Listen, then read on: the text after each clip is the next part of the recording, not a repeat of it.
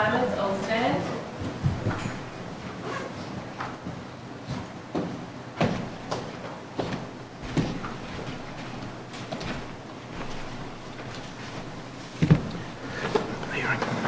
The Royal Commission is now in session. Please proceed.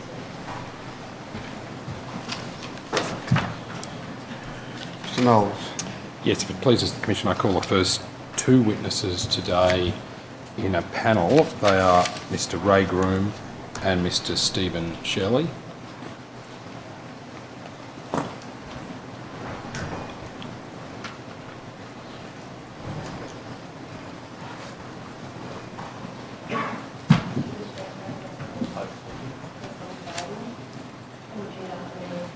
I swear by Almighty God I swear by Almighty God that the evidence I shall give that the evidence I shall give shall be the truth, shall be the truth, the whole truth, the whole truth, and nothing but the and truth. nothing but the truth.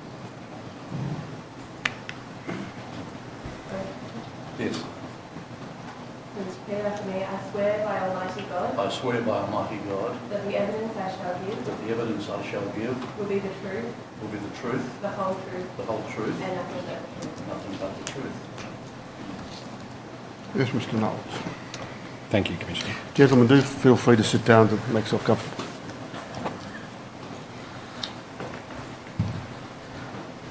Mr Groom and Mr Shirley, can I ask you just for the transcript to each state your full name?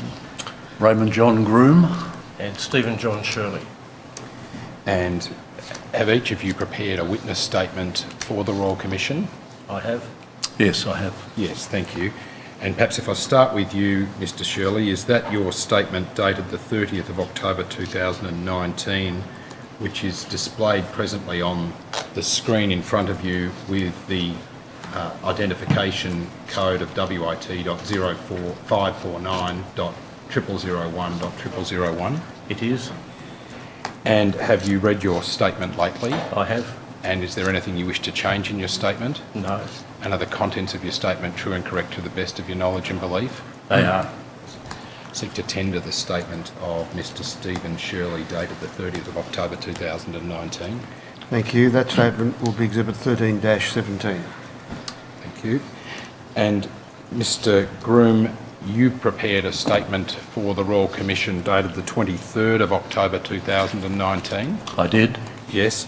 And do you see the first page of that statement displayed on the screen in front of you? Yes. And that bears the document identification code of WIT.0550.0001.001? Yes.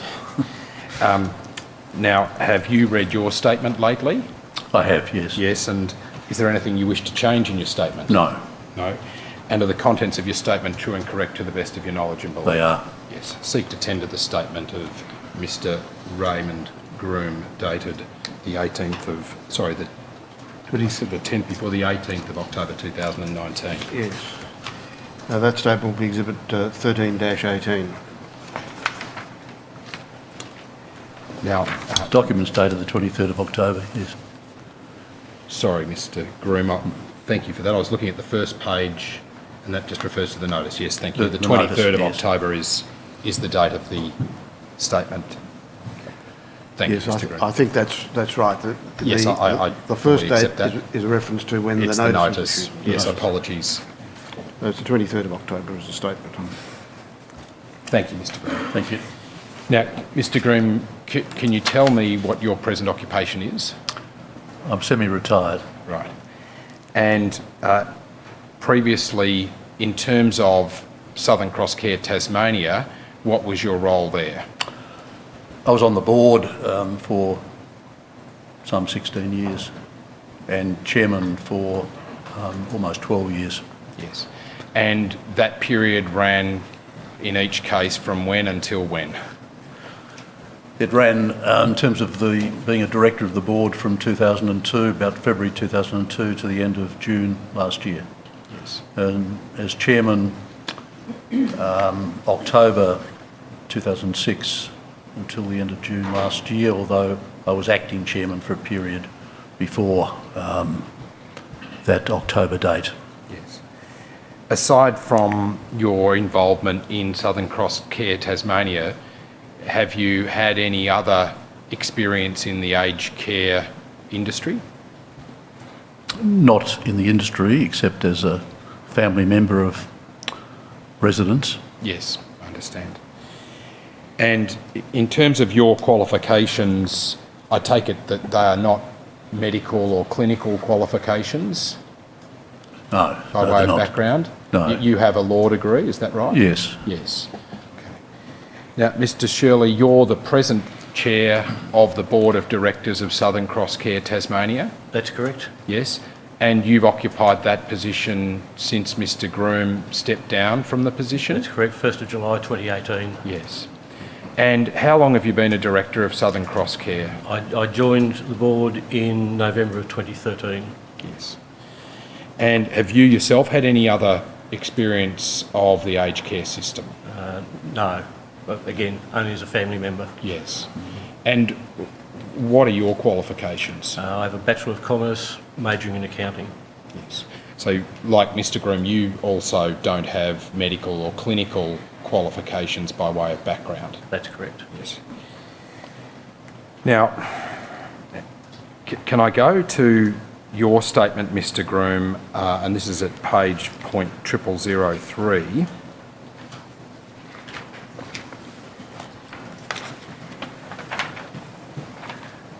Now, at the bottom of the page there at point 5, you refer to the respective roles.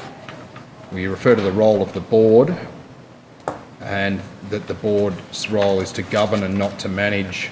The board should give strategic direction to the whole organisation through a strategic plan and also approve policies to guide management. And then you observe that the board, through reports from both management and the committees and other information made available, monitors the performance of the organisation. That performance includes the quality and safety of care provided to residents in the residential aged care facilities. And further up the page, about halfway up the page under paragraph C, you observe that it's the CEO's responsibility on behalf of the board for the overall management of the organisation and all of its facilities and operations. The CEO is ultimately accountable to the board. That's correct, Yes, and the board has power to change the CEO. Yes. Yes, and in that sense, it's the board that has ultimate responsibility for the management of the organisation, isn't it? Well, overall, yes, Yes. it is. And you'd agree with that, Mr. Shirley? I do. Yes. And during your time, Mr. Groom, there were two core governance documents for Southern Cross Care Tasmania, being the rules and the governance charter. Do you agree with that? And the strategic plan. Yes. But those two documents were the core governance documents in terms of the actual setting out of responsibilities of the board and the like. The responsibility of the board, certainly. Yes. Yes. Can I take you to the rules? They're at Tender Bundle tab 292, and they'll come up on the screen in a moment. Now, you see at the bottom right-hand corner, they were prepared in August 2012. Yes, that was after, I think, an amendment or two. Yes. So far as you're aware, that they weren't updated prior to you not becoming stepping down as director? Between that date and when I stepped Yes. down. As far They as I'm- remained as in that form? I believe so. Yes, Yes. thank you. And Mr. Shirley, they haven't changed since you have been chair? That's correct. Yes. Now, can I go to the 5th page of the document, which is .0017, and there you see the objects of Southern Cross Care Tasmania set out, and in particular those first 3 paragraphs set out there. I'm not going to read them out, but obviously these are fundamental to the operations of Southern Cross Care Tasmania. They go to Southern That's Cross. our purpose, really. Yes. Yes. And that purpose, I think, was it's described in the strategic plan and you've referred to it in your statement, Mr. Groom, as to continue to provide quality care and services Yes. in aged care. Yes. And I think Mr Sadek gave evidence yesterday that the whole mission of Southern Cross Care Tasmania was about providing the highest quality of care. Well, could I just make the point that our organisation was created to provide care? Yes. We have no other motivation. No one has any shares in Southern Cross Care Tasmania. No one receives dividends. Yes. Our whole mission is to provide the best care. We're created as a charity Yes. to help the Tasmanian community Yes. by providing care for the aged. Yes, and it's a not-for-profit organisation. It's a not-for-profit charity. Yes.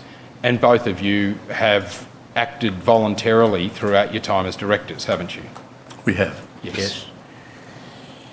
Now, can I go to the 14th page of this document, which is point 0026? And do you see, in terms of, pardon me for a moment.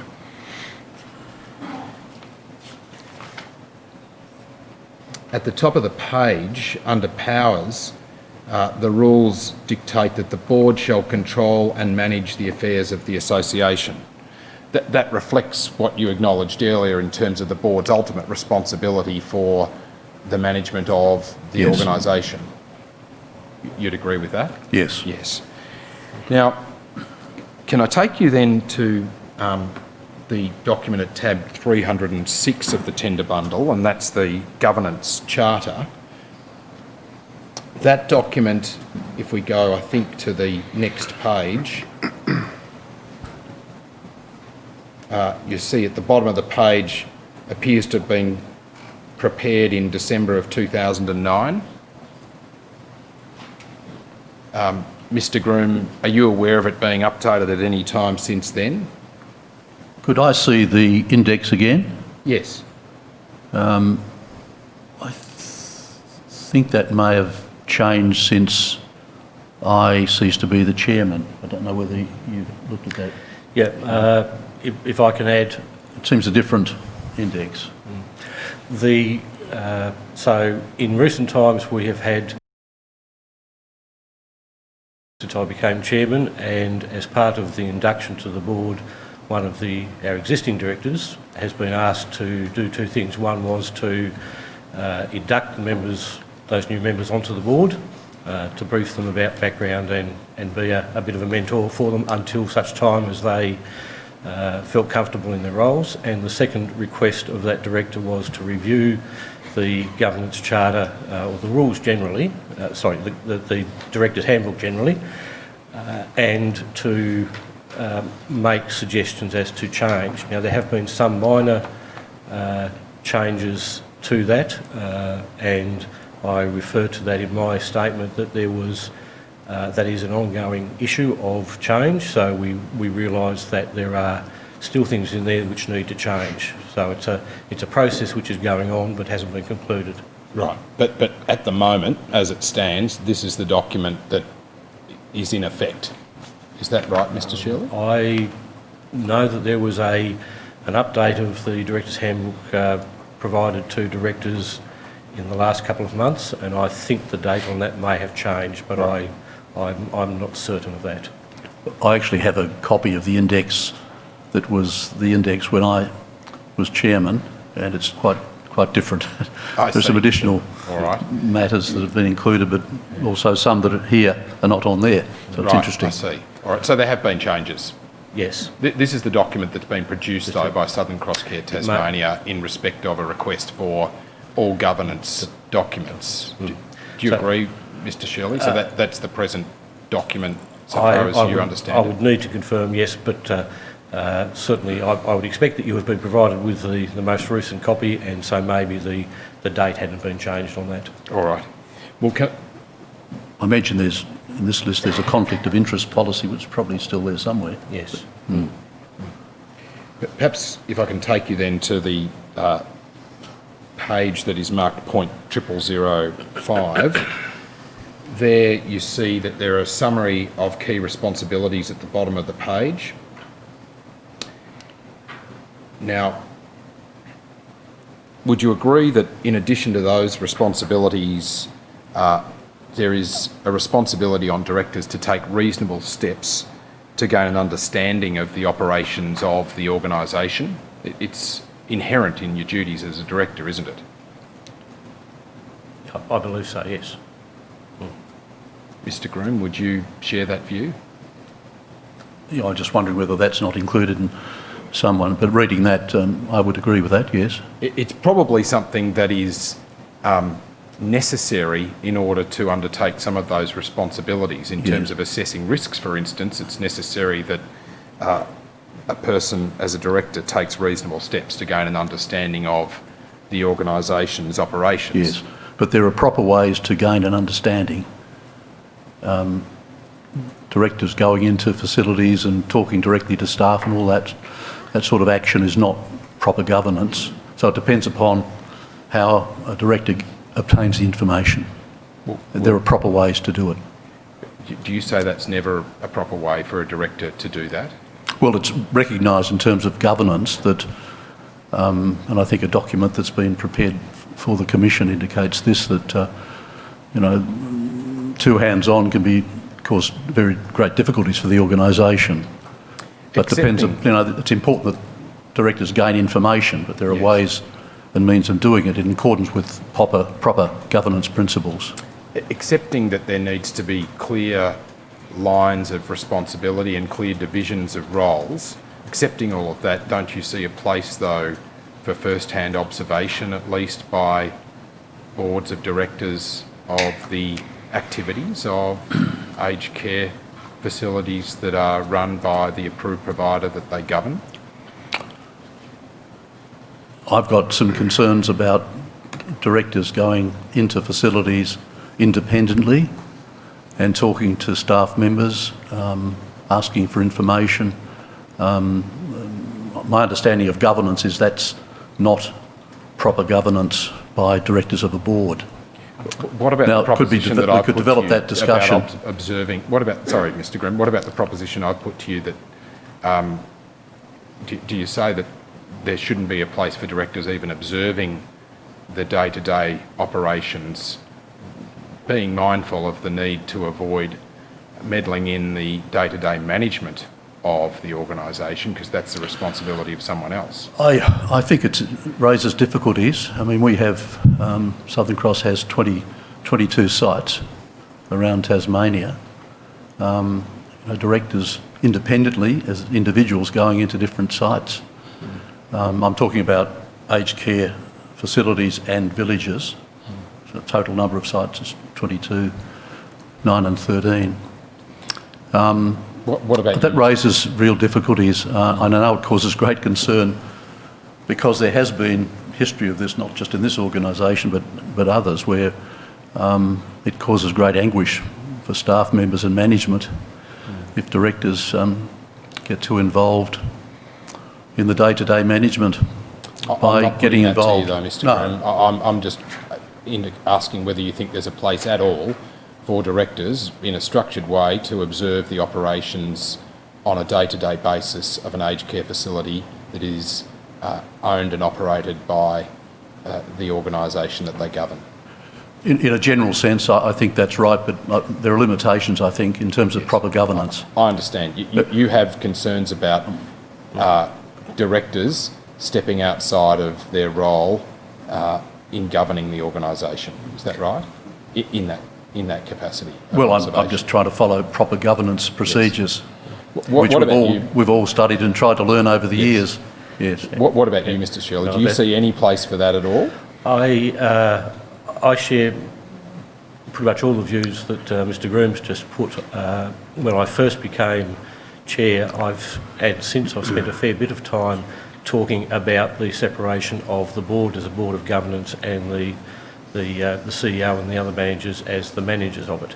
Some few months ago, we had a workshop around Standard 8, the new Standard 8 about governance, and that was facilitated by a consultant who's experienced in the area. And I specifically asked the question about should board members be present in facilities, should they make themselves available to staff and residents of facilities to get direct feedback about the facility, and I was told fairly clearly that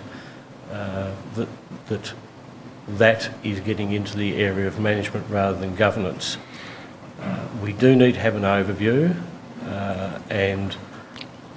but I haven't seen yet something which allows us the ability to get that overview without then potentially getting into the area of direct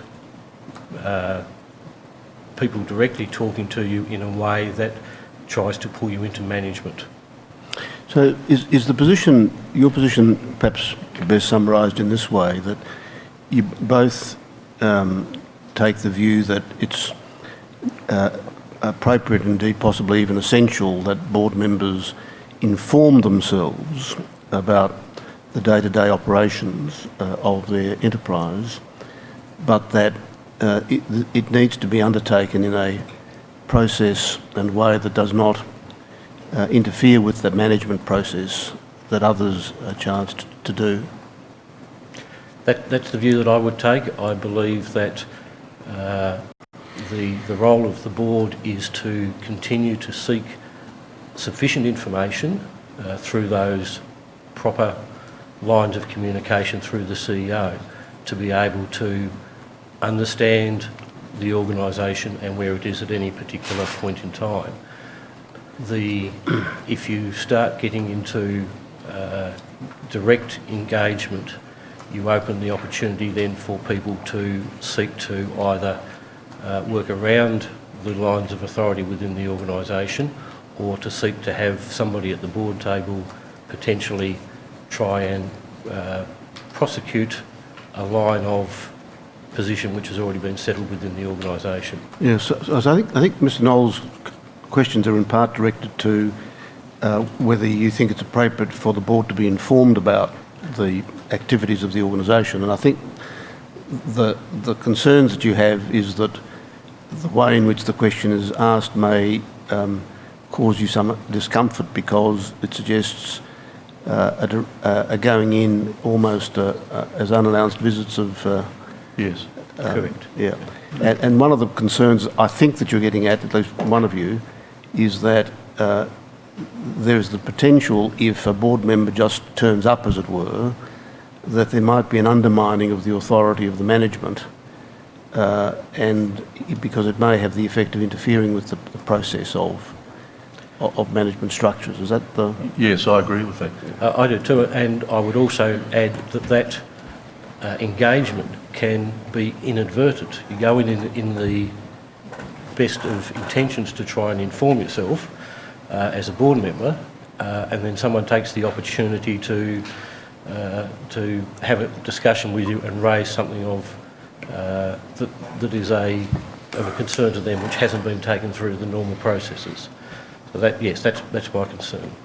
We have had board visits to facilities. Yes. And over the years we've had visits up north where we've stayed and had our meetings at a facility and looked around, that sort of thing, and in the northwest. In fact, both at Glenara Lakes and Yaraandoo, the board has met there over the years from time to time.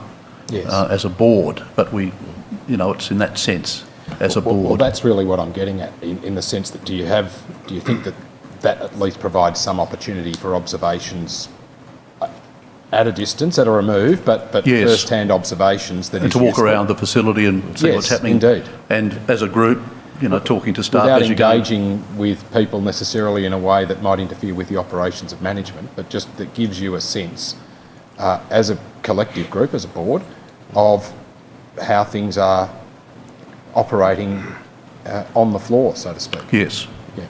Yes, I'd agree, and certainly the last time we did that was in March of this year. We went to Glenara Lakes and had our board meeting at Glenara Lakes. Yes.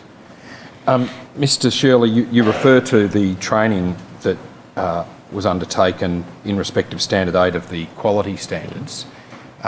You'd be aware, though, that Standard 8 requires that the organisation's governing body is accountable for the delivery of safe and quality care and services. So it reinforces the role of ultimate responsibility of the board, doesn't it? It does, yes. Yes.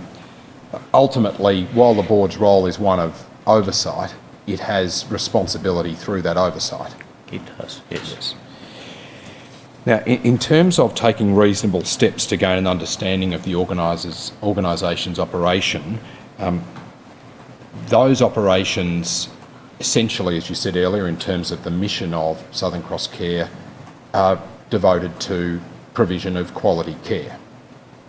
That's correct. Yes. So there's a need, I take it from that, to understand how quality care is provided in the aged care context. Yes. Yes. So in that sense, is it right to say that in addition to those matters that were in the governance charter that were displayed earlier, that directors should take reasonable steps to gain an understanding of the quality and safety of care given to residents in their charges at their facilities? Yes, there are means of obtaining that information. And in that regard, is there also, would you agree, a responsibility on directors to take reasonable steps to ensure that the organisation is governed in a way that provides quality care to residents? Yes. Yes. Do you agree with that, Mr. Shirley? I do, yes. And in that regard, you've stated in your statement, I think at paragraph 11, that consistent provision of high quality care to residents is the foundation of Southern Cross Care Tasmania. That's correct. Yes. Now, can I just ask you, Mr. Groom, some questions about the organisation's background, that is Southern Cross Care Tasmania. It was established by the Knights of the Southern Cross Yes. in 1972. Yes. Yes. I think it's October 72. Yes. And the Knights of the Southern Cross, that's a Catholic lay male association, I think you describe it as, Mr. Shirley? That's correct. Yes. So all members of Southern Cross Care Tasmania are members of the Knights of the Southern Cross? Yes. Yes. So and the rules which were brought up earlier, they stipulate that a majority of members of the board of directors must be Knights of the Southern Cross? That's correct, yes. Yes. So presently there are 8 directors, is that right, Mr. Shirley? That's correct. So at least 5 of them are Knights of the Southern Cross? At this stage, 4 are Knights of the Southern Cross, so we have 4 male members who are each Knights of the Southern Cross. Yes. We have 4 female members. I'm in the process, I believe that we need a further member with legal expertise, and so I'm in the process of obtaining a person with legal expertise who fills those criteria as well. Okay. Now, just on that, the rules require that there's a majority of the board of directors who are Knights of the Southern Cross. Is the present constitution of the board outside of the rules in that respect? The advice that I asked at one stage was, were we operating outside the rules if we didn't have a majority? And I was advised that as long as I am working towards satisfying those rules, then that it is not that we are working within the rules. Yes. That was verbal advice I took from a lawyer. In relation to that particular aspect of the rules, Mr. Shirley, you've prepared a paper entitled Strategic Themes. I did. Yes. And that's in the tender bundle at tab 331, perhaps if that could be brought up. Is that the document that I'm referring to? That's correct. Yes. And that document sets out, I take it, your own views on various matters, including the makeup of Southern Cross Care Tasmania's board? It does, but it has also been considered by the board in November of... an earlier version was considered by the board in November of 2018. The genesis of this was that I visited Southern Cross Care South Australia and Northern Territory in October of 2018 for the celebration of their 50th anniversary as an organisation, and so I took the opportunity while I was there to have a look at a couple of their facilities and also to talk with their people about how they did what they did. And one of the things that came out of that was they had a an IT system, a thing called person-centred care, which seemed to be able to bring together a lot of the care that residents were receiving in an efficient way, in a reportable way, and there were a number of other things that they had. And so what I saw there was a system of care which we could potentially look at bringing into Southern Cross Care. So that was the initial paper, and then in the period from when I became chairman through till around about October, November, we had been having a lot of discussion at the board level in confidence, so that we could openly talk about the various things that we needed to do. And so this paper had come out of that and was, so it is a paper which has been considered by the board, and I'm not convinced, or not certain whether or not actually there's a decision to endorse it, but certainly the consideration around the table was a good way of proceeding for the organisation. So yes, the views, it's a long-winded way, but so the views about the structure, the makeup of the board and the rules are things that I have put to the board, yes. One of those things that you have set out there is that you state that the requirement for at least half of the directors to be Knights of the Southern Cross should be removed, and that's at page 6 of the document. That's correct, yes. Yes. And is that a position that has been taken up by other members of the board? I believe the other members of the board endorse that view, and again, in March of this year there was a meeting of Southern Cross Care Australia, and so I took the opportunity to speak to the chairs of the other Southern Cross Care and asked them about what their governance structure was. I've been provided with information from 2 of those, and we are working through that process at the moment. And at our last board meeting in October of last month, we took a decision to look at the changing of these rules to bring those things into effect over the course of about the next 6 months. So do I take it that the proposed change to the rules vis-a-vis the requirement, as it presently stands, for a majority of board members to be Knights of the Southern Cross, that reflects a view, certainly of yours and by the sounds of things of the other board members, of concern as to the previous rules going to the flexibility and diversity of members of the board? If you take the governance view, which we do, that the first and foremost requirement of a board director or a board is to have a range of skills capable of overseeing the operations of the organisation, of doing good governance, then I think the board see that as being a restriction which would benefit the organisation by being removed. It restricts the pool of talent that you can draw from potentially, doesn't it? It is one restriction on the talent. It's not the only one. The fact that we are a voluntary board restricts the people who are willing and able to join a board.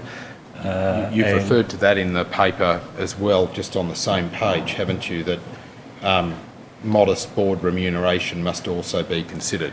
Yes.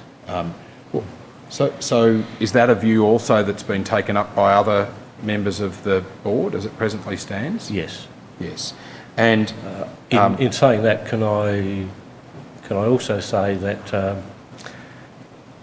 various board members, well, some board members at least, have said to me that they would feel uncomfortable taking remuneration at the present moment because of the financial position of the organisation, that it would seem to be inappropriate to take even a modest remuneration until such time as we could see a positive trajectory for the organisation and its finances.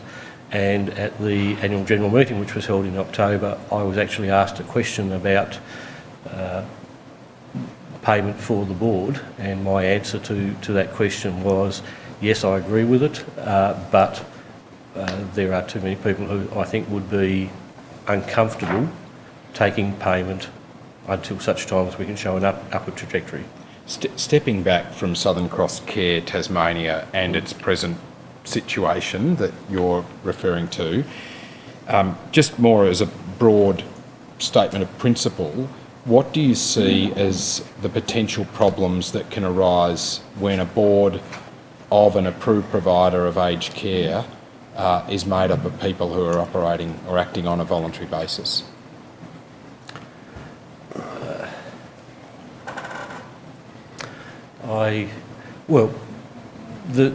The greatest potential problem is that the pool of talent that you have from which to choose isn't as great. Because we are voluntary, the people are not getting paid for the time that they put into their board activities. So predominantly, our board and boards in those sorts of instances are made up of people who are fully or semi-retired, who can give the time to that. What you then lack is potentially that pool of younger people who are still working, who are engaged in whatever area of life that they are, who can bring current thinking on all sorts of matters to the board table. Yes. Mr. Groom, do you have anything that you'd wish to add on that particular point? On that point, the potential... I have to say I believe our board has been a very effective board, though a voluntary board. I'm just asking at a broad level, higher level of principle though, Mr. Groom. I don't want you to talk about Southern Cross Care Tasmania's board specifically, but do you agree with what Mr. Shirley said, or do you have anything to add? I agree with what Mr. Shirley has said. I think there will be advantages for Southern Cross looking to the future if there is some modest payment, better chance to get younger people, young professional people, for example, others onto the board to bring their expertise. Generally, I agree with that thought that into the future there should be some payment. We're a large organisation now, but I again say our board has operated very well, and I would like to have the chance, but I appreciate your asking the question. And certainly, can I make that same comment? That what I'm talking about is if you look at the horizon and the best of possible worlds, but I also believe that the board is effective in doing what it is doing. These are matters, though, that go to improving the operations of the board in the future as Southern Cross Care moves into the future. Correct. You mentioned earlier the training in relation to Standard 8 of the quality standards. What other sort of professional development do you expect that a board needs to engage in terms of its responsibility for governing an aged care approved provider? I believe that board members need to understand their role as a board member. In that same document, I talk about the fact that I talk about my belief that each of the board directors should become a member of the Australian Institute of Company Directors, and that will inform a lot of the way in which we do those things. I am not a member of the Institute of Company Directors, but some 6 or 7 years ago I did the Institute of Company Directors course and found that to be very useful. And again, some months ago, the discussion was had about various members doing the Institute of Company Directors course. I didn't take that up at that stage because I know the time commitment involved in preparing for and doing the Institute of Company Directors course. But it is something that, again, will help the professionalism of the board to be able to be aware of what is current thinking in terms of board governance and operations. And we do have a couple of our directors who are members of the Institute of Company Directors, and they share and we use the public resources available on the Institute of Company Directors site. What about training in respect of clinical governance? Do you see that as being something that a board should receive? I think that I would hesitate somewhat to get too deep into clinical governance in terms of the detail of that. I believe that what we need as a board is to have those people who are expert within the organisation to be informing us, but also we need to be able to identify those reporting items which would allow the board to understand what is going on. And so, for example, at our last board meeting in October, I'd mentioned that I had a discussion with one of our area managers who is about to commence trialling some reporting from the facilities under her control, and she looks at that from the point of view of the care of residents, resident satisfaction, employee satisfaction and workplace health and safety, and finance. And so what this says to me is that that covers off reportable incidents, other sorts of things like that. So I was very interested in that. I asked her to share that information with me, and I've actually sent that off to the board and asked for them to have a look at that so that we can discuss it at our next board meeting in a few weeks' time, towards the end of November. So that's where I see our responsibility should be in reviewing those aspects. Do you agree, though, Mr. Shirley, that there needs to be some understanding of the way in which a clinical governance framework works in order to interrogate whether or not quality is being maintained within the organisation by the board in its role in overseeing the operations of the... Depending on how that is delivered to the board, that is good.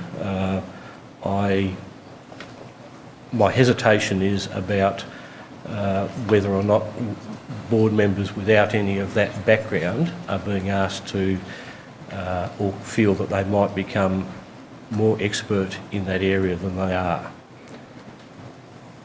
There is a medical practitioner on the board, Dr McArdle, very experienced medical practitioner, who brings her clinical knowledge to the board in discussion. Yes. And you also have Alex McCaskill. Alex McCaskill, who's a registered nurse, yes, also brings clinical knowledge, and they do that. Yes. And I take it that you, as people without that clinical knowledge, consult them regularly on matters that go to clinical issues. Both of those people sit on what is currently our Risk and Audit Committee, but we have also recently established a Clinical Governance Committee under the standards, and so and we will be looking at the membership of that to provide again better clinical oversight.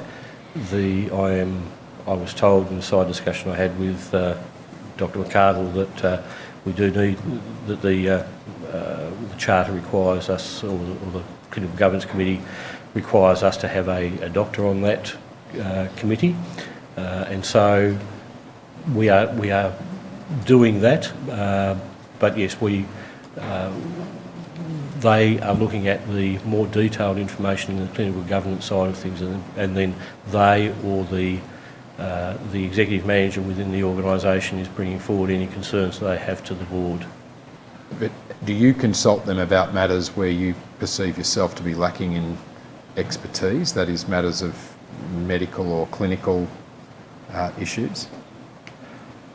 I haven't consulted in that way, but then I don't believe that what I need to know is that the clinical care and the settings that we are putting in place are being effective. And in terms of their being on the Clinical Governance Committee, that is the medical people with expertise, do you think that there's a need for, in relation to aged care, a requirement that at least one person of that nature be on a board of directors? A A person with a medical or clinical background should in yes. every instance be on a board of directors governing an approved provider. Do you agree with that? A doctor or doctor specific to aged care. A doctor or a nurse, someone with ARPA registration should be on a board of directors in each instance for an approved provider. Is that something that you agree with? I believe that we should have, yes, that clinical expertise on the board, and as Mr Green has said, we do have that expertise on the board. Yes. And do you see that as being something that should exist more broadly in terms of the aged care sector? Yes. I think it's Do you agree? a sensible proposition that should occur. It might be difficult in some circumstances, but that's the ideal, to have some clinical expertise on the board. Yes. To contribute to discussion. From it.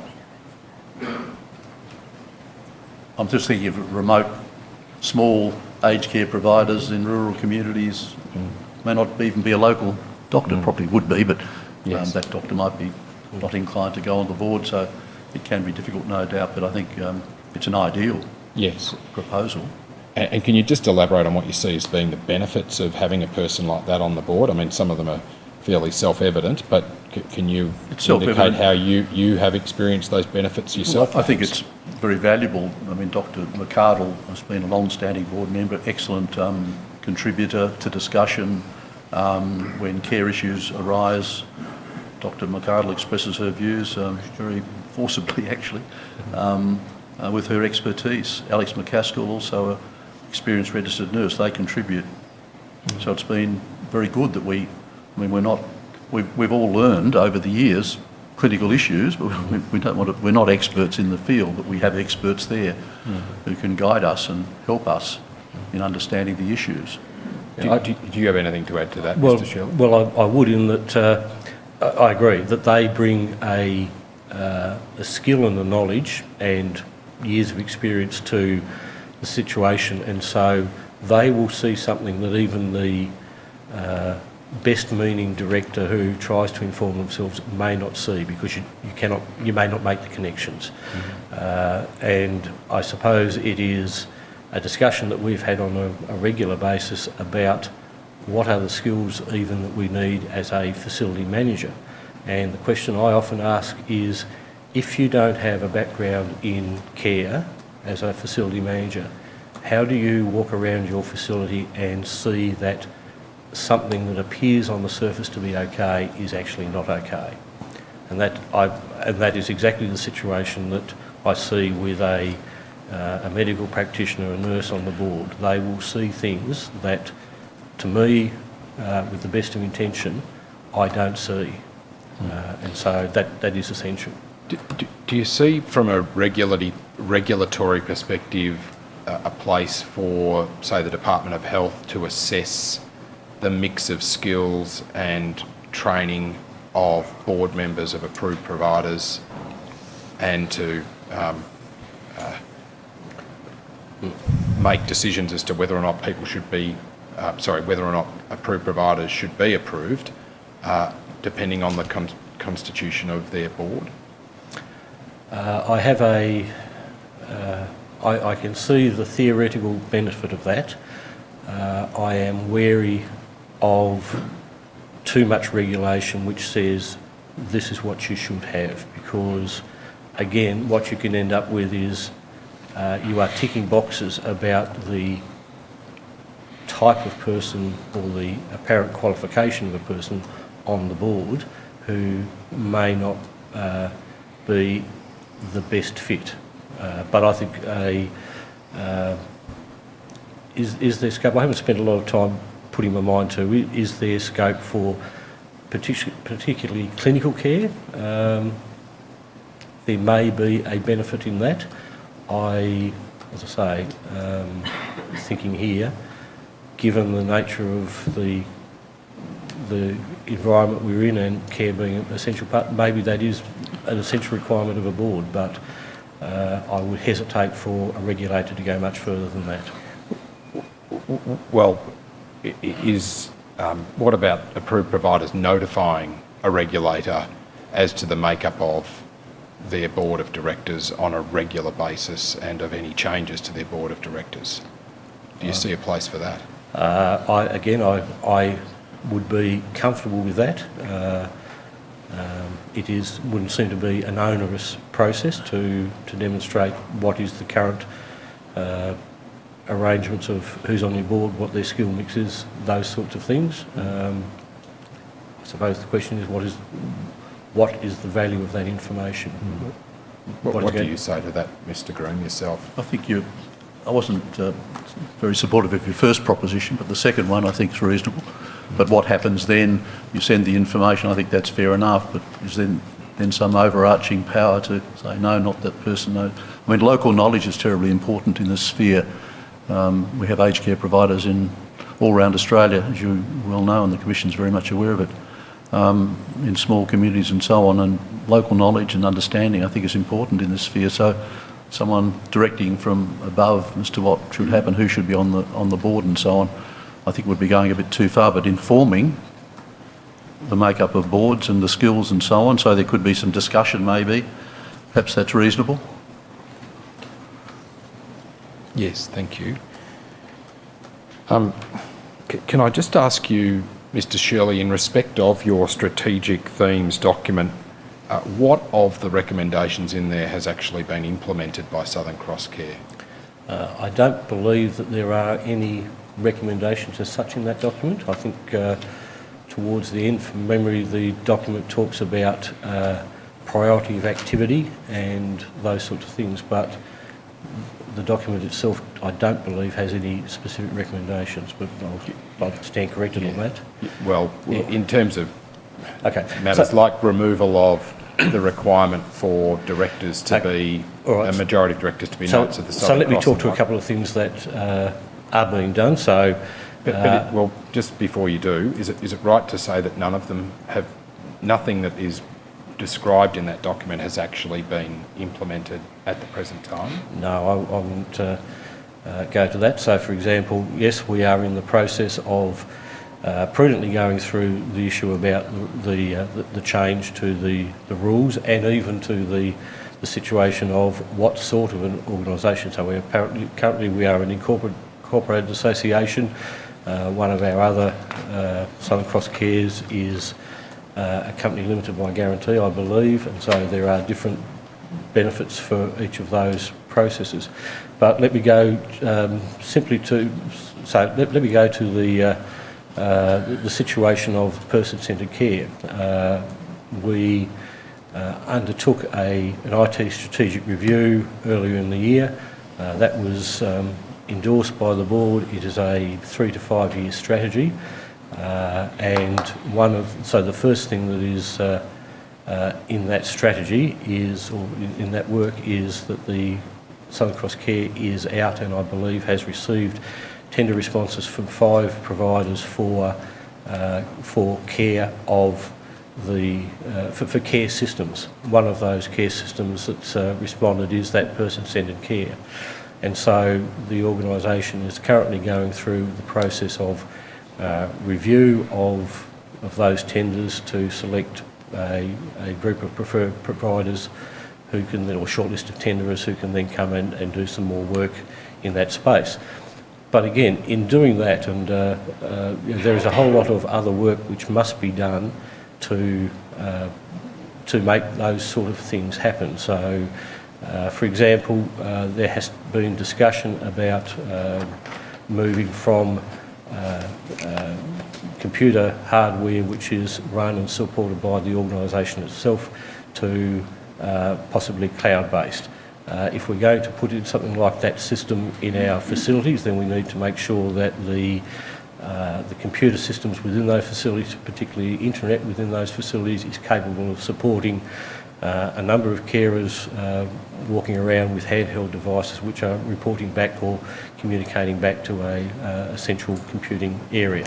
So there are a number of things which are in train in that sort of an area that we haven't got to the end of, but we are doing this prudently as we go. Maybe the other thing I should say, I talked to you about the reporting for that one of our area managers had. Again, that's in its infancy, but this is part of the process of getting better information for the board. So whilst we haven't moved as quickly as sometimes you would like, we are moving in those directions. We have... Just on that better information to the board, Mr Shirley, is it right to say that have you utilised the skills of the clinicians on the board to identify what that information is and how it should be provided to the board? They will certainly have that. So the clinicians on the board have had that information shared with them, and so that'll be part of the discussion at the board in November about that. So it is about getting that right information, the information that has been put together, the process that this area manager is using is in discussion with her facility managers and from her own expertise. So we have people with clinical skill, direct clinical skill, who are putting this together, and then we'll have the clinicians on the board plus the other board members who will be looking at that so that we come to a common understanding about whether that gives us sufficient information. I would also... Can I ask you on that? Could I just finish that point? The other thing is that we have been very clear as a board that we would much prefer to see these, so something like this reporting system put in place, even if it isn't comprehensive, because it is better to start and refine rather than keep working it through till you think you've got to the end and then put it in. Well, can I ask you on that? And I'll start with you, Mr Graham. Do you think that the reporting of clinical issues to the board in the past has been adequate? I believe... With the benefit of hindsight. Well, issues have been raised, and those terrible incidents that have been referred to during this week, I had no knowledge of those, but I think in the main they occurred after I'd finished as chairman in June of last year, but there were elements before I concluded my role. There can always be improvement. I think we always have to look to improve. It's a question of continuous improvement, but generally speaking, we've had a good, I think quite a rigorous reporting process. And you know, the image that you might have of us as an organisation, I think, is a little bit distorted, and it's the role of the Commission to look at failings and so on, but I think if you look at the general organisation, we're a large organisation. We have almost 1,200 staff members doing a wonderful job, a loving, caring job all around Tasmania, all our facilities. We've had good reporting processes where we've been informed of lots of issues over the years. Some might not be reported, but generally speaking, I think it's been a very good, rigorous reporting process. Indeed, I would argue or submit or suggest that our governance has been extremely good. The image recently might suggest otherwise, but I would have to say, and I'd like to develop it if I had the chance, our governance has been extremely good, including on clinical issues. Can I ask you about that then, Mr Graham? In terms of what was reported to the board, you had the QPS benchmarking system in place? Yes. And a committee of the board, the Audit and Risk Committee, received from the Director of Clinical Services a 1 to 2 page summary of quarterly reports from her. Is that right? That's correct. And then if there was anything that arose out of that 1 to 2 page summary, that would somehow be discussed at the Audit and Risk Committee, and the board would see the minutes of the Audit and Risk Committee and that discussion. Yes, the minutes from that committee would come to the board, yes, and then there would be discussion and issues could be raised, and there'd be good discussion about those issues, yes, at board meetings. Do you agree, and I'm happy to take you to the documents on this, do you agree that some of those 1 to 2 page reports didn't accurately or completely reflect the terms of the QPS benchmarking reports? Look, I couldn't honestly answer that that question, I'd need to look at documents, but I'd be going on my recollection of matters. Yes. Generally speaking, I believe there was a good process in place to inform. It was essentially discussed at the Audit and Risk Committee, where we had clinicians involved there. If matters of concern arose, they were to bring it to the board, and there was a frank conveyance of advice about such issues that were coming to the board. Well, perhaps if I can take you to those documents, some of them were the subject of Ms Marshall's evidence yesterday. At tab 107 of the tender bundle,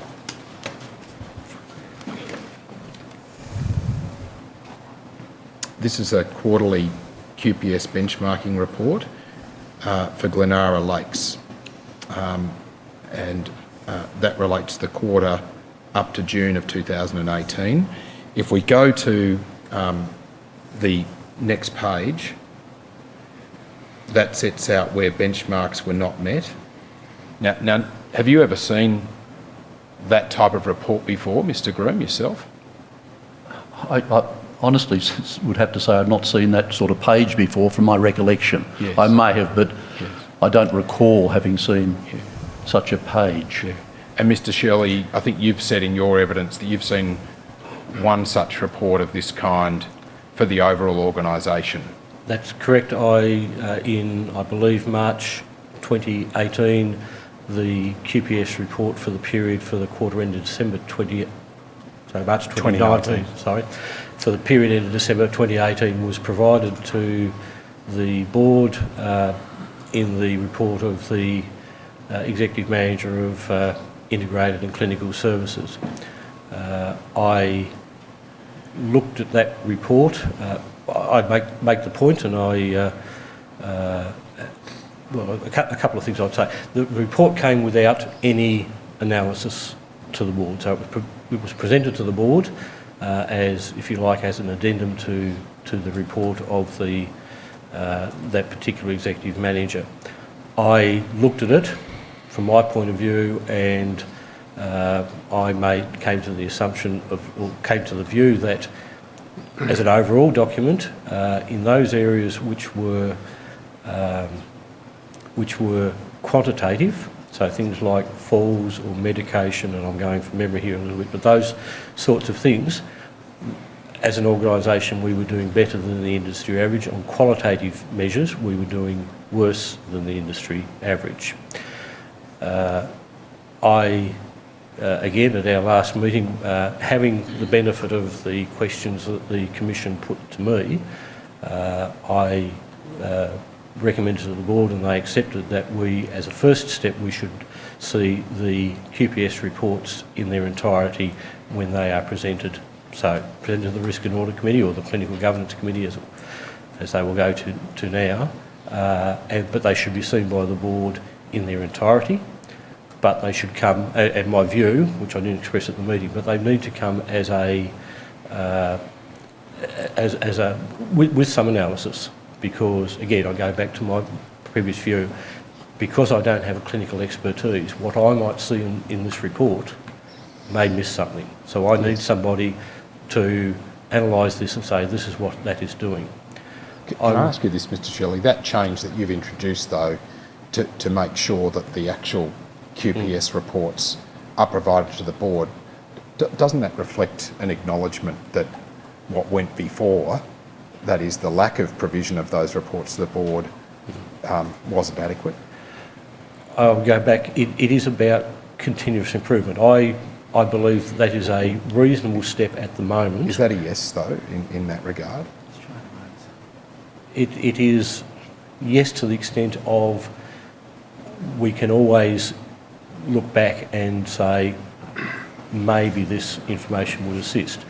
But and so where I'm going is that in the audit and risk reports that came to the board, there were, when the QPS information was provided, along with others, there was also often a statement in there saying that the particular executive or Director of Clinical Services said there were no issues to be concerned of, or words to that effect. So it was not raising any issues of concern at the Risk and Audit meeting, which were then not elevated to the board. I think it is reasonable for the board to rely, and to some extent even the committees, to rely on that expert advice.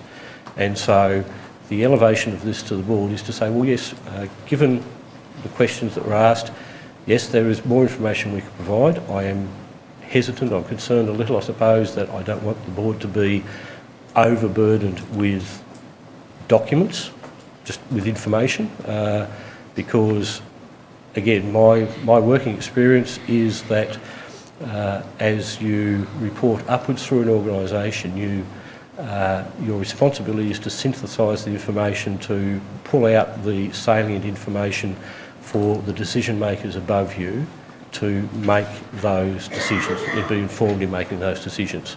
Yes, but it's right, isn't it, that as a board you need to make sure that that reporting process is monitored and is audited to ensure that it is effective? That's correct. Yes. And again, from the Risk and Audit minutes, there was nothing raised by the particular manager responsible to say there is something in here which, as a Risk and Audit Committee or as a board, you need to be thinking about. Can I just ask you this? If we go to tab 110 of the tender bundle, this is another quarterly report for the overall organisation from QPS benchmarking for the quarter from April to June 2018. Can I go to the third page, the next page, the third page, pardon me, which is 0003. Sorry, the fourth page, I think it is. If we just rotate that page. So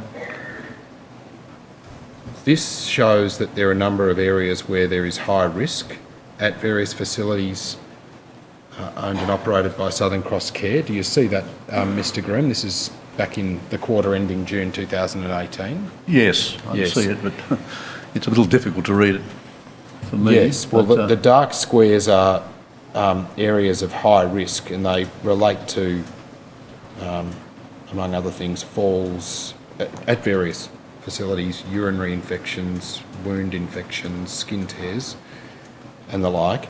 Now, just putting that to one side of the screen, if I can bring up tab 330 of the tender bundle on the other side of the screen.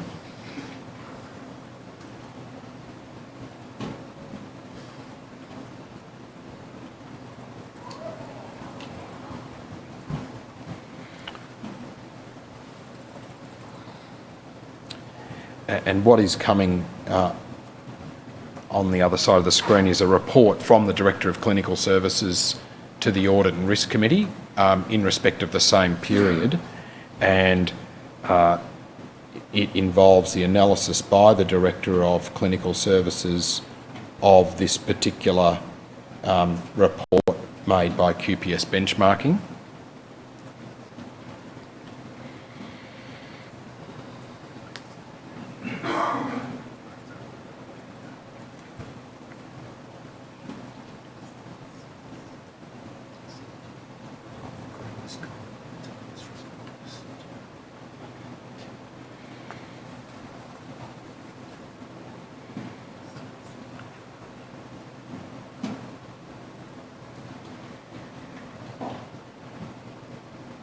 Sorry.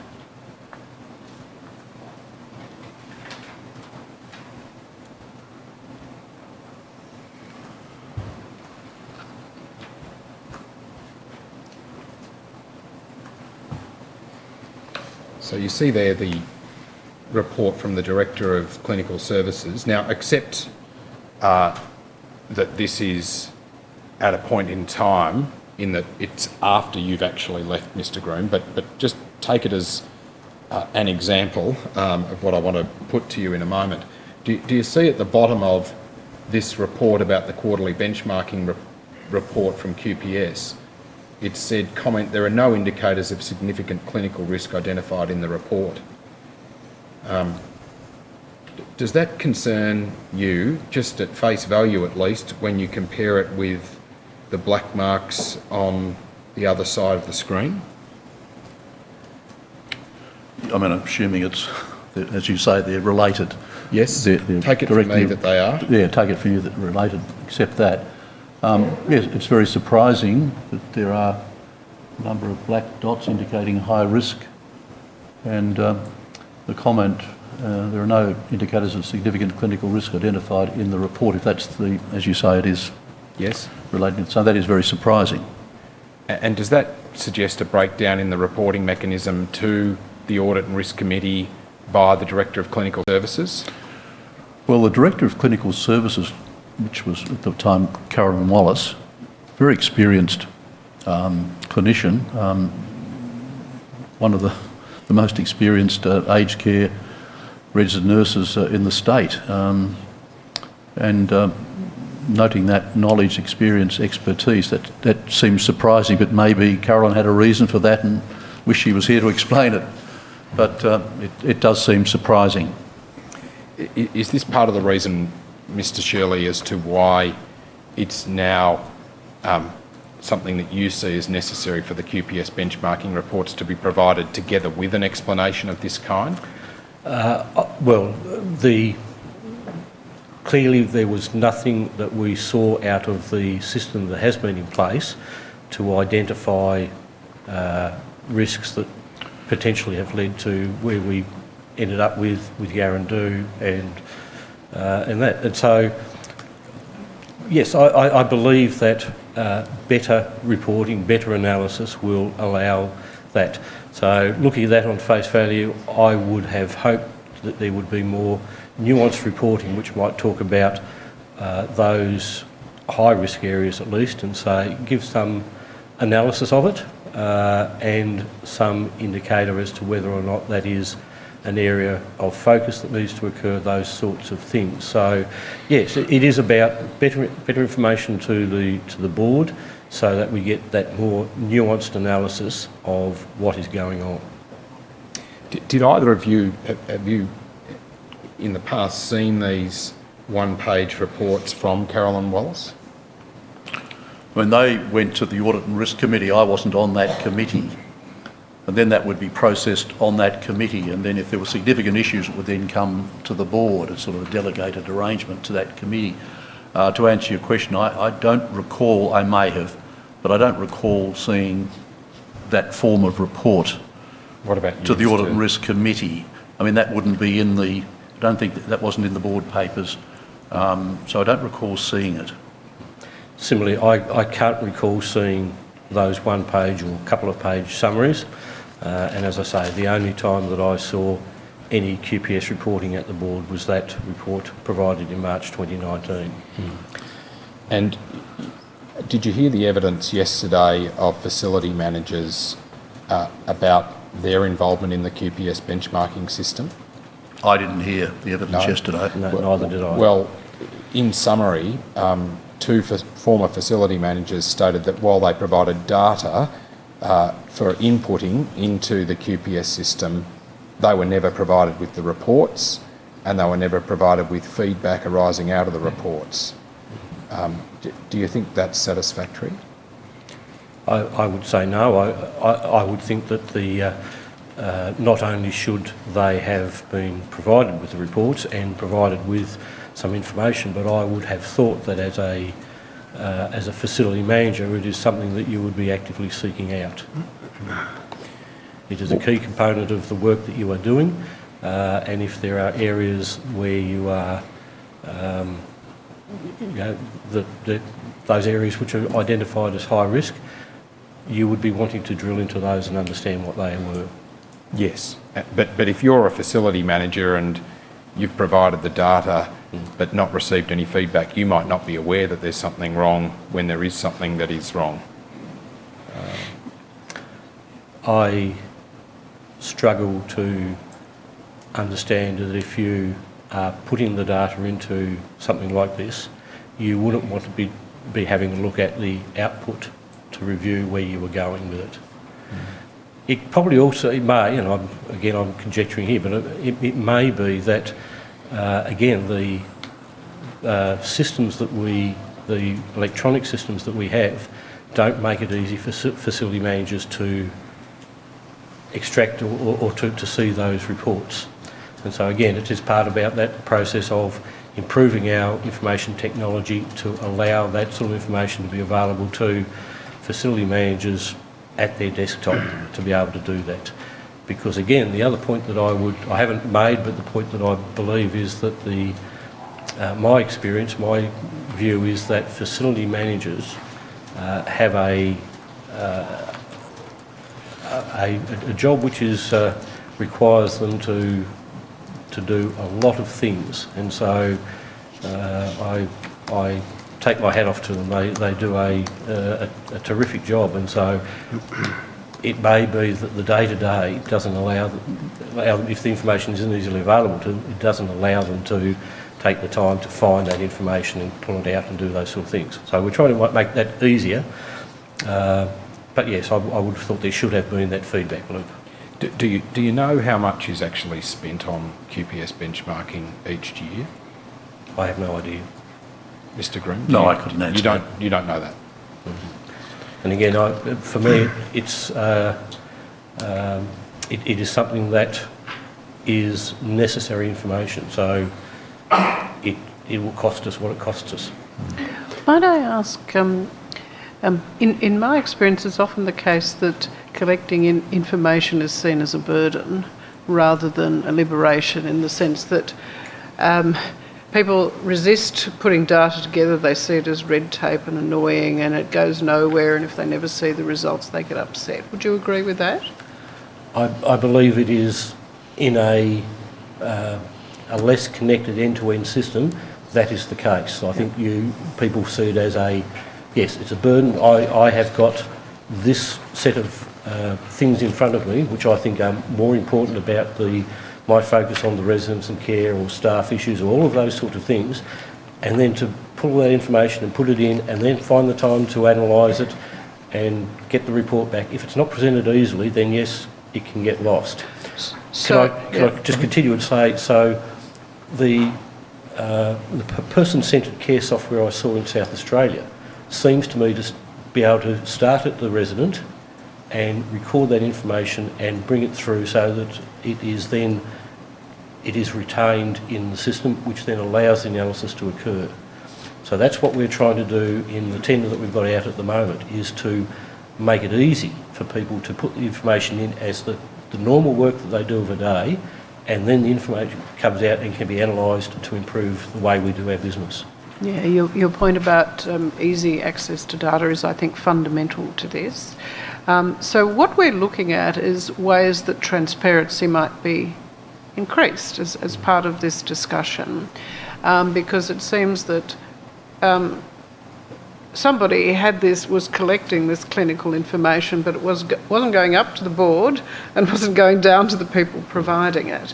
So there's more than an issue of transparency associated with IT issues. There's a question about responsibility of personnel in positions to understand their functionality or their responsibilities and distribute the information that you need, or, as you say, Mr. Shirley, the analysis you need.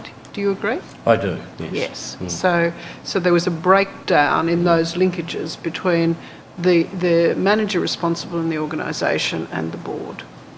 And again, the same reasoning may occur in terms of the executive managers also have jobs which have pulling them in various directions. So even though this information is important and we can look here and sit here and say, yes, that's important and something should be done about it, again, you can get caught in the day-to-day, which then says, I'll get to that tomorrow, I'll get to that next week, and then you're a little way down the track and the information you think is, well, it's a bit out of date, I'll wait till the next. Yeah, we're all people. We understand that. It's not easy to juggle as many things as you have to do, particularly when you're operating in a resource-constrained environment as the organisation. That's certainly the case, yes. Yes, Council, sorry. Can I ask you, Mr. Shirley, in relation to Standard 8 that you mentioned earlier, of the quality standards, do you think that gives approved providers and their governing board sufficient guidance as to the requirements of clinical governance? I believe it does, yes. Yes. Are you familiar with the standards that are promulgated by the National Safety and Quality Health Service? Can you clarify? They're an alternative set of standards that relate to the health system. Are you familiar with those standards? No, I'm not. Okay. Are you familiar with those, Mr. Green? No, I'm not. No. Okay. Come across those. One of the things I also wish to ask each of you about was the importance of leadership and culture in aged care approved providers. And in that regard, do you think that there's some utility in directors of a board publicly attesting on an annual basis to various matters going to their promotion of culture of quality care in the organisation? Can I start with you, Mr. Green? I'd like to know more about what you're really suggesting. Well, in that regard, what would you say to the suggestion that directors, as the leaders of an organisation, attest publicly and on an annual basis that they've provided leadership to develop a culture of safety and quality improvement within the organisation? What form would the attestation take, the public attestation? I mean, Well, just something wondering- that you have to do, basically. what would you do? How would you do that? I'm sorry, I don't quite understand how that would be promulgated. You would do it as part of your annual... Annual report, or? Yes. Yes. Would Well, I that be think that's- something that you think is worthwhile? I think it's worthwhile. Yes. Why not? And would that attestation be something that you could see extending to directors saying that they've satisfied themselves that a culture of that kind that I've just mentioned exists within the organisation? Yes. It may have to go beyond clinical matters and care matters to other responsibilities, Sure. because I think the concentration seems to be quite properly on care, but organisations have to also manage Yes. their organisation so it survives. Do you see some utility and worth in that type of attestation in terms of what it might say to management, to staff, to residents about how the board approaches its governing task? Yes, so long as it's not just tokenism. A lot of the things ultimately become just tokenism. Oh yes, we sign that, we do this, and Yes. off it goes. I mean, it has to have some real meaning Yes. in the form it takes, Yes. and I see no harm in that. It could only be positive. Yes. But I would certainly like to know more detail, exactly what should be included and so on. Yes. But the idea is valuable. Yes. What do you say to the idea, Mr. Shirley? You say- While you were talking, I was contemplating, when I was working, I actually suggested a similar sort of thing in the last organisation that I worked in that each of the people responsible within the organisation for a particular area of responsibility would make some sort of attestation like that to the Secretary of the Department, saying that for the areas in their control that they have satisfied legal and some other requirements. I would say that it went nowhere very quickly, but as a general proposition about transparency, I think that is it is something which is worthwhile. It is going to be a question of what is a director, or is it the chairman on behalf of the board, attesting to, and then what is required to allow the director or the chair to be able to say that is the case. So that, again, it might go to information about reporting. But as a general principle about transparency, I think that that is a good idea, and I believe that we should try and get to the point where we can be as transparent as possible with, particularly with our residents and the families, about what we do, and and certainly with funding bodies and any other regional stakeholder. Thank you. I hear what you're saying, Mr. Shirley. In the annual financial statements, directors sign off to a number of things. I think there's 3 of them about the organisations being financially viable and so it's not bankrupt and so on and so forth. That kind of simple reporting may well get to the issue, do you think? Something like that I think would be useful, yes. If we are blue sky thinking,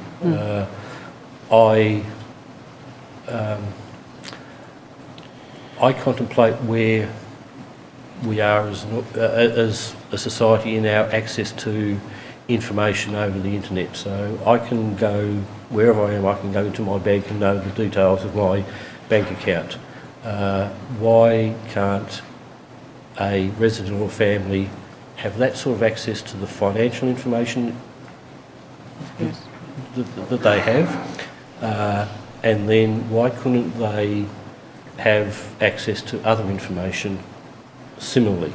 There become a whole lot of issues about access, about being able to understand what you see, all of those sort of things. But as an endpoint, if you've got your resident and their families who are well informed, because we are happy to tell them, we believe we've got a good story to tell them, it will give them comfort. Yes. But we're a long way from that. Thank you. Sorry, Council.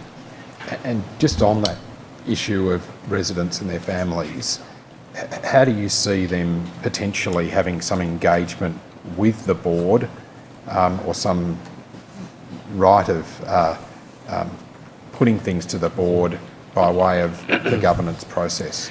As I understand it, the Clinical Governance Committee should have some sort of resident or family engagement with it. Again, I think that we probably, because of our systems and other things, we probably are at the very early stages of doing that. But again, I think that being able to have,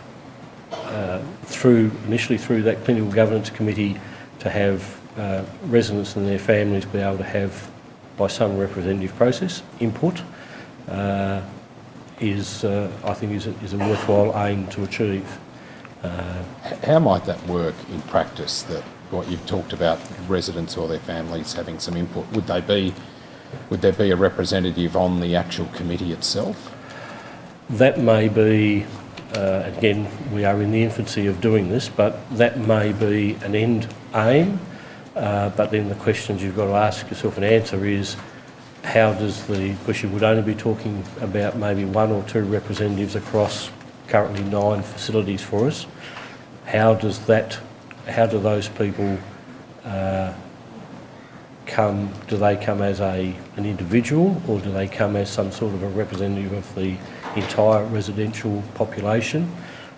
Do we, again, going back, do we need people who are skilled, or are we sufficient to say we want people who can just bring their day-to-day lived experience to it?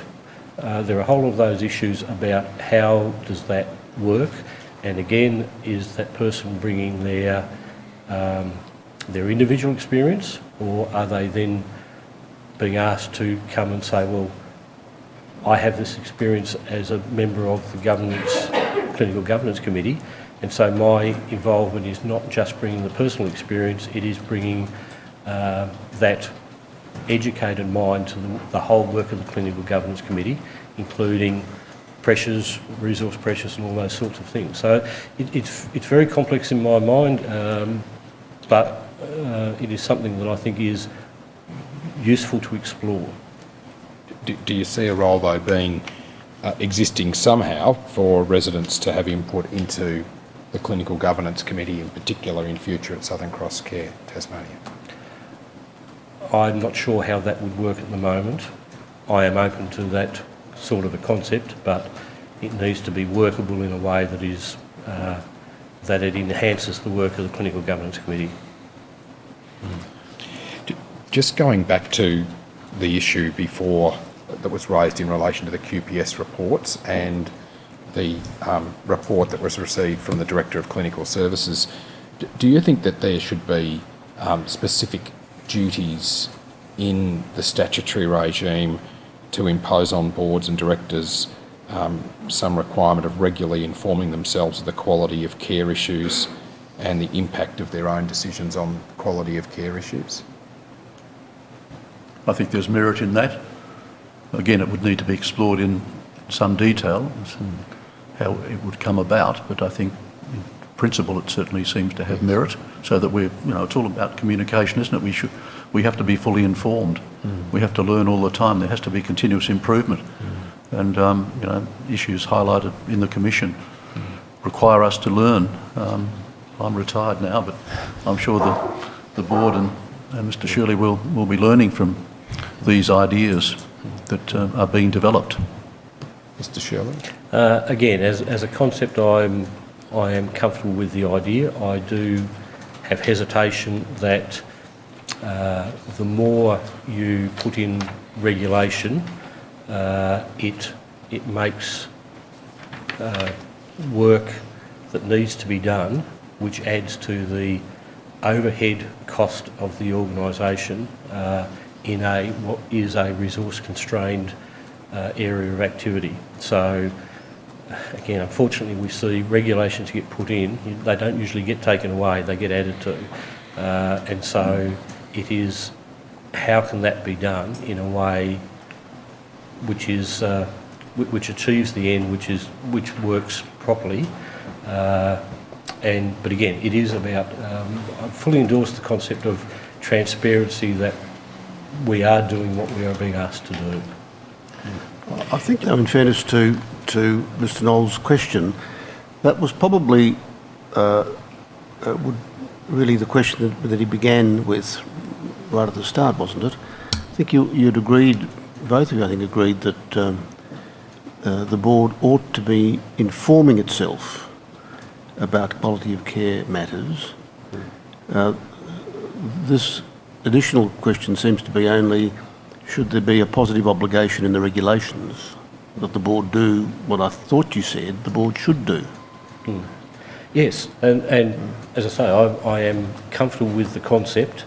My hesitation is the more you regulate, the more you reduce the flexibility of people to organisations. That's inevitable, isn't it? Pardon? But this particular one is inevitable. That's really only stating what is... Your point, Commissioner, I think is that whether or not there's a regulation, the board should do it. So you may as well put it in the regulations. That's the point. That's the only additional point Mr Knowles said. Okay. You've agreed you should do it. It's essential to the institution that you do it. Well, shouldn't it be in the regulations? Is I think all he was saying. I'm comfortable with that line of argument. Could I follow up your line of argument, Mr Shirley, about you don't want too much regulation and so on? I understand that. So my question would be, Southern Cross is a big organisation operating nationwide. To what extent is the broader body learning from the problems that have happened here in Tasmania and looking at ways the organisation as a whole needs to lift its game to improve the care more generally available to people? I didn't get all of your questions, so I might ask you to put it again, but okay, before you sure. do that, I think you made the assumption that Southern Cross Care Australia was one organisation Australia-wide. No, I understand that, okay. But you're a collegiate group, one would assume. So there must be, or am I not correct, some exchange of learnings, lessons, issues each year. The reason I ask, so is that right or not? A couple of times a year? I thought I'd read somewhere. Twice a year there's yeah. a gathering. Yeah. And it's a good chance, as you quite rightly say, Commissioner, to exchange thoughts, ideas, which we do. It's not a formal united body, it's a meeting place. No, I really. understood that from the witness statements. Can I Mr. add Green, at our last meeting in September the issue of commonality of activities was raised, and so things like policy development, procedure development, some of those sort of things, why would we develop those individually rather than share it? Yeah. So again, fairly embryonic in that regard, that we've recognised that there would be some benefits for us each to pool our efforts in that regard, but that is embryonic. Could I suggest to you that one of the things we're thinking, sorry, by way of preamble, one of the things we're thinking about is we may well recommend quite a lot of changes to the way the sector operates in all its guises. And we're looking at how is implementation effective across such a disparate system of different providers in different parts of the country with different considerations and so on. So would Southern Cross Care, the greater organisation, have an interest in auspicing, with its 6 monthly meetings a year, implementation of reforms of the sort that we might make, or changes that you're seeing are necessary now from the work that you've been doing and the problems you've had here in Tasmania? And if so, how could that happen? How do you make that sort of thing happen effectively? Well, the first aspect is that because we are each independent, it would have to be a collective decision that we want to become involved in that. Southern Cross Care Australia as an organisation is basically, it has a chairman and a chair and a deputy and a secretary and no other resources. So how that would be resourced would be an issue. As to, I think then you're asking really the question of, would we be interested in piloting, being involved in trialling some of these aspects? I find that to be something that would be useful. I think if we are as an organisation seeking to improve the way we do our business from the board to the facility floor, if we're at the early part of doing that, then I can only see benefits. I think the state entities are keen to be involved in something like that, to have some common purpose. Yeah. That doesn't take away the autonomy of each organisation, but it's pursuing some improvements. So they could well be interested, I think, in that. Well, we would certainly be interested in a submission from you on how you see, in a body such as yours, with a distributed arrangement, how that might work. I won't get you to answer that. I'll just leave that with you. Get back to council, because I'm conscious I'm taking his time, so I'm sorry. I think my time may nearly be up, in fact. So I think you've exceeded it. Indeed. So I don't actually have any more questions for Mr. Grimm and Mr. Shirley. Well, I don't want to ask you a question to which I expect an answer today, but I do want to raise one matter for you also to think through. I don't think it would be fair to ask you this question today, but it is perhaps appropriate to get your response in due course. So, Mr. Knowles asked you some questions earlier on about would it be sensible to have some form of attestation, annual attestation about matters in the context of leadership. And Commissioner Briggs gave you as an example the kind of declaration that you have in the annual reports. It says, for example, that the company's solvent. Now, that kind of statement in an annual report by directors is able to be done because you can interrogate the accounts and come up with a clear answer by reference to a clear rule. So it's fact-based, relatively straightforward as an exercise. The kind of attestation that Mr. Knowles was asking you about is a more complicated one and would require there to be a kind of understanding or rules about what you'd be looking for in order to be able to make the relevant attestation. So I wonder whether it would be possible for you both at some point to think about what the content of such an attestation would be by reference to the underlying facts that you'd need to look at so that the attestation would not just be, I think, as Mr Grimm, you might have put it, as a kind of just another thing to be done without it having any real content, but was meaningful and based upon actual facts that could be verified. Just understand what more or less I'm... Yes, all right. yeah, so we consider that. Commissioner? Certainly happy to consider that. I presume we will be written to... No, you're being asked now, that's enough. Okay. Could I make a brief point about, if it's in order, about facility managers and the importance of that role? It came up, notice on Monday, I did hear the evidence on Monday. That is one of the toughest, most difficult jobs in the whole aged care sector, being a facility manager.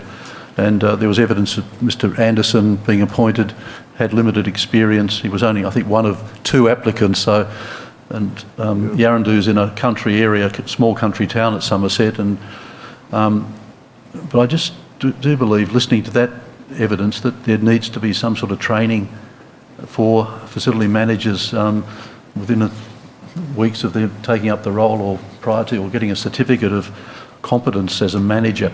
There's so many things they have to deal with on a day-by-day basis. It's a really difficult job, and I just feel some national training, some sort of national course would be a benefit. That's another topic we'd be happy to get your views on. You've got the experience and the knowledge about these matters, which is really why both those aspects, and all 3 aspects really, are ones that we're genuinely reaching out, asking for your depth of experience, so that we can factor that in one way or another.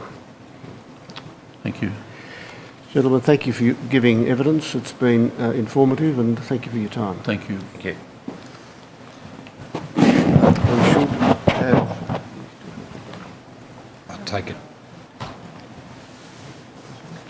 Mr Knowles, we might press on rather than have a break, if that's Yes, if I'm that's content all right to with do you. that, if it pleases the Commission.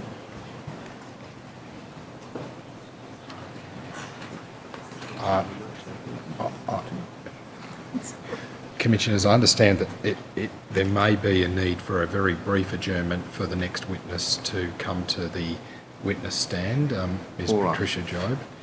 All right, we'll adjourn then. Will 3 minutes be enough? I think it should be. Thank All you right, very we'll much, adjourn for 3 Commissioner. minutes. All stand.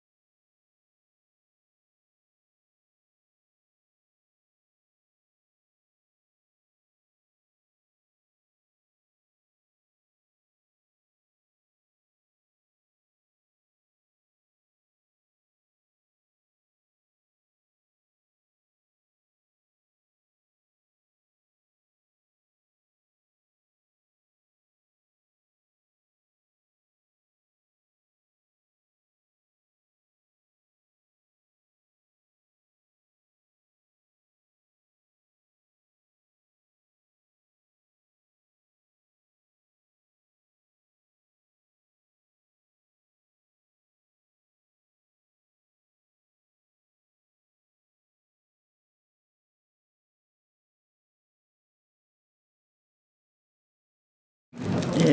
Silence or stand?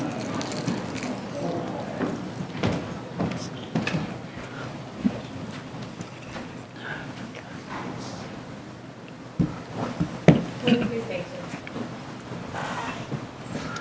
Knowles? Thank you, Commissioners. I call the next witness, Miss Patricia Jobe.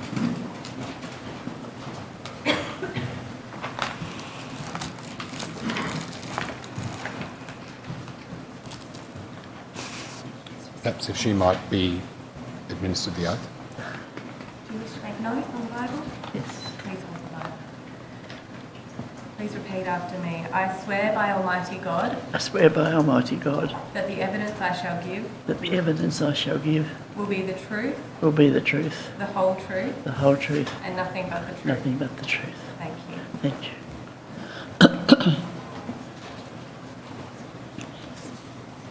Thank you, Ms Jobe. Could you state your full name for the transcript? Patricia Mary Jobe. Thank you. And you prepared a statement for the Royal Commission dated the 31st of October 2019. Yes. And do you see there's a copy of the first page of that statement up on the screen in front of Oh, you? yes. With the document identification number WIT.0601.0001.0001 on it? Yes. And do you have a copy of your statement with you as well? Yes. Yes. And have you read that lately, Ms Jobe? Yes. Yes. And are there any changes that you wish to make to your statement? Not really. There was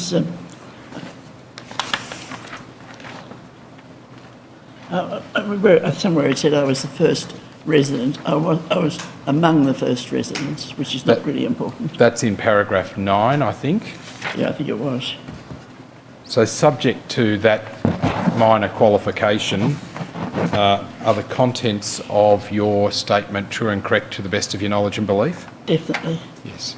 Seek to tender the Yes, statement of Ms that Patricia statement Jobe. will be Exhibit 13-19. And Ms Jobe, you're accompanied by a volunteer. That's Ms Patricia Corby is with you Yes. there? Yes, thank you. And now, you're a resident at Fairway Rise Aged Care Facility in Lindisfarne? Yes. Yes. And that's an aged care facility operated by Southern Cross Care Tasmania? Yes. And how long have you been a resident at Fairway Rise? Since January 2015, And as you've just said, that's around about the time of the facility when it opening? opened. Yes. Have you had any prior experience of aged care and aged care facilities yourself? Way back in the 60s and Yes, 70s. and what was that? Quite different to today. Yes. What was your experience back then? Well, the trained nurses did all the work, and the house cleaners people did the beds and the general thing that carers, a lot of the things that carers do now, but the medicines were just so, medications and everything were so different then. Yes. But there wasn't, everything's changed so much dramatically with medical things. Yes. That it was much easier, Yes. and the trained nurses more or less did the same work as the carers. Yes. Um, Were you one of those trained nurses? You were a registered nurse Yes. yourself? Yes. Yes. Very So you've basic. had that some experience, albeit from some considerable time ago, of working in aged care as a nurse. And did you retire when you were about 59 Yes. from nursing? Yes. And why was that? Well, I had polio when I was 25 and back was very bad, and I'd remarried, so I didn't Yes. have to work. So it was a matter of health conditions and Yes. other things, yes. And can you tell the Royal Commission a little bit about your family? Well, I've got two sons and a daughter-in-law and two grandchildren, a boy and a girl, who are very, very helpful. And my son lives up at Bishino, which is 2.5 hours drive from Hobart, so he comes down quite a lot. The other son lives in Canberra and rings me every day. And my granddaughter lives near me. She comes in a lot, and they all do everything for me. I've been very, very blessed with my family. They've been marvellous, and I mean, they knew what my mother was in the nursing home years ago, and we've had lots and lots of friends, so my kids knew all about nursing homes. Other than what you've just mentioned in terms of the cause for your retirement being your back and the polio that you'd suffered. How is your health more generally, Ms. Jobe? Excellent, really. Yes. General health is. Yeah. Now, in terms of your time at Fairway Rise, at paragraph 10 of your statement, you say that when it first opened, there were a lot of little things that weren't right. And I've just, you'll see that paragraph is on the screen in front of you. What were those little things to which you refer? Well, it's very hard to say, but any new place, there's always difficulties, isn't there? It was the facility managers, we had two in a couple of years, probably weren't as experienced as the ones we've got now. And I think the lack of experience, they were learning too, probably. And a lot of residents came in. We had two wings, so there was 48 people fairly quickly in the building. And they were still doing the other wings, so there were a lot of workmen around, and it was just generally teething problems that you'd get anywhere with a new building. So you found that those little things that you've referred to were resolved in due time? Definitely. And whenabouts was that? Oh, well, I think we've had the new facility managers for, we've been open nearly 5 years, probably 2.5 years ago. Right. We had a very good facility manager, and now we've got an excellent one. Yes. And how do you find living at Fairway Rise now? I love it. Yes. And so how do you rate the way in which the facility is managed particularly? What do you mean? How do you rate the way in which the facility is managed? 4 marks now. Yes. And what do you say contributes to an aged care facility being well run? A very good experience. Sorry, Ms. Jones, you might just have to avoid knocking the microphone. Sorry. An experienced facility manager. Yes. You see that as being an That's important... the main thing, yes. Are there any other things that you would regard as contributing to Fairway Rise being well managed in your view? All the staff. It depends on good staff. Caring staff. Yes. Sort of thing. Yeah. And can I ask you about that? You've said that one of the things that sometimes people do take issue with is the number of staff at Fairway Rise. Have you experienced difficulties in that regard yourself? Yes, we definitely need more staff. Yes. But everywhere does. Yes. How does that affect you and, from your observation, others, that lack of adequate numbers of staff? Well, because I'm pretty independent, apart from walking, it doesn't affect me so much, but we're getting so many more frail people that need a lot of care, and people don't have time to, a lot of feeds, a lot of wheelchairs to be wheeled back from the dining room, and there's just not enough staff to do it. A lot of residents are so impatient, they want to go back to their rooms immediately, and it takes time. And they get cross and sometimes a bit aggressive because they can't go back straight away. And same with toileting. They go to the toilet, they expect to be straight away back. And Other other than the numbers of staff, are there other issues that you perceive could be improved in relation to staffing? Not really, no. Yes. What do you remember? Do you think the numbers of staff impacts on the ability for staff members to interact with residents in a meaningful sense? How have you seen that play out at Fairway Rise?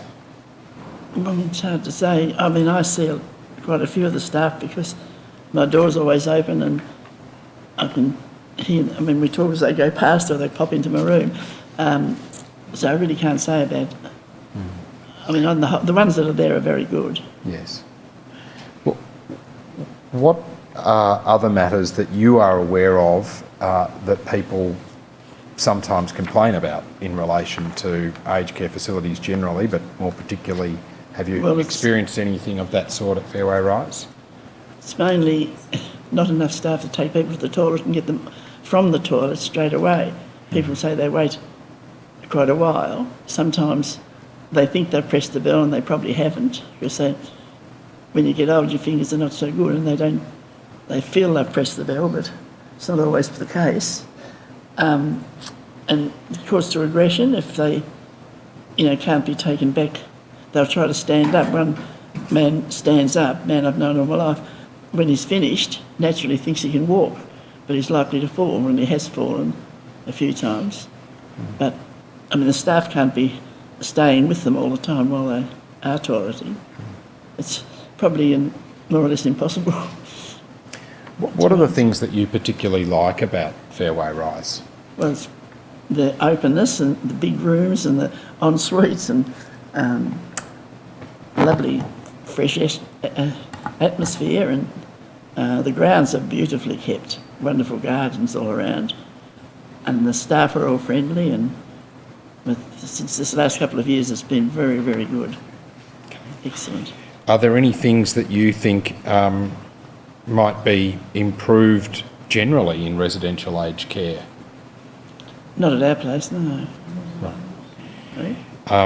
Do you see anything in terms of people coming into aged care? Yeah, male staff, that's right. Sorry? More male staff. More males. More male staff? Yes. Why do you say that? Well, a lot of the old fellas don't like young girls showering them. And they prefer them in. And can I ask you, is there anything else that you want to say to the Royal Commission yourself about your experiences or aged care more generally? Not really. I've enjoyed my time there after my husband died, and I had steps in my house back and front and a laundry downstairs. I knew I couldn't manage, and I was waiting for Fairway Rise to be built. I was watching it, I lived near it, and I couldn't wait to get in there. It's a lovely, fresh building, and I knew all the other homes have been well used, and so I was looking forward to the newness of it all, and it's been wonderful. And I've really enjoyed the experience of seeing it grow, and it has grown. Eventually it's reached adulthood now. No, it's a very good place. Yes, thank you, Ms Job. Is there anything else that you want to say to the Royal Commission? I probably can't remember. I am getting old.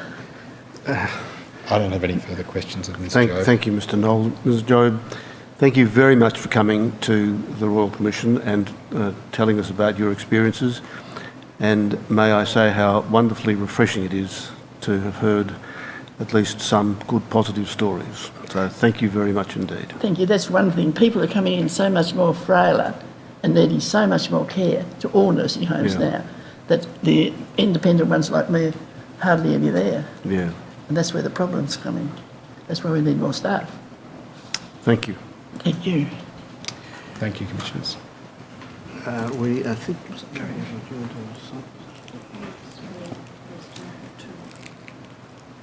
I understand. I think yes. Sorry, Commissioners.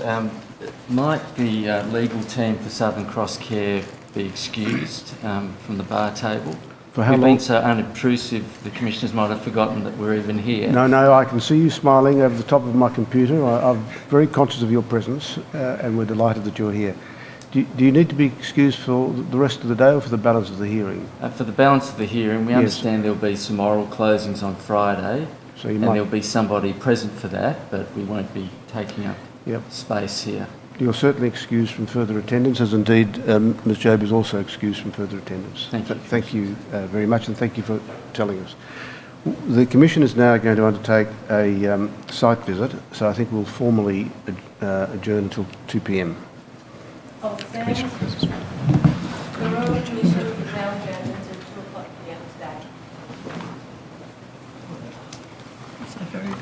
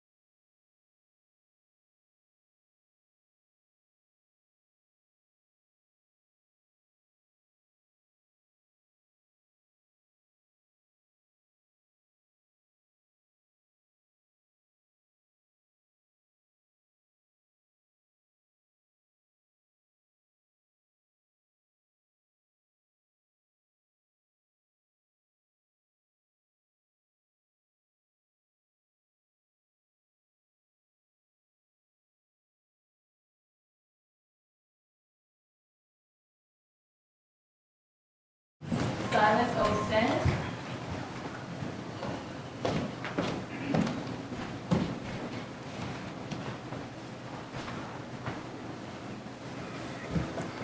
Please be seated. For the benefit of the transcript, we mentioned that Commissioner Briggs and I have just visited the Bupa South Hobart facility and managed to have a tour of that facility. Yes, thank you. Mr. Rosen. Before I commence, I think there are some appearances that need to be announced, Commissioners.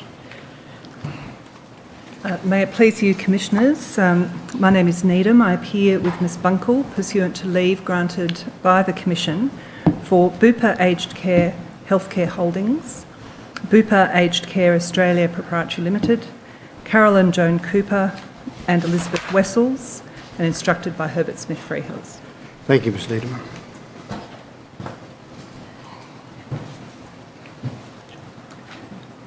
Okay. Nobody else? I think that's it. Thank you, Commissioner.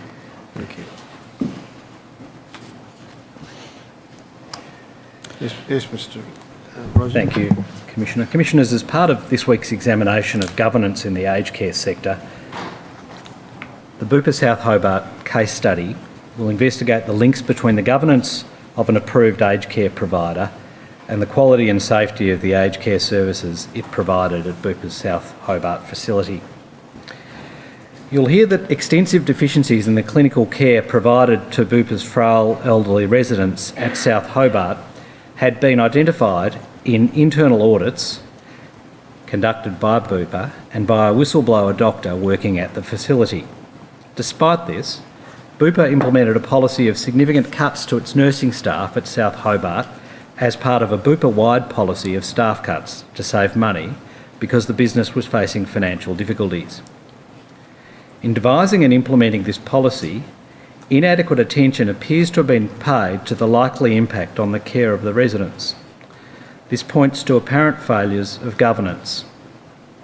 The evidence will raise a number of issues for your consideration, including why had Bupa found itself in financial difficulties, whether the Bupa board was on notice of quality and safety of care deficiencies at Bupa South Hobart, whether Bupa's various corporate strategies to reduce nursing numbers and therefore operating costs were appropriate for implementation at Bupa South Hobart, why Bupa's corporate governance structures allowed this to occur, how organisational culture plays a central role in quality and safety, whether information regarding deficiencies in health and personal care delivery at the facility failed to flow upwards to board level,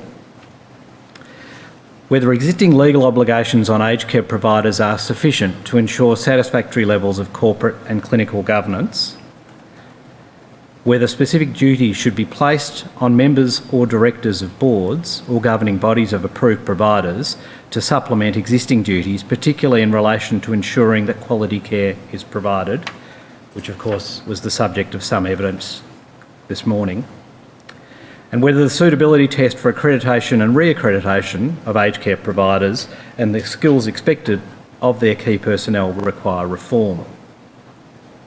Commissioners, Bupa South Hobart is an aged care facility in Tasmania operated by Bupa Aged Care Australia Proprietary Limited. Bupa South Hobart was purchased by Bupa in June of 2012. The layout of the facility will be apparent from the Commissioner's site visit that's occurred this afternoon. There are three buildings called the Lodge, the Manor and the Court. The Lodge is a higher care facility. The home has the capacity to house 119 residents. When the former quality agency audited the home in October 2018, there were 118 residents, all of whom had high care needs. As a result of the sanctions which have been imposed, there are now considerably fewer residents living at Bupa South Hobart. Fundamental deficiencies of care at Bupa South Hobart were exposed by an external audit conducted from the 15th to the 18th of October 2018 by the former Australian Aged Care Quality Agency.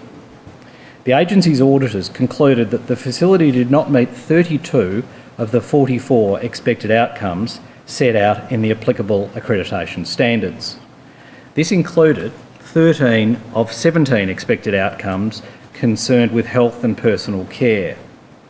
And it was, of course, the statutory responsibility of Bupa to comply with these standards.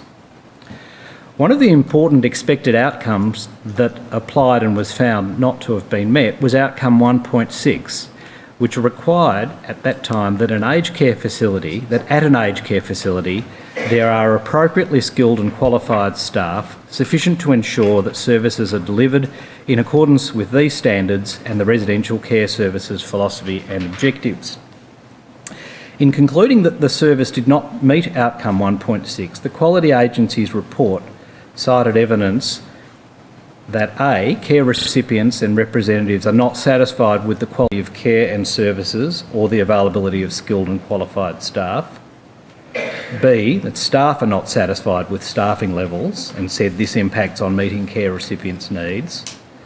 C, that staffing numbers allocated to each floor do not support the care recipients' needs. And D, the current skills and numbers of staff impact in the delivery of health, personal care, lifestyle and physical safety of care recipients. The link between inadequate staffing and the failure to provide for the health and personal care of the residents to the appropriate standard is clear from the audit report. On the 25th of October 2018, a delegate of the Secretary of the Commonwealth Department of Health concluded that the extensive non-compliance by Bupa with the accreditation standards disclosed by the Quality Agency's audit had placed some of Bupa's residents at an immediate and severe risk to their safety, health or well-being. The delegate described the failure to meet the majority of the health and personal care outcomes as, quote, an extremely high and concerning level of non-compliance, unquote. The operator has displayed a page from tab 89 of the tender bundle, and I'd ask that the middle third of that be highlighted, please, from the heading. And perhaps down to the next. Sorry, that's right. Thank you. The delegate therefore considered that it was appropriate to impose sanctions on Bupa without first giving Bupa the opportunity to make submissions under section 67(1) subsection 2 of the Aged Care Act 1997. South Hobart was one of 10 Bupa homes that was sanctioned between July 2018 and March 2019. As part of the sanctions imposed on it, Bupa appointed Key 2 Care to provide nurse advisor services. You'll hear from Tiffany Wiles of Key 2 Care. And on the 6th of November 2018, Bupa appointed Anchor Excellence as an administrator. You'll hear from Cynthia Payne and other employees of Anchor Excellence. Commissioners, Bupa South Hobart is one of the few aged care facilities that this Royal Commission has examined which has a dedicated employee general practitioner working full-time at the facility. Dr. Elizabeth Monks was an experienced aged care medical practitioner when she commenced as the GP at Bupa South Hobart in January 2016. Dr. Monks was employed as part of what will be referred to as the Bupa model of Care 1. She has looked after between 70 and 90% of the residents at Bupa South Hobart since that time. Dr. Monks started raising concerns in writing about the standard of clinical care at Bupa South Hobart in September 2016.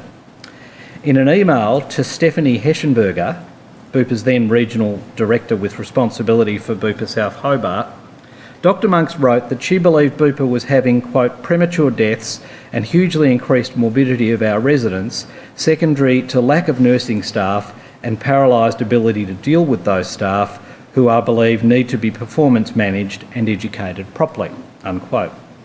Dr. Monks referred to medication mishaps, inadequate wound care and preventable life-threatening falls, among other concerns.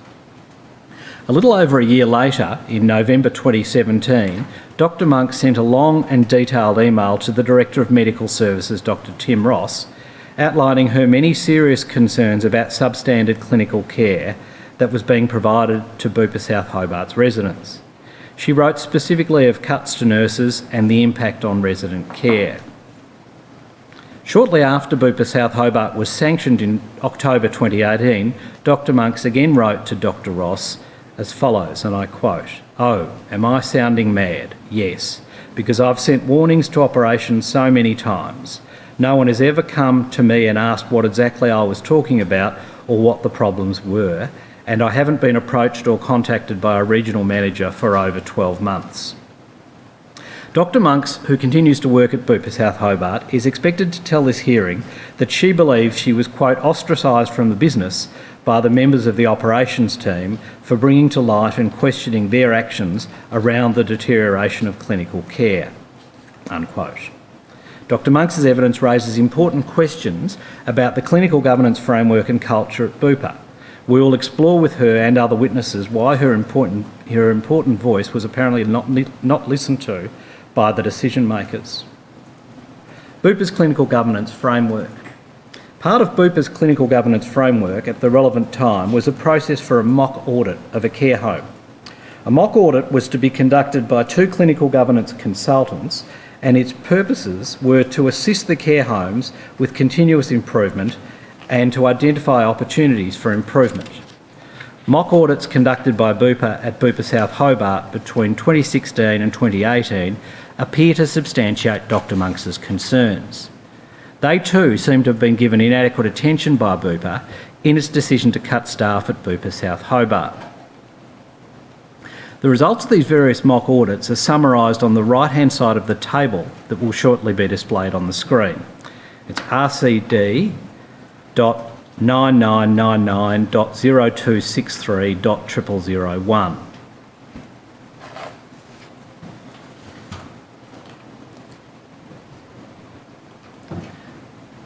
Commissioners will see that the table, which has been prepared by the staff of the Royal Commission, is divided by a vertical line which is approximately 60% of the way across the page. And immediately to the left of that line are a series of red boxes, and to the right of that line are a series of boxes variously coloured white, amber or red. Each box represents one of the 44 outcomes that are listed in relation to the 4 accreditation standards. The mustard colour to the right of the line that I've just described represents partial compliance, and the red represents non-compliance. A white box indicates that the facility was compliant with the particular standard. There'll be considerable evidence about the audits that are summarised in this table, but for present purposes it's worthy of noting that at no time during the 4 audits which were conducted between November 2014 and July 2018 was the home compliant with outcome 1.6, the human resources outcome that I referred to earlier.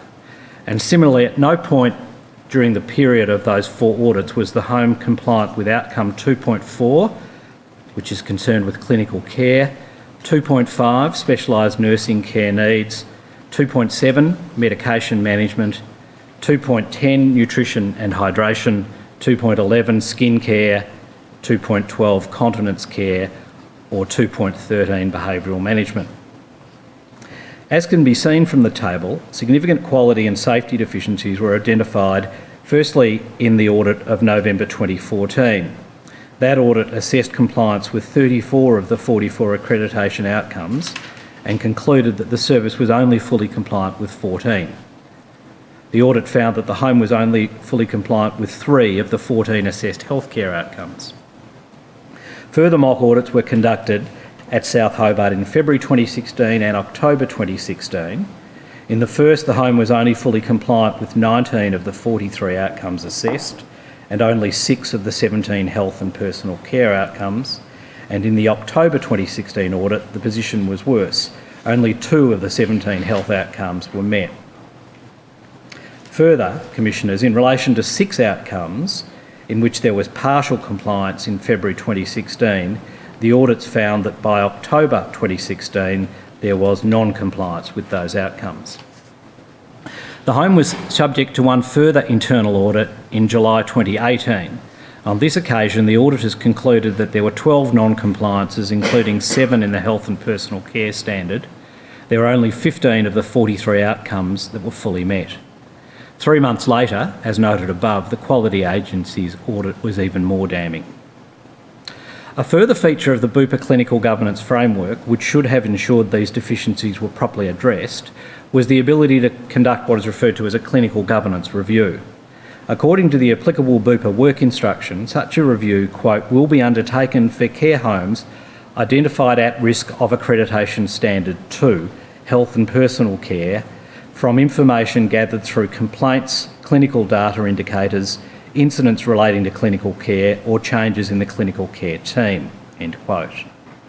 Despite the clear pattern of substandard care at South Hobart, at least after October 2016, and the concerns of Dr Monks, no clinical governance audit was instigated by Bupa at South Hobart prior to the Quality Agency's accreditation audit in October 2018.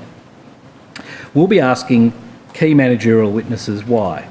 What was it about the apparently robust governance framework, at least on paper, that failed to address the clear deficiencies in care that the residents at Bupa South Hobart were receiving, as recorded in the audits? Maureen Berry was the Clinical Services Improvement Director between February 2014 and May 2017, and thereafter was the Chief Operating Officer. Ms Berry's statement outlines the corporate governance arrangements that were in place within Bupa between 2016 and late 2018. Specifically, Ms Berry refers to a number of important committees which had oversight of clinical care aspects of Bupa's aged care business, and at which one might have expected that the Bupa South Hobart mock audit results would be discussed and the likely impact of the proposed staff reduction strategies would have been considered.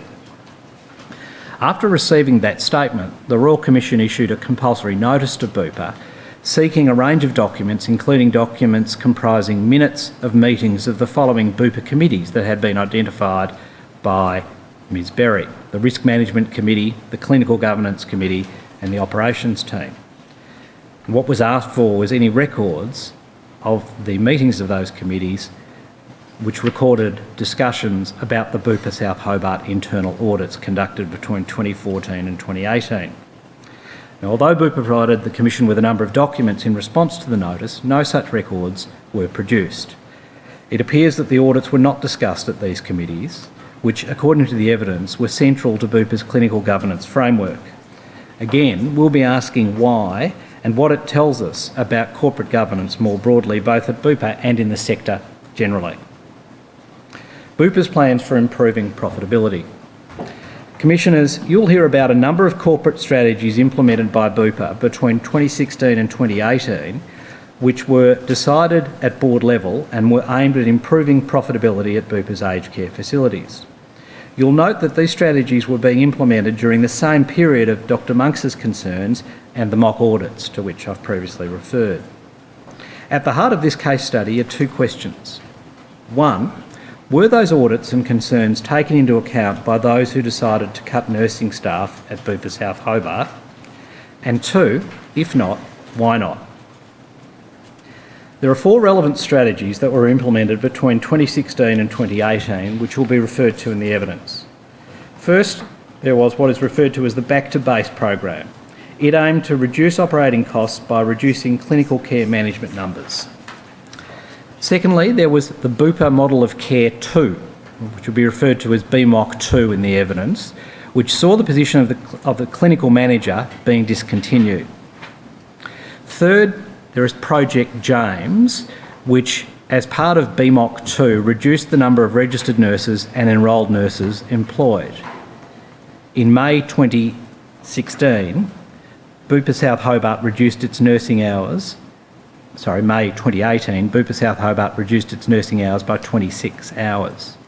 The evidence will be that this was also a response to financial pressures.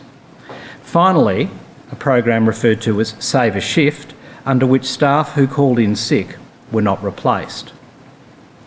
You will hear that these various cost-cutting strategies were devised and driven by the Finance and Operations Department at Bupa's head office, in part to respond to funding reforms introduced by the Commonwealth Government. Stephanie Heschenberger, the Bupa Regional Director, was responsible for implementing these strategies at Bupa South Hobart. On 27 June 2017, she expressed a concern in an email to Daniel Thomas, a financial planning and reporting analyst at Bupa's head office, that the proposed new rosters would not save enough money. Mr Thomas's reply included the following, I quote, "If we want to save on staff costs, we need essentially to cut hours month on month." The email went on, "The goal each month should be to have worked less hours for each week than we did in the corresponding week of the previous month. This would result in a continual reduction in staff costs. This is the only strategy I believe will work," said Mr Thomas. We anticipate that the evidence will be that these strategies were implemented enthusiastically across the Bupa Aged Care business, including at South Hobart. You'll hear from Carolyn Cooper, who is currently the Managing Director of Bupa Villages and Aged Care New Zealand, or BVAC New Zealand, and who was between November 2018 and July 2019 the Interim Chief Operating Officer of Bupa's aged care business in Australia. Ms Cooper has been asked to reflect on the impact of the rostering changes that were affected by Project James at Bupa South Hobart. In a witness statement that has been provided to the Commission, Ms Cooper says, and I quote, "The paramount consideration that should guide the development of a roster is ensuring the provision both of quality of care and quality of life to the residents and their families." End quote.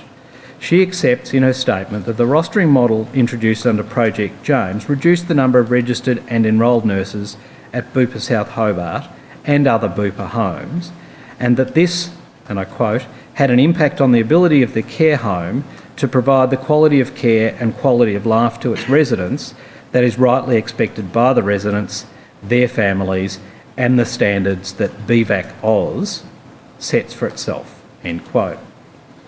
We will explore with Ms Cooper and other witnesses why this was allowed to happen. Why were the clear messages from the mock audits and the clear warnings from Dr Monks apparently not considered in the decision to cut clinical staff at Bupa South Hobart? How can Bupa's governance processes be improved to ensure that there is no repetition? And importantly, what can the aged care sector as a whole learn from this experience? Are any policy and regulatory changes needed? The witnesses that we will call. In direct account evidence, you will hear firsthand from 4 daughters who had one or both parents at Bupa South Hobart. You'll hear evidence of complaints they made to management which were not responded to their satisfaction. For example, 2 daughters who've been given the pseudonyms UQ and US complained to the facility during family meetings about visible continence aids being left around their father's room in 2014. They will tell you that 3 years later, this complaint remained unaddressed. Ms Meredy Eastman will tell you that although she considers the staff at Bupa South Hobart to be kind, compassionate and hard-working, she's been frustrated by inaction on the part of the management. Her complaints and concerns about the care of her mother and of her late father have not been adequately addressed to the extent that she engaged a solicitor. An email from her solicitor, dated 1 February 2018, led to a series of internal emails between the manager at South Hobart, Mr Neil, and the regional director, Ms Heschenberger. In one of those emails, Mr Neil described the Eastman family as, and I quote, "wealthy, spoilt, sense of entitlement, very difficult, all vying for mum's attention, all guilty at a distance," unquote. The evidence will demonstrate that this was not an isolated example at Bupa South Hobart. Sadly, it is consistent with other evidence in this Royal Commission about the way some aged care providers view complaints and suggestions by residents' family members. We will examine what it says about the corporate culture of Bupa and what can be learnt by this Royal Commission. We anticipate that family members UQ and US, as well as Meredy Eastman and Diane Daniels, will each observe that they consider that it was primarily a lack of staff which caused the health and personal care failings detailed in their witness statements. During the period under examination, the Bupa South Hobart facility was managed by a general manager based at South Hobart. Between January 2017 and December 2018, that was Mr David Neal. Mr Neal has been served with a summons to give evidence. He answered to a regional manager with a team of regional support managers based on the mainland. Former regional manager Stephanie Heschenberger and former regional support manager Elizabeth Wessols will give evidence. You'll also hear from the South Hobart General Practitioner Dr Monks. At the relevant time, the New Zealand and Australian business units of Bupa operated under a combined management structure. The role of Chief Operations Officer was filled by Maureen Berry and subsequently by Carolyn Cooper as Interim Chief Operating Officer. Ms Berry has made a detailed statement which will be tendered into evidence, but she's been excused from attending due to her poor health. Ms Cooper, who will give evidence, is currently the Managing Director of Bupa Villages and Aged Care. You'll also hear from Ms Davida Webb, who was the Head of Operations from July 2018 until July 2019. The Clinical Services Improvement Director of Bupa Services Australia Proprietary Limited had responsibility for strengthening clinical governance and providing clinical leadership. In February 2014 to about May of 2017, that role was held by Ms Berry, based in Sydney. As noted, Ms Berry has provided a statement but will not be called. Between March 2018 and January 2019, the head of the Clinical Services Improvement Team, based in Sydney, was Ms Linda Hudeck, who will give evidence. You'll also hear from two consultants that were engaged by Bupa between September 2018 and March 2019 to examine 8 of its sanctioned facilities, including South Hobart. As part of that consultancy, Dr Penny Webster and Ms Beth Wilson AM conducted a meeting with residents at Bupa South Hobart. As Dr Webster and Ms Wilson say in their report, had Bupa respectfully listened and responded to the complaints of residents and investigated the underlying causes of the complaints, then the serious deterioration in service delivery leading to the sanctions of October 2018 may not have occurred. They describe this in their report as a lost opportunity. Commissioners, at this point I would seek to tender the Bupa South Hobart tender bundle. Yes, well, the Bupa South tender bundle will be Exhibit 13-20. And I call the first witness in the case study, Ms Diane Daniels.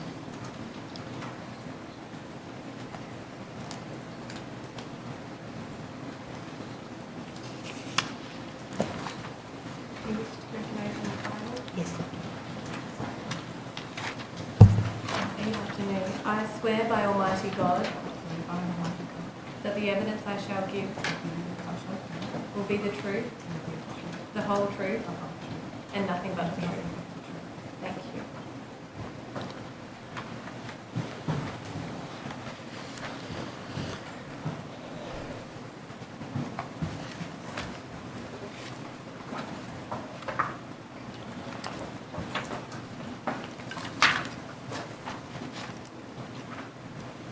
Good afternoon, Ms Daniels. Good afternoon.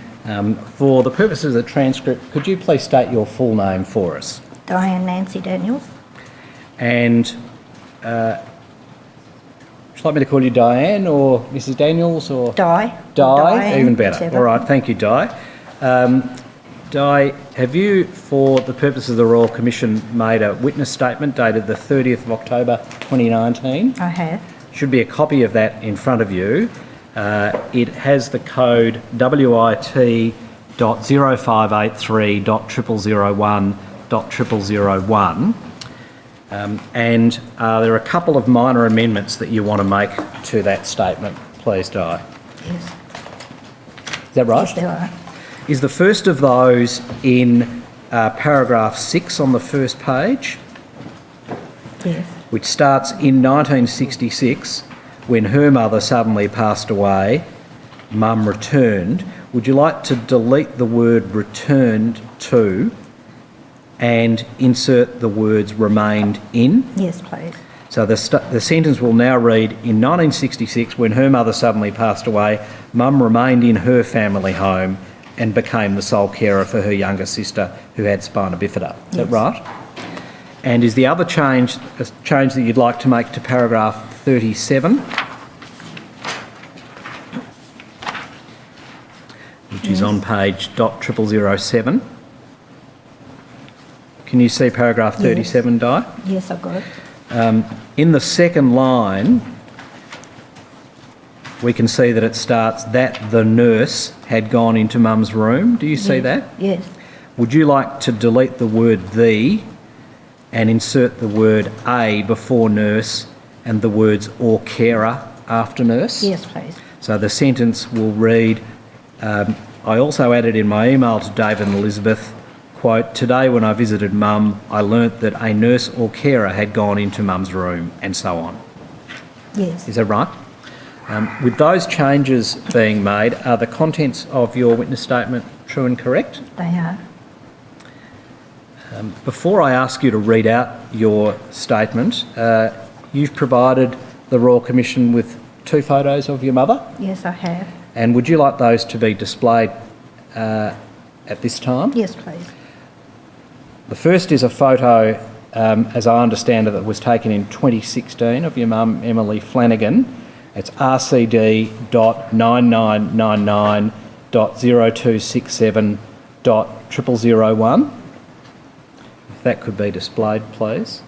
And you've also provided us with a second, more recent photo taken this year, is that right, Di? Yes. That's RCD.9999.0267.0003. And perhaps if the 2 photos could be displayed side by side, if that's possible.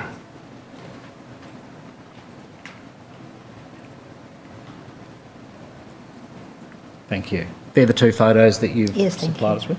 And now, Di, I'd ask you please to read out your witness statement without reading the first 3 formal paragraphs, but starting at paragraph 4 under the heading background. Sorry? I'd ask you to read your statement starting at paragraph 4. Right. Oh, sorry, it's paragraph 1 on the copy in front of you. Yes, okay. I'm sorry, it starts, my name is Diane That's Nancy it, Daniels. I've got Do you it. have that? Yes. All right. If you could commence there, please, Okay, Di. thank you. My name is Diane Nancy Daniels and I live in Baghdad, Tasmania. I was employed as an advanced skills teacher until I retired at the end of 2016. My mother, Emily Flanagan, is 95 years old and has been a permanent resident at Bupa South Hobart since February 2015. Prior to entering this facility, she lived by herself at Kempton in the house in which she and her 6 siblings had been raised. In 1966, when her mother suddenly passed away, Mum remained in her family home and became the sole carer for her youngest sister, who had spina bifida. And Mum also cared for her elderly father and 2 older brothers, as well as her own 4 children. She helped her brothers to run a family bakery business, won community awards for her garden, was an excellent cook, and loved being on the wood heap, chopping sticks for the fire. Mum was a strong, hard-working and independent woman who had loads of energy. She set high standards in caring for others. She continued to care for her siblings until her older brother passed away in 2005 when she was 81. In 2010, my younger sister Lisa, who was a disability carer, was diagnosed with pancreatic cancer. Her death 3 months later devastated Mum, and I know that Mum still misses Lisa terribly. Later in 2011, a hip operation left Mum with some form of nerve damage in her left leg. Mum had never learned to drive, and this injury prevented her from being able to independently catch a red line bus. She persevered through weekly physiotherapy sessions for 2 years, but she was only able to independently mobilise with the aid of a 4-wheel walker. During 2013, it became apparent to me that Mum was having difficulty in coping with daily living tasks. After an ACAT assessment in June 2013, she was provided with personal support and home help for 3 hours each week. The district nurses assisted Mum in showering, and I believe that they were a wonderful support for her. As Mum became less able to care for herself, my brother and I acted as her informal carers. My workplace was 40 kilometres north of where my mother lived, so I would call in on my way past in the morning to help her with hygiene and breakfast. On my way home, I would drop off shopping, prepare and have a meal with her, make sure she was settled for the night and do any washing or tidying up that was needed before I left. My brother would call in during the days that the district nurses were not rostered. As I had reduced my working hours, I was able to take Mum out on Fridays to go shopping or to meet with grandchildren in Hobart. During weekends, one of her granddaughters would often stay overnight, or else I would spend time with her. On the 8th of January 2014, Mum was assessed by ACAT and approved for permanent residential and respite care at a high level, as well as a home care level 3 and 4 package. In April, she was formally diagnosed with dementia. Because of her cognitive decline and frailness, Mum's general practitioner suggested residential care. However, I knew that this was not Mum's wish nor mine at the time. The district nurses and our family continued to provide Mum with support to stay at home, but it became more apparent to me that she was having problems in knowing the time of day and in eating prepared meals. Even though Mum was adamant that she could cope, I was aware that she became risky. Risky with electrical equipment, unsafe in managing the wood stove, confused about whether she had taken daily medication in her dosette box, and less vigilant in wearing her safety alarm pendant. In late 2014, Mum agreed to spend a fortnight in respite care at St Anne's in Hobart to heal an ulcer on the sole of her foot. This began a conversation about permanent residential care. Entering Bupa South Hobart. I researched residential care facilities in southern Tasmania and found that many did not have vacancies. Mum agreed to enter Bupa South Hobart on the 21st of January 2015, initially for a fortnight's respite to gauge what it was like. We chose this facility because it was central for a number of her grandchildren and great-grandchildren to be able to regularly visit. The nursing and care staff numbers seemed adequate and the menu allowed for choice and variety. It offered extra services that were important to Mum. For example, a daily newspaper, a telephone, a television, and rooms with an ensuite and kitchenette. Mum's life at home had revolved around being in her kitchen, and I thought that this would make her feel more connected, but also allow some independence. At that stage, Mum was still able to move around on her walker, so the space she had in her room seemed sufficient, without her getting too taxed or confused. The facility was in a natural environment and Mum's room was sunny and had a shared balcony that looked onto the river. The building appeared clean, the gardens were beautiful, and I knew that they appealed to Mum. Mum's 2 weeks of respite were extended for another 2 weeks, and then she reluctantly agreed to stay longer. My brother and I had to finally admit that neither of us could take on the responsibility of full-time high-level care that Mum required. Family members thought that everything seemed okay, so the decision was made to admit Mum as a permanent resident on the 23rd of February 2015. At this time, I was still working. I would visit Mum on Friday and Sunday and take her out for lunch and retail therapy or to meet up with family. My brother and granddaughters would visit Mum on other days. Between us, we made sure that Mum was visited regularly. After I retired at the end of 2016, I started going in to see Mum more often, 3 times per week, for at least 2 or 3 hours each time. I would take foods that she liked, watermelon, cantaloupe and homemade cakes, and leave them in her fridge. I provided bottles of cordial and made sure that she had a constant supply of lollies and magazines, which she loved to read. My brother and I always spoke to each other about visiting Mum, and often her granddaughters would communicate to us about their visits too. Sometimes we spoke on the phone after visits, or we left messages to each other in a notebook we kept in Mum's drawer. Falls and rehabilitation. About a month after Mum moved into Bupa South Hobart, she had a couple of falls, both unwitnessed. On the first occasion, I knew that 3 chairs had been left at the end of her room. A nurse phoned me hours later and said that perhaps Mum had been trying to go out the door to the balcony. Mum told me that that was rubbish. Mum told me that she had become confused and got her walker tangled up in the chairs and had fallen. The nurse said that Mum had fallen onto her bottom and was okay, but Mum later told me told me that she was sore along her side. When Mum had the next fall on the 26th or 27th of March 2015, I insisted that she be checked out at a local hospital and x-rayed. I was informed by staff that we would have to pay for a carer to accompany her, but that no staff were available. So I left my workplace and privately organised to meet an ambulance and accompany Mum. I was told by staff over the phone that Mum had possibly fallen out of bed. I am aware that Mum had no recollection of what had happened. X-rays showed that she had fractures around her hip prosthesis, and the doctor said that she would require 8 weeks bed rest. I wanted Mum to be transferred to a rehabilitation hospital, but was told by staff at the hospital that no, she had to return to Bupa. I believe that this was the worst thing that could have happened to Mum because she went downhill after this.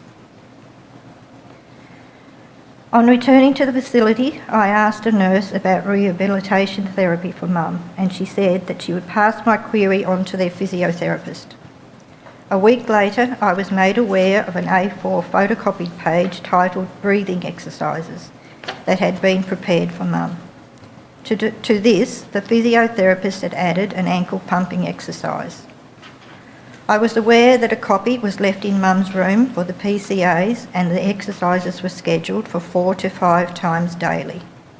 3 weekly arm exercises had been added in writing. To start with, I saw that most regular carers staff were diligent in helping Mum with her exercises, but I believe that others were unaware of their existence. After 5 weeks bed rest, with no evidence of Mum receiving any other therapy, I questioned why. I had expected her to be given leg massages at least. Mum already had osteoarthritis and osteoporosis, and I knew that her loss of muscle strength and mass would be considerable. I worried that when she finally got to weight bear, she would find it extremely difficult. Because Mum has a Department of Veteran Affairs gold card, I phoned the Department of Veterans Affairs to inquire whether Mum would be eligible to get another physiotherapist in for rehabilitation. They told me that Mum's care was up to Bupa South Hobart and that DVA would not provide private physiotherapy. Finally, on the 7th of May 2015, the facility's therapist produced a photocopied sheet of lying lower limb exercises. Again, I believe that these were actioned intermittently. Mum's bed rest turned to 10, then 12 weeks. I was present on occasions when the physiotherapist and her assistant at Bupa South Hobart attended to Mum after 12 weeks of bed rest. During one session, I watched as they tried to get Mum to step up onto a tilted platform from a sitting position on the bed. I did not think that she would have the strength or the confidence to do it without physical support. They did not offer her any assistance, and I could see that she was confused and nervous of the platform moving. I thought that it would have made more sense to have her weight bear by using a rigid frame and pulling herself up to a standing position, as she always had done. This is what Mum later told me that she had wanted to do. I did not feel empowered to challenge the process being followed. On another occasion, the physiotherapist came into Mum's room and stated Mum had said earlier that she didn't want to get up, so they left her. This is not what Mum was saying to me. I knew that Mum wanted to get up. She wanted to walk. In my opinion, the physiotherapist gave up too easily and didn't adopt a positive, proactive approach. There was no motivation, no fun. I felt that had they really listened to Mum's fears and built a more trusting relationship with her, the outcome may have been more positive. After this, Mum's functional capacity to walk disappeared. I believe that Bupa South Hobart was neglectful in not providing timely and effective physiotherapy and rehabilitation. Mum became a two-person assist and lost her independence. Sometime during 2016 or 17, I became aware that the policy for physiotherapy at Bupa South Hobart changed. I understand that the new practice provides for a physiotherapist to fly to Hobart from the mainland for 1 day every 6 weeks. I believe that this was simply a cost-cutting exercise and in no way considered the needs of residents or families. I never knew when the physiotherapist was going to be on site. When I did finally get to speak to the physiotherapist and said that I thought Mum was not getting enough treatment and support, she informed me that she left notes for the diversional therapist to organise physical exercises for Mum. When I approached this staff member, she told me that she knew nothing about it and said that it was more likely the notes would have been passed to the nurse in charge. Her role was to provide group exercise sessions on level 4. Mum did attend a few sessions in a wheelchair, but told me that she found it extremely hard and painful to do the leg exercises. She said it only made it worse.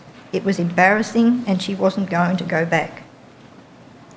Initial issues and complaints. I started having problems with the level of care Mum was receiving soon after her falls in March 2015. These related to the irregularity of physiotherapy exercises, a lack of assistance with meals because Mum was restricted to lying on her back, Mum's inability to access her call bell, telephone and drinks, the wait time for assistance and the general untidiness of her room. At that time, I was not aware of the complaints process. At first, I expressed my concerns to the personal care attendants and thought that talking to the people providing Mum's care was sufficient to address my concerns. When I realised that this was not achieving any change, I arranged to meet with the Manor's care manager, Hannah Butler. She was receptive and genuinely tried to come up with strategies for improvement. However, I soon realised that when I raised things like staffing ratios or meal quality, she didn't seem to be able to action solutions herself and was constrained by upper management decisions and a budget. To me, she seemed a bit frustrated about this. During 2016, many of my complaints related to taking Mum out on Fridays. On many occasions, I arrived at 11 or 11:30 a.m. to find that Mum was still in bed and had not been showered. I could never organise a time for a maxi taxi, and sometimes it took hours before we could leave.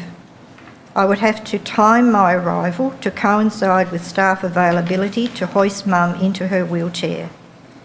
In the end, I would often phone ahead and hope that Mum would have her regular carers rostered, as I knew that they would have her ready. When we returned, I would have to wait with Mum until the afternoon staff were available to hoist her out of the wheelchair. Usually, I waited for more than half an hour. None of this was the fault of care staff. I believe that management did not provide a sufficient number of staff to cater for two-person assists over 4 levels. My frustrations and delays with the provision of aids, equipment and maintenance are ongoing. At first, Mum's wheelchair was provided by the facility, and I had to battle with management to get a proper cushion for it. Several times, the wheelchair's cushion had deflated and we had to wait for maintenance to find a pump. The tyres would often be flat despite a logged request to inflate them, and sometimes several batteries for the hoist would all be flat at the same time. Whilst these may sound like petty incidents, they were not in the context of my mum, a resident with dementia. They created chaos. Finally, it was discovered that the wheelchair tyres needed replacing. It was months before they arrived. In desperation, my family brought in our own wheelchair for Mum. As Mum's eyesight deteriorated, issues with poor room lighting did not get addressed until my complaint finally escalated to Bupa management on the mainland, and the downlights were replaced. As this was still inadequate, Mum's optometrist provided a standing magnifier lamp for her. escalating complaints. Around December 2016, Hannah Butler went on leave and was replaced by David Neal. By then, I had learned to put my complaints in writing.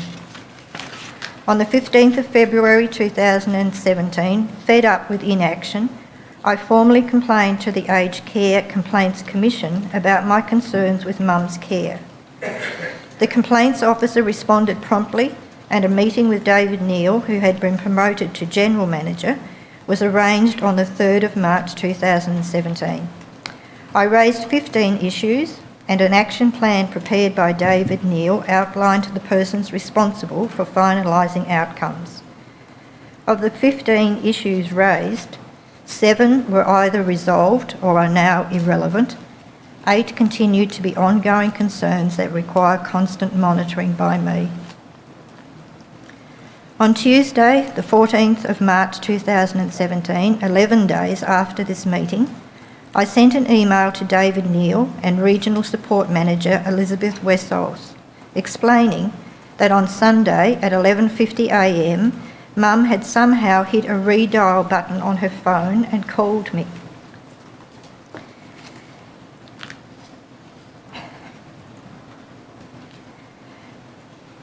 Mum did not realise that she had done this. I could hear that Mum was calling out for a nurse and getting more agitated. Because it was lunchtime, I thought someone would come into Mum's room, but I could hear that no one did. I waited, but Mum began sobbing and saying, "I wish I was out of it." And this broke my heart. Do you want to pause for a minute and just have a drink of water? Just take your time.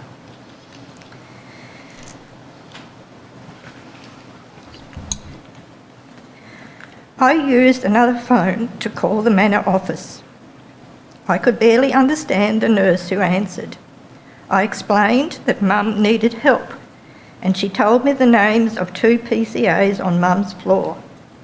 By then, I had reached tipping point, so I yelled at her to Mum. When she entered the room at 12:35pm, I heard her ask Mum what was wrong and where was her lunch tray. It was apparently sitting in the kitchenette. She proceeded to assist Mum with lunch, and then she ended the call. Because I could not leave to go to the facility straight away, I contacted my daughter and she went in to check on Mum. She said it was apparent to her that someone had upset Mum, that she was hungry and she ate all the food they took in. I also added in my email to David and Elizabeth, today, when I visited Mum, I learned that a nurse or carer had gone into Mum's room and told her off for calling out, and then deliberately shut the door. Mum became really agitated and upset. Mum's regular carer heard Mum and witnessed the nurse shut the door. He asked her to leave it open. How much more of this ill treatment does Mum have to endure, David? David emailed and apologised and said that he would ask Mary Camus, the care manager, to investigate. I was not able to meet with her that week to discuss the outcome. Elizabeth responded by email that day to say, "Dear Diane, thank you for keeping me in the loop. I have notified Stephanie Henschenberger and we are working closely with David. I know that he is taking this very seriously. Please continue to raise your concerns with him as often as you need. Kind regards, Liz." This was the only email I received from Elizabeth Wessels. I have copied her into 2 other complaint emails to David and Stephanie since that time, but she has not responded to them. On the 16th of January 2018, I saw that Mum had not been given any lunch when I came and visited her. I could see her lunch sitting on a bench. While I was there, kitchen staff came in and would have removed the lunch tray if I had not intervened. Had I not arrived before lunchtime and realised no tray had been delivered, Mum would have missed out on her meal. Again, I knew that this was not the fault of PCAs, but the result of a managerial decision to transfer one of them to the kitchen.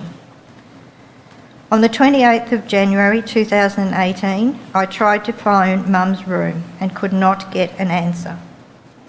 This was during the lunchtime when she should have had assistance. It was an extremely hot day. I then tried phoning the Manor office.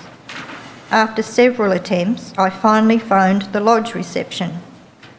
After being on hold, I was told that the receptionist couldn't contact the nurse at the Manor either. The receptionist said she would try to get a carer to phone back. I soon tried calling Mum's room again and a carer answered. He told me that Mum had just finished lunch. Later, I found a container on Mum's sink containing a half-eaten and cold serve of scrambled eggs. This made me wonder if she actually had eaten anything for lunch. I emailed David Neal about this incident on the 1st of February 2019. I emailed Amanda Woodorth about Mum continuing to miss meals on the 28th of February 2019. Miss Woodorth promptly replied by email and apologised. She said that they were undertaking a complete roster management project and working to ensure allocation of staff to each level is effective. On the 1st of March 2019, I also received an email from Cynthia Payne, the appointed administrator working with Bupa South Hobart.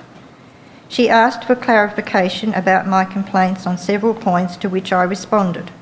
She sent a lengthy update and verified that staff replacement was an issue and that as of the 2nd of March 2019, an additional catering staff member would be rostered.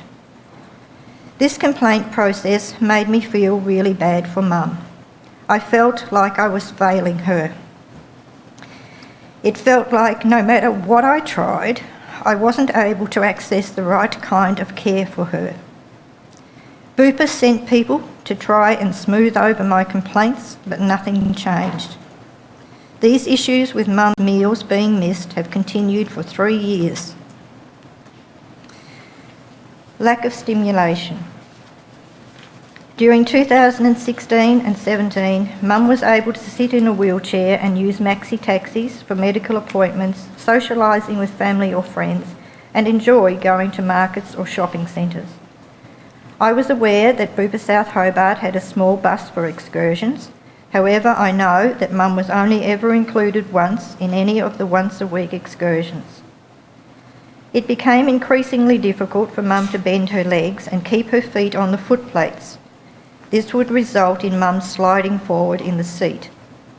By May 2018, it had become so uncomfortable and unsafe for her to sit in a wheelchair that I had to stop taking her out.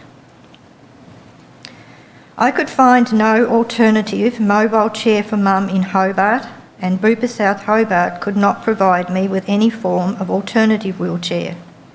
It became Mum's preference to eat meals in her room, and care staff did not take her out from her room at other times. I believe that Mum has been restricted to her room since then. I am aware that Bupa South Hobart recently purchased a new mobile reclining chair after their accreditation was withdrawn. Mum is hoisted into this new chair every second or third day for a few hours. This simply infuriates me because had they purchased this chair for her before when she needed it, her life would have been so much more enjoyable. Now she spends most of the day lying with her eyes shut and dozing. I know that Mum is still not taken out of her room when she is in the chair. I am aware that she is not taken on walks within the grounds or even onto her balcony for some sun and fresh air. I assume that this is because staff do not have the time to do these things with Mum. I know that she spends her life in the bed or in the chair.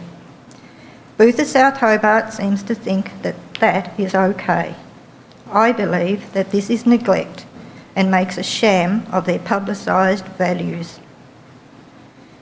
Mum's eyesight started to deteriorate in 2016 because of macular degeneration. This means that she cannot watch TV, read the newspaper and books, or do a lot of the things she used to. It seems to me that Mum isn't stimulated in any way. Communication issues with staff. I believe that Bupa South Hobart has some really good staff who are compassionate and relate well to Mum. I have seen that they have taken the time to get to know her as a person and to appreciate the woman she was before dementia. I have observed that they are proactive in her care and they know the triggers of behavioural change. They enjoy her sense of humour and she responds positively to theirs. They communicate openly with family members and I have learned to trust them. Poor communication both from and between staff at Bupa South Hobart has been one of the main complaints from my family members about the facility. I feel that many PCAs in the manor have been let down by management. I believe that complaints and frustrations from people like me and my family have often been thrown back to the staff when the real problems have been caused by poor managerial decisions and tight budgets. In my discussions and meetings with managers, I know when care staff have been made the scapegoats instead of inadequate staffing ratios and poor resourcing. Last year, there seemed to be a plethora of casual staff, even though I know some permanent part-time staff had their hours cut back. Many casual staff, especially on weekends or public holidays, did not speak English well and Mum could not understand them. This was reciprocal because often I observed that they could not appear to understand what Mum was trying to say either. I have witnessed staff talking to Mum from metres away, unaware that she could not see or hear them well. I have had to explain to care staff about things that I believe should have been passed on in handovers. I complained about this in a meeting to David Neal and the care manager in February or early March 2018, but they told me that they couldn't do anything about it. Mum's mind is now focused on her past life, her family and country town community. She is immobile and has lost most of her sight, so verbal communication is paramount. I have observed that staff who are young and unfamiliar with Australian culture cannot make any connections with Mum's attempts to converse. I believe that what I consider to be their inadequacy or indifference in responding to Mum only adds to her sense of loneliness and isolation. On a few occasions when I visited Mum, agency staff would speak to her and then ask me, "What is she saying?" It seemed obvious to me that if I wasn't there to clarify, there wouldn't be any communication between the staff and Mum. For example, a staff member would ask Mum, "Would you like a drink?" and Mum wouldn't understand. I saw that when this happened, the staff member would end up just putting the drink down without realising that Mum couldn't reach it for herself. The drink would end up being placed on a trolley out of reach for Mum. It seemed to me that the communication between staff and Mum just wasn't there. I wondered how it was that the staff didn't know that Mum couldn't hear very well and then couldn't do what they asked of her. I believe that this failure to communicate has triggered emotional and physical reactions in Mum. I have seen Mum's reactions include agitation, fear, refusal or aggression. I believe that the resulting impact has then led to duty of care issues, inadequate hygiene performed, medication not given, pain not controlled, and physical handling. Mum has also voiced her fears of intimidation or retaliation by unfamiliar staff to me. In my email to Mary Camus on the 12th of April 2018, I repeated what Mum had said about being told by overnight staff to shut up or she will get into trouble and be told to leave. I believe that staffing in any situation has to meet set criteria. Surely, for elderly Australian citizens living with dementia, a clear command of spoken English should be a minimum staffing requirement in residential aged care, Inadequate care should not be excused by management. On a positive note, I have noticed that there seem to be fewer casual staff since the sanctions were imposed. I have also found that communication from the facility and the staff has improved since re-accreditation. Bruising and marks. In early April 2017, Mum complained to me of being very sore in the chest. She told me that a male carer had tried to lift her and in doing so had hurt her under her boobs. I think that it must have really hurt her because she told me that she had asked the carer to stop and not to come near her again. I saw that Mum did have a reddened area on her chest following this incident. A staff member told me that the male carer was a learner, but it made me wonder why there wasn't an experienced carer with him while he was lifting Mum. I emailed David Neal about this incident on the 13th of April 2017. He sent a brief email back that day saying that the acting care manager will investigate these issues and report back to you as soon as possible. I do not recall hearing back from anyone at Bupa South Hobart about this incident. A further issue arose on October 2017. I had visited Mum on Friday the 13th of October and she did not have any marks on her arms then. When I visited again on Sunday the 15th of October, a care worker made me aware that Mum had sustained marks to her arms on the previous day, Saturday. I saw that she had extensive bruising to the back of her hands and lower arms. I mentioned to Mum about the marks on her hands and she said that someone had scratched at her and that they didn't have to hit me on an angle. I didn't understand exactly what she meant, but I wrote it down. Around this time, Mum would get agitated when care staff approached her and when she was hoisted. I am aware that Mum has become quite hostile at times, but I believe that a lot has to do with how she is approached by staff. I spoke to the care manager, Mary Camus, about this on Tuesday the 17th of October 2017, and she gave me no resolution other than to say that she would speak to staff about giving medication to Mum. This seemed to me a far from satisfactory resolution to what I saw as abuse. So I emailed David Neal about this on the 18th of October 2017.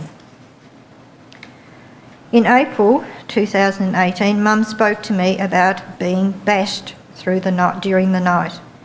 She was adamant that she had been hurt and said, "It's a wonder I haven't got red marks on me." I know that Mum has cognitive issues, but it worried me that she seemed frightened. This was the second time that Mum had complained to me of receiving rough treatment at night time and of being told to shut up or she would get into trouble and be told to leave. I emailed Mary Camus about this issue on the 12th of April and queried why there was no record of the care given that night on Mum's chart. She responded by email the following day. In her email, Mary said that the care staff who had worked on the relevant night shift said that Mum slept all night with no disturbance. The explanation for not filling in the chart was because the extended care assistant did not have a pen. Medical issues. I have also had issues with medication at Bupa South Hobart. When Mum moved in, there was a registered nurse who would be the person giving residents their medication. I understand that at some point the policy at Bupa South Hobart changed. I was told that the new policy was for medication to be kept in a locked medicine cupboard on the wall for either a nurse or care staff to dispense medication. I saw that on some occasion carers would ask Mum whether she wanted Panadol or if she was in pain. Mum would say no, but then later might complain of pain in her knees. On some occasions, carers gave Mum medication and at other times she refused. There seemed to be no consistency. I believe that if it is medication that Mum requires, then staff need to learn how to engage her or come back later when she is in a better frame of mind. I believe that the regular staff knew Mum's routine and behaviour and understood how to approach her. In my opinion, part of the reason for Mum's refusal to take medications was because of the timing and quantity.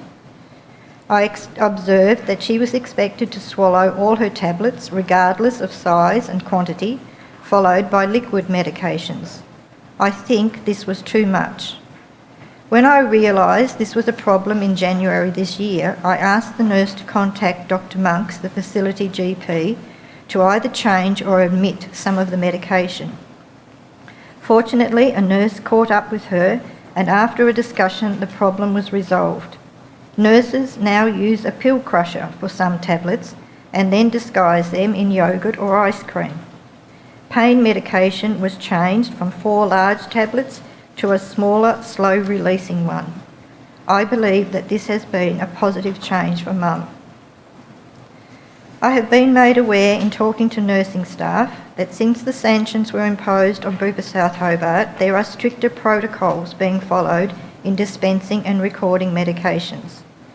I understand that responsibility has been shared across floors in the manor, and there is more consistency in how medication is handled. In August 2019, I received a phone call from a staff member to say that they had found a tablet on the floor of Mum's room, and that this meant she hadn't had her medication the night before. Before the sanctions period, this phone call would not have happened, as I have never received one before. There used to be very little communication from staff. I have seen that Mum's behaviour has changed, and at times she is agitated and aggressive. Sometimes I believe that this has been triggered by sheer exasperation from not feeling listened to when she calls out for help. I have learned that Mum's frustrations are often the result of what hasn't happened. For example, a carer saying they will be back and not returning, or staff not having knowledge of Mum's background and not being able to respond to her worries about family. The action plan of the 3rd of March 2017 stated that a 6-weekly care review by Mum's doctor and the Manor's care manager would be emailed to me after each review. I have only received one on the 30th of May 2017. I have never been informed about changes to medication, and I only know what Mum is taking because of her pharmacy account or by happening to be in the room when medication was given. There have been times when I believe that I should have been contacted because Mum had had a medical problem. For example, asthma, heart failure in May 2016, but I wasn't. My family was not informed that Mum had had an episode of losing consciousness, and we only found out about it after noticing blood pressure equipment in Mum's room a week later. Mum has had varied medications, but with the exception of one review in May 2017, I have never been informed about these. During 2016, Mum was given medication that made her nauseous and unable to eat. I'm aware that she had hallucinations and dropped dramatically in weight. Her doctor was on leave at the time, and I thought that the locum did nothing to help Mum. Finally, after family complaints, the medication was stopped, and she began to recover. In mid-2016, Mum developed a chronic cough and was eventually diagnosed with bronchiectasis. From July 2016 until February 2017, she had to attend the Respiratory Rapid Access Clinic in Hobart once a month for checkups. Either my brother or I would organise transport and accompany her. As part of Mum's therapy, she was prescribed daily breathing exercises. At my request, the physiotherapist gave me extra equipment and written instructions for nursing staff. I observed that these were not used consistently. It seemed to me that few staff actually read and followed the instructions. After Mum's fall in 2015, I became frustrated that Mum was not being given the rehabilitation she needed. Added to this was the fact that despite constant reminders to care staff, Mum developed precious sores on her toes from heavy bedding and spent more months not being able to wear shoes. Staff ordered a cradle, but it took 3 months to arrive. On the 6th of February 2019, I was phoned by a nurse at Bupa South Hobart to inform me that Mum's dentures had been removed and that she had an infection and would need antibiotics. 2 days later, I saw Mum's dentures that had been left in her ensuite, and they were absolutely filthy. Weeks later, I knew that she had not had them replaced. On the 12th of March 2019, I emailed new care manager Scarlett Atkins and asked her to follow up on Mum's dentures and her missing bed cradle. On the 18th of March, I received a reply stating that she would ask staff to attempt to put the dentures in for Mum. On the 25th of March, Scarlett informed me that the dentures were not fitting properly. They have remained out since, and now Mum is on a soft food diet. Clinical oversights. In early 2016, Mum's eyesight began to deteriorate, and a conversation with one of Mum's regular carers confirmed that she had noticed this too. I organised for an optometrist, Paul Graveson, to examine her on the 4th of March 2016.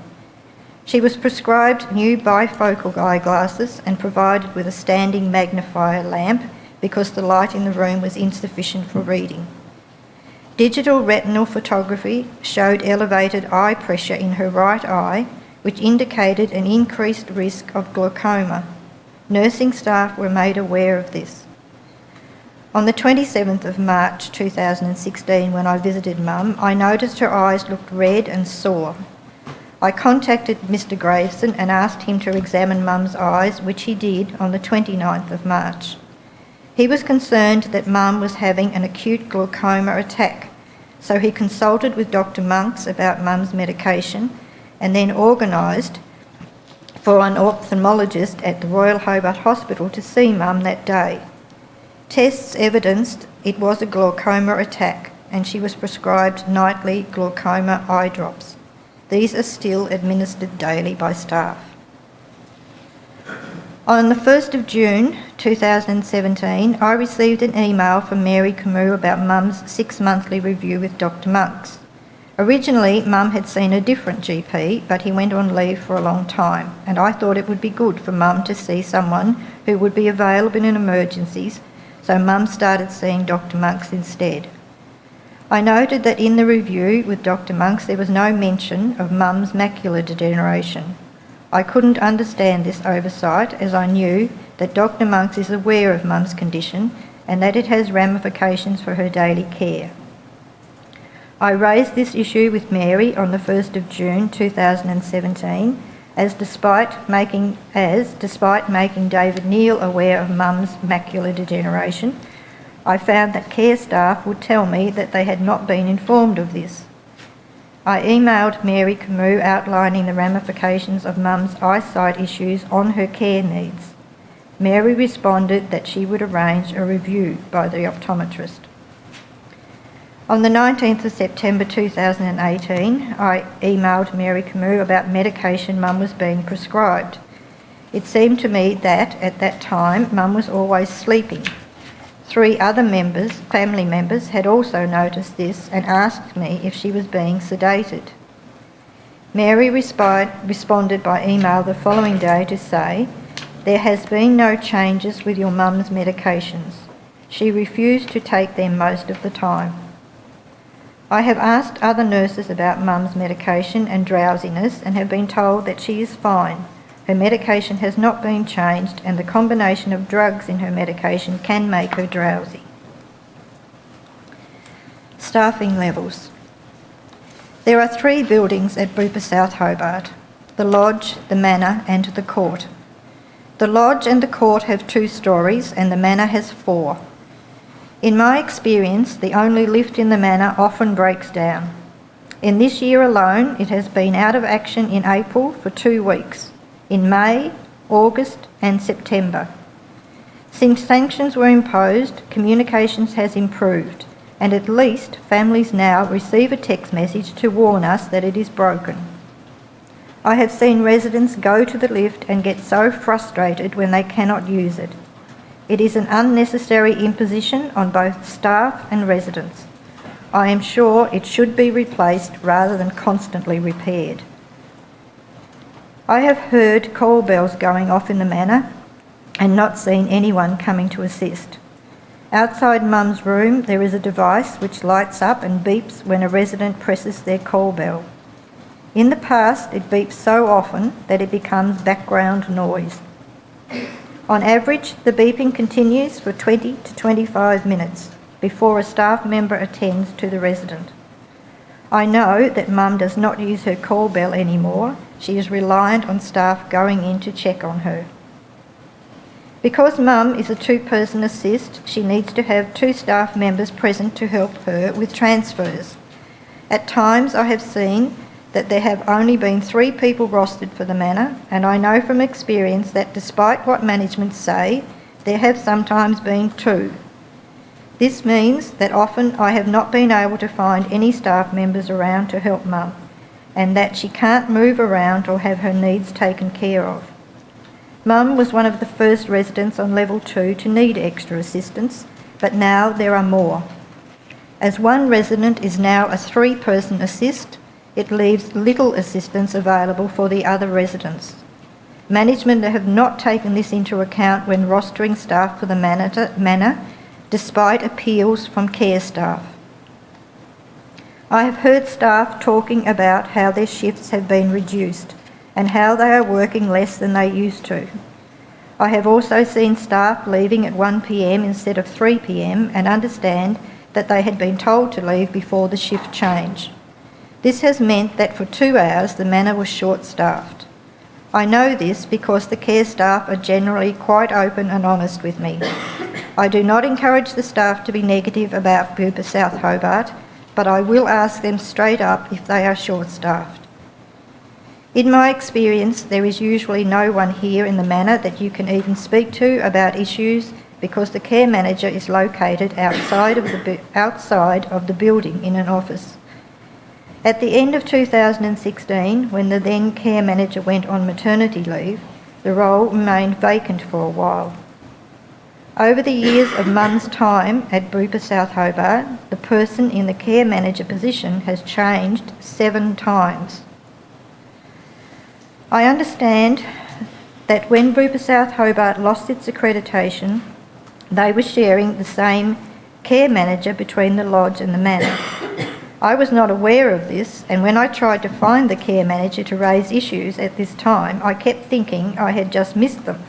But now I know it was because there wasn't anyone in the office.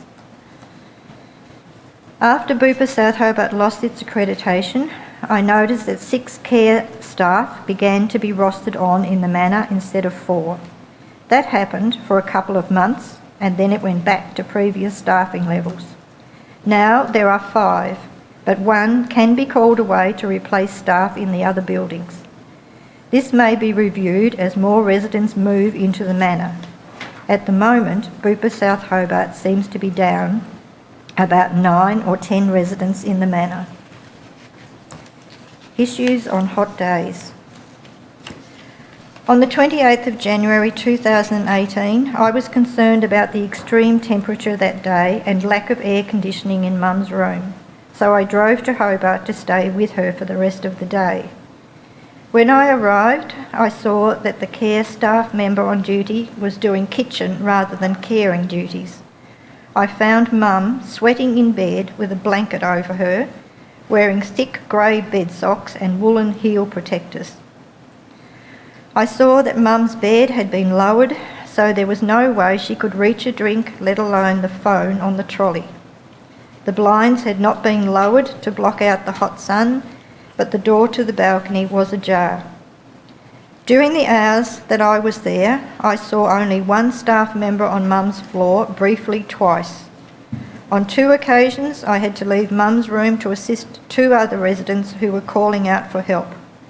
I was aware that no one had responded to their buzzers. On this day, I saw that there was also no afternoon tea nor drinks offered to residents on Mum's floor. On Friday the 8th of March 2018, a similar incident happened. When I visited Mum before lunch, she was in bed, and it was obvious to me that she had not received appropriate care. I thought this because her room was hot with no window open and no fan on. Mum was in bed with 2 blankets over her. I saw that Mum's air mattress was also deflated. Mum complained to me of being hot and sore. She also said that she was only given a partial wash by the care staff. I visited on Sunday, 2 days later, and saw that Mum's air mattress had been deflated for the 2 nights.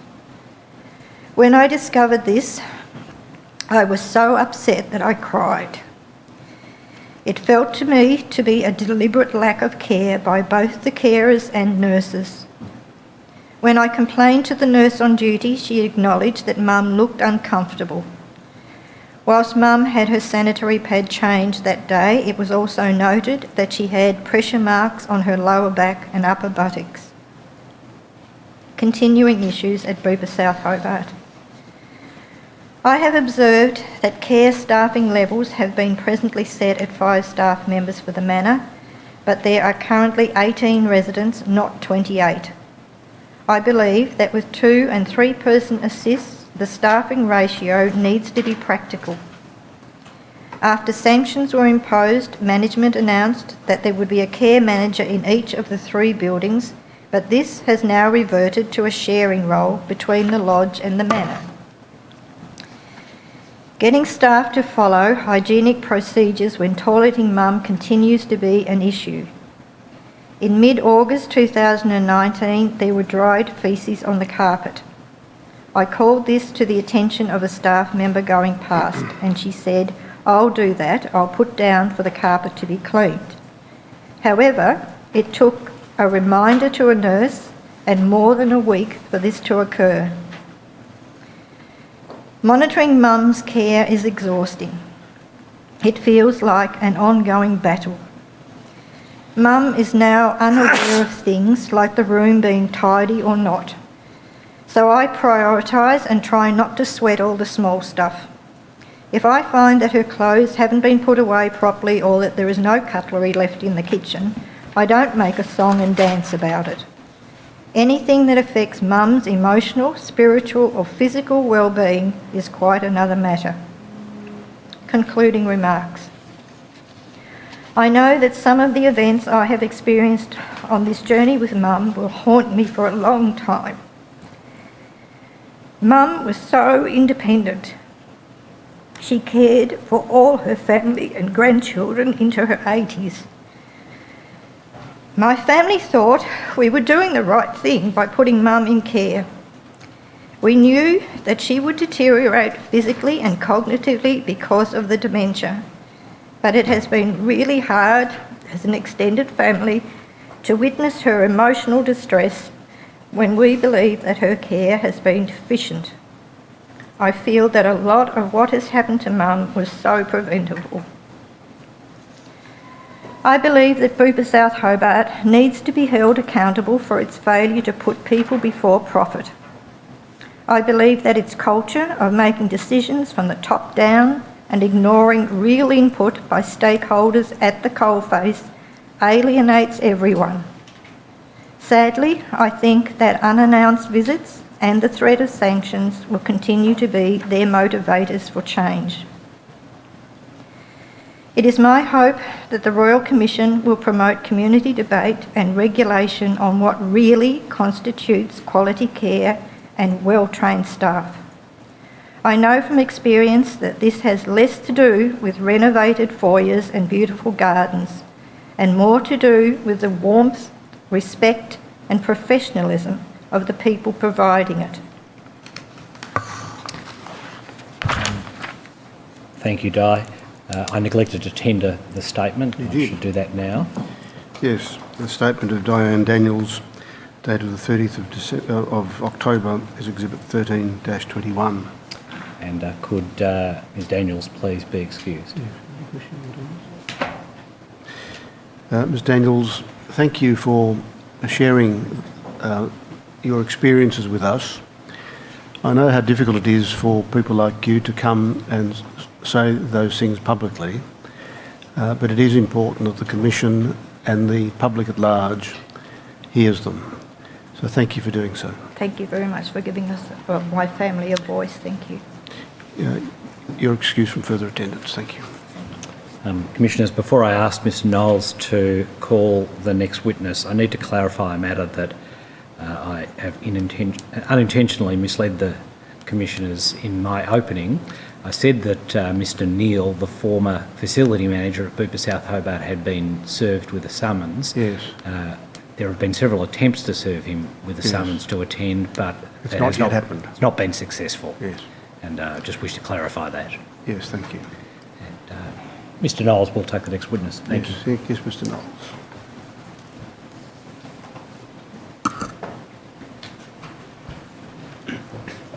Thank you, Commissioners. I note the time. Yes, so do we. I expect to be about an hour with this witness. I don't know how the Commission wishes to proceed in the circumstances, whether we seek to deal with the evidence in one go today or to split it up over 2 sessions.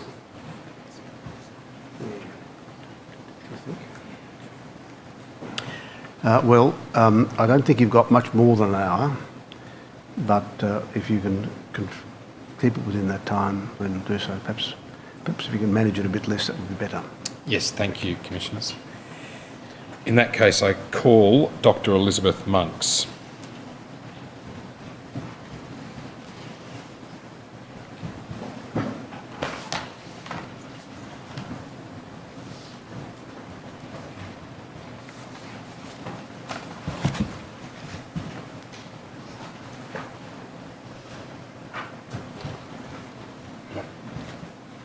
Just before I proceed any further, I believe that there is an appearance that needs to be made in relation to Dr. Monks. Please, the Commission. My name is William AFSC. I appear, Commissioners, with my colleague Timothy Buck, pursuant to the leave to appear granted on the 8th of November 2019 on behalf of Dr. Monks. Yes. Yes, thank you, Mr Moore.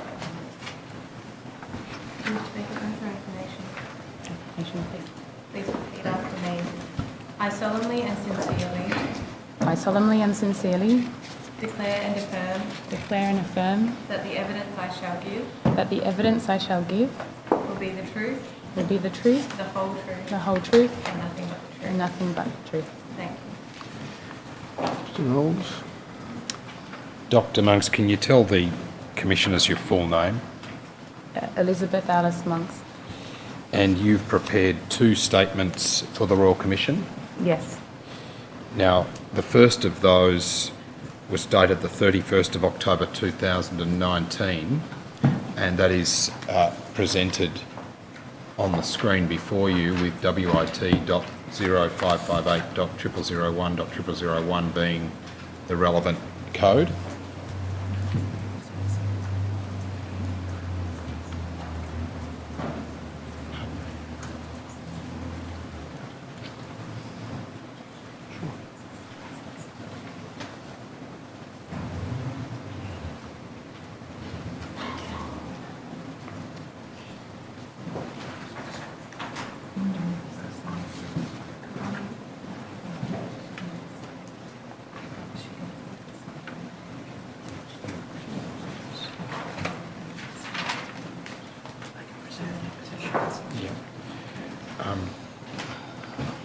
Perhaps I'll come to your, pardon me, Commissioners, I've just been alerted to an issue about the second statement.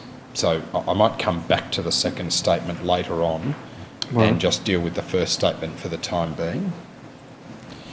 Now that first statement, have you read that lately, Dr. Yes. Monks? Yes. And are there any changes that you wish to make to that statement that No. don't appear in the second statement that I referred to earlier? No. No. And are the contents of your first statement true and correct to the best of your knowledge and belief? Yes. Seek to tender the first statement of Dr. Elizabeth Monks dated the 31st of October 2019. Yes, thank you. The first statement of Dr. Monks dated the 14th of October 2019 is Exhibit 13-22. Now, Dr. Monks, you're a general practitioner Yes. and you presently work at Bupa South Hobart. Yes. And how long have you been working there? Just about 4 years. Do you do other work as well at present? Yes, I have some patients in other nursing homes that I visit that have been long-term patients. Right. Okay. What percentage of your work constitutes work with patients at Bupa South Hobart? 95%? So it's more or less a full-time position there? Yes. Yes. And prior to working at Bupa South Hobart, did you have previous experience working in aged care? Yes. Yes, and what was that? There's quite a bit. I was, prior to being employed, a visiting GP to aged care facilities full-time within Hobart. Prior to that, 50% of the time when I was in a practice, I had a number of years' experience in the UK looking after community hospitals, primarily delivering palliative care, rehabilitation and dementia care. During my training I have spent quite a lot of time in aged care and providing services to people of the older generation. Yes. Now, in terms of your employment relationship with Bupa, can you just explain how that works a little bit to the Royal Commission? So I'm employed to provide services to the residents at Bupa South Hobart that opt into my care. I'm paid a salary and I bill Medicare for the consults that I do, and that money goes back to Bupa. And in terms of your responsibilities in the role that you have, are they set out somewhere in an official job description at Bupa or not? No, I was effectively employed to provide the care in a way that I chose. And what about reporting? Who do you report to? Right now I report to the Managing Director, Suzanne Dvorak. When you say right now, has that been different in the past? So previously, during the time that's in question, I reported to the then Medical Director, Dr. Tim Ross. And he's outside of the operations side of the business, is that correct? Yes. Do you have any key performance indicators that are stipulated in connection with your position at Bupa? The GPs usually come up with our own KPIs, usually centred around clinical care and outcomes. So they're self-imposed, is that what you're saying? Yeah. Right. And are there financial targets that you are set to meet by Bupa? Not at the moment. Okay. That Has I'm that aware been of. different in the past? I was never formally given a number as such, but I was encouraged to try and earn as much for the company as I could. And what was your response to that encouragement? Resistance. Now, when you say that, do you mean that you... what did you say to people who were making those comments to you? I was known within the company as an advocate for GPs, as were all the other GPs who were employed at the time, looking towards trying to show that that's not the way it should work. Now, do you have any involvement in regulatory compliance or internal audits at Bupa? No. Do you have any involvement in management of nursing or other staff? No. Can you tell the commissioners what you perceive to be the benefits of being employed by Bupa and being embedded in a particular aged care facility? For who? For the residents? Well, for residents, for Bupa and for yourself. For me, it's a salaried job, so it's easier than running your own business. For the residents, huge. Being on site, you're able to treat illnesses a lot quicker or injuries a lot quicker, provide a lot of education and support to the nursing team. You're able to have more time to focus on medication management and polypharmacy, able to have proper conversations with families, with allied health professionals, with colleagues. It's big. For Bupa,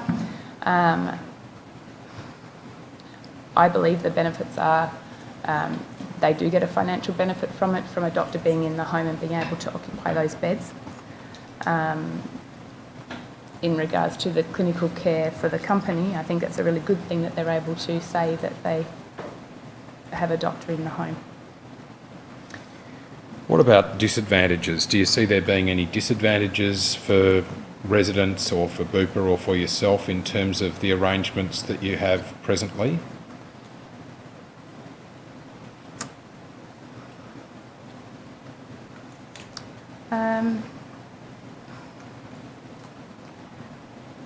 I think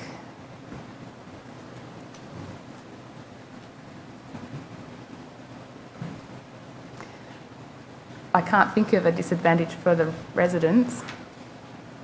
For Bupa, I can't think of any for myself.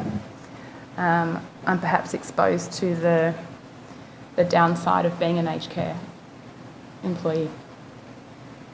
What downside is that?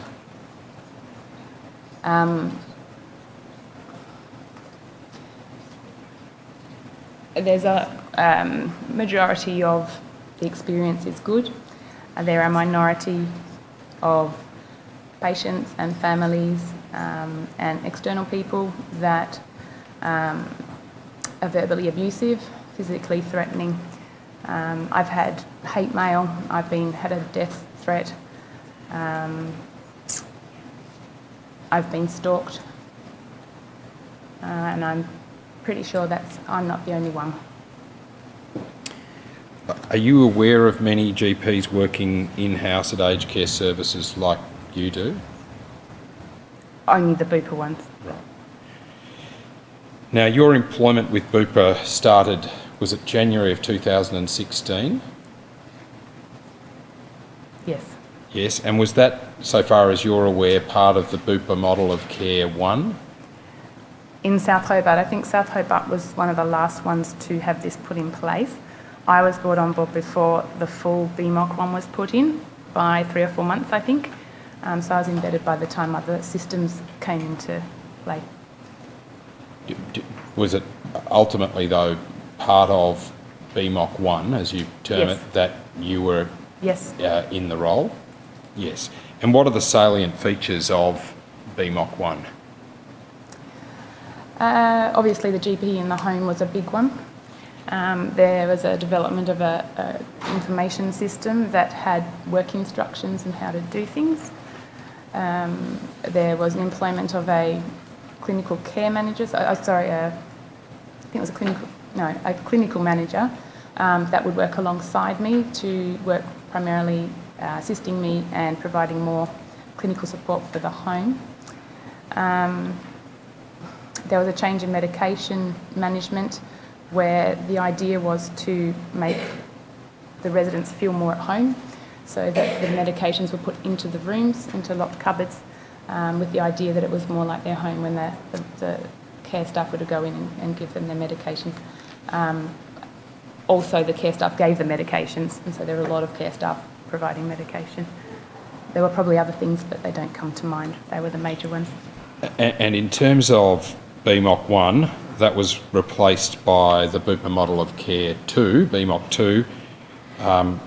In summary, what changed and why at that time? I'm not sure that I ever actually knew when BMOC 2 actually started, but effectively it was reducing nursing hours in the home, or what I saw was reducing nursing staff and care staff hours in the home.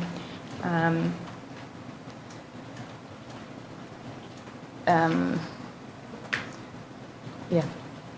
Sorry, you say that one of the things that you saw arising out of BMOC 2 was a reduction in nursing staffing hours in the aged care facility that you were working at? Yes. Yes, okay. Now, despite BMOC 2, you remained at Bupa South Hobart? Yes. And were you tasked with any role in connection with BMOC 2 and its implementation? Not that I can recall. Now, we've heard a little bit from the previous witness, Ms Daniels, about the layout of Bupa South Hobart. Can you perhaps describe it in summary to the Commissioners and, well, perhaps for the transcript, given that the Commissioners have actually been there this afternoon, and for myself? Bupa South Hobart is made up of effectively 3 communities, which are 3 buildings to a joint. Each building is multi-level, with one building having 4 levels. The way in which you get between levels is mainly with lifts. In one of the communities, the manor, if you do want to use the stairs, one half of the stairs is on one side of the building and one half is on the other, so it's very difficult to get up and down quickly. And what's the overall number of residents at Bupa South Hobart at the moment? I wouldn't know. Okay. It's not. Can you estimate it? I think around maybe 90. Yes. And have you come to any views, other than the one you've just expressed about the stairs, how the building design affects the delivery of care to residents? It's not quick to get between levels for the carers particularly, but for any staff member. And therefore supervision of residents is really hard, particularly if there's a two assist or more. From one end to the other, you're probably walking 500 metres. So for a supervising nurse, for instance, it will take time to get from one building to the other, particularly if it's urgent. If the lift breaks down in one of them, that does create a lot of issues. And have you experienced the lift breaking down in one of them? Yes. That was referred to in the previous witness's evidence, Ms Daniels, and she said it happened quite with some regularity. Yes. You agree with that? Yes. Now, in terms of the residents that are at Bupa South Hobart, what proportion of them are your patients? Currently, Yes. I suspect 90%. Yes. And how many of those residents would you see as patients each day, on average? Now, Yes. 10 to 15. Yes. And what services are you typically providing to those residents? I understand it will vary, but Predominantly chronic disease management, also medication management. They're most of my day's work. Obviously the things that happen acutely as well. have you encountered any particular challenges or difficulties in the provision of services to patients at Bupa South Hobart? Over which period of time? Well, over the whole period of your time there. Yes. Broadly speaking, what are those difficulties caused by? Definitely by the lack of nursing staff, if it's not completely, there's a lot of, if it's not fully, I don't know the word, if the roster's not fully filled, the experience of our nurses is probably big. The care management system is paper-based. That is extremely cumbersome, time-consuming to try and find it for me and the staff, and leads to delay of observations and care.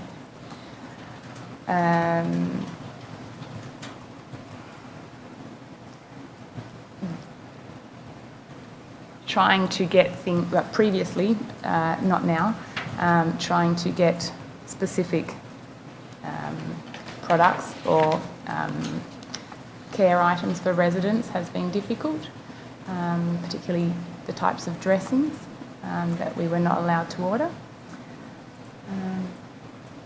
That's all that comes to mind at the moment.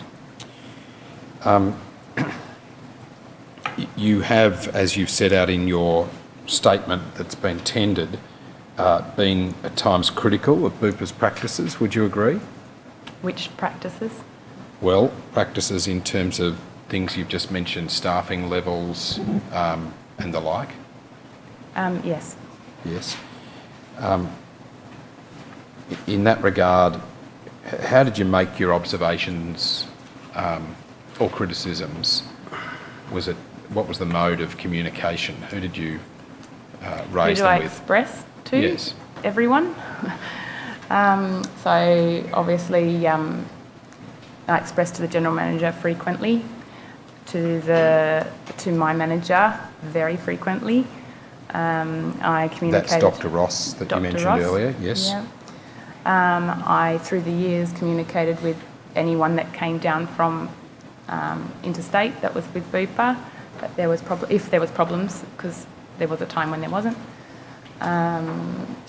and to the head of the company, Jan Adams, at the time. And how did you perceive that your raising those observations and criticisms was received? Deaf ears. Deaf ears.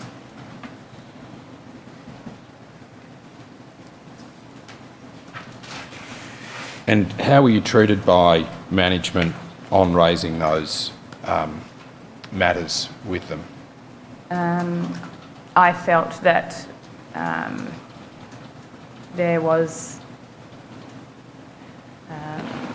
a feeling amongst those in the central office that I was histrionic, overreactive, overpassionate, and therefore my information to them was not valid.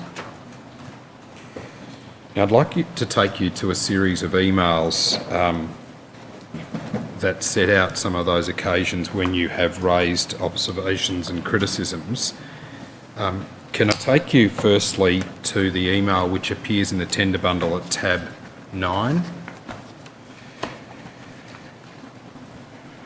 Now, this was referred to in the opening submissions. Do you see at the bottom of the page there is your email to Stephanie Heschenberger? Yes. On the 15th of September 2016, and there is the paragraph beginning, "I believe that we are having premature deaths and hugely increased morbidity of our residents secondary to lack of nursing staff," and so on.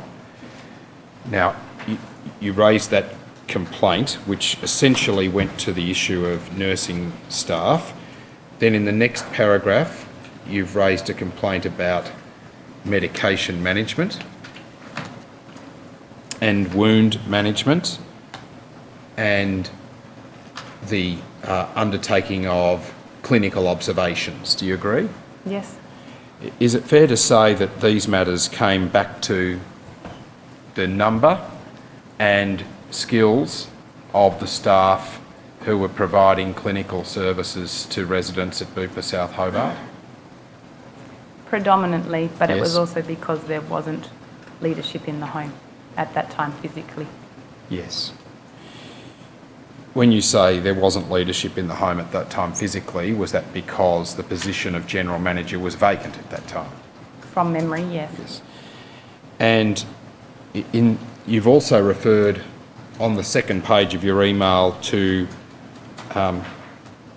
staff that are bordering on bullying not being pulled up for it. Can you explain what you were talking about there?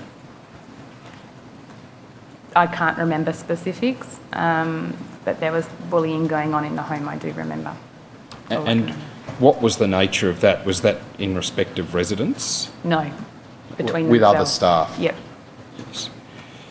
And did that reflect some concerns on your part about the culture that existed at Bupa South Hobart at the time?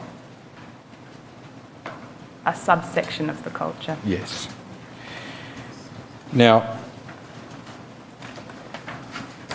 what was the response that you, well, pardon me, perhaps if I go to tab 182 of the tender bundle. Now, that's an email from you in December of 2016, so this is some months later, and in that email you appear to be quite satisfied with the response that's been given in connection with your earlier observations and criticism. Yes. Can you just elaborate on what had been done over that 2 to 3 month period, so far as you can recall? What I recall significantly is that the recruitment of staff, of nurses, Yes. that's what made the difference. Right. And so at that time you were quite satisfied with the response that had been given, is it fair to say? Yeah, absolutely. And you see there's a paragraph, the leadership team that has been created over this year at South Hobart, I believe is absolutely fantastic and is already starting to make a huge impact on the home, the care we provide, and increase our morale. So it's fair to say you had high hopes at that stage about what might happen in the future. Yes. Were your hopes fulfilled Yes. ultimately? No. Okay. And in that regard, can I take you to tab 35 of the tender bundle, which is another email exchange, particularly at the bottom of the first page between yourself and Tim Ross. This email is from November of 2017. A number of things had happened between December 2016 and November 2017, hadn't they? Yes. Is it somewhere in there that BMOC 2 was implemented at Bupa South Hobart? Yes. Yes. And had the vacant position that you described earlier of General Manager been filled? Yes. And who filled that position? Mr. David Neal. Yes. Now, in terms of what you've set out there, you say in the first paragraph that it's not quite at the level of seriousness that it was this time last year, and then you go on to say, but I am seeing signs that we're going to be in that position again very soon. What were those signs? At the time, I was collecting data on the influences that a GP may have in the home for the clinical outcomes of residents.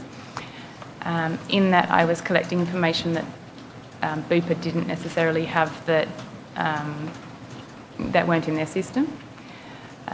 During that time, I could see there was starting to be a big spike or rise in admissions to hospital and into serious illnesses and injuries, which were two things that I was not aware that Bupa were monitoring at all. Now, again, was this a case of you, among other things, you've just referred to monitoring and having systems to audit clinical incidents. Was this a case, again, of you saying that there was a need for more and more qualified staff? Do you repeat the question, please? Was this a case, in terms of this email, of you seeking more qualified staff?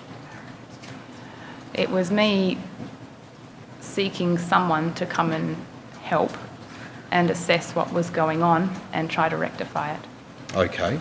Do you see about midway through the second page of your email, you say, I can only presume that the lack of RNs in our home now, extremely green ENs that have replaced many, and financial pressure on all other areas of the home, particularly our kitchen, to continue to save money, is a direct effect of back to basics continuing despite what I am told are pleasing results of the back to basics focus.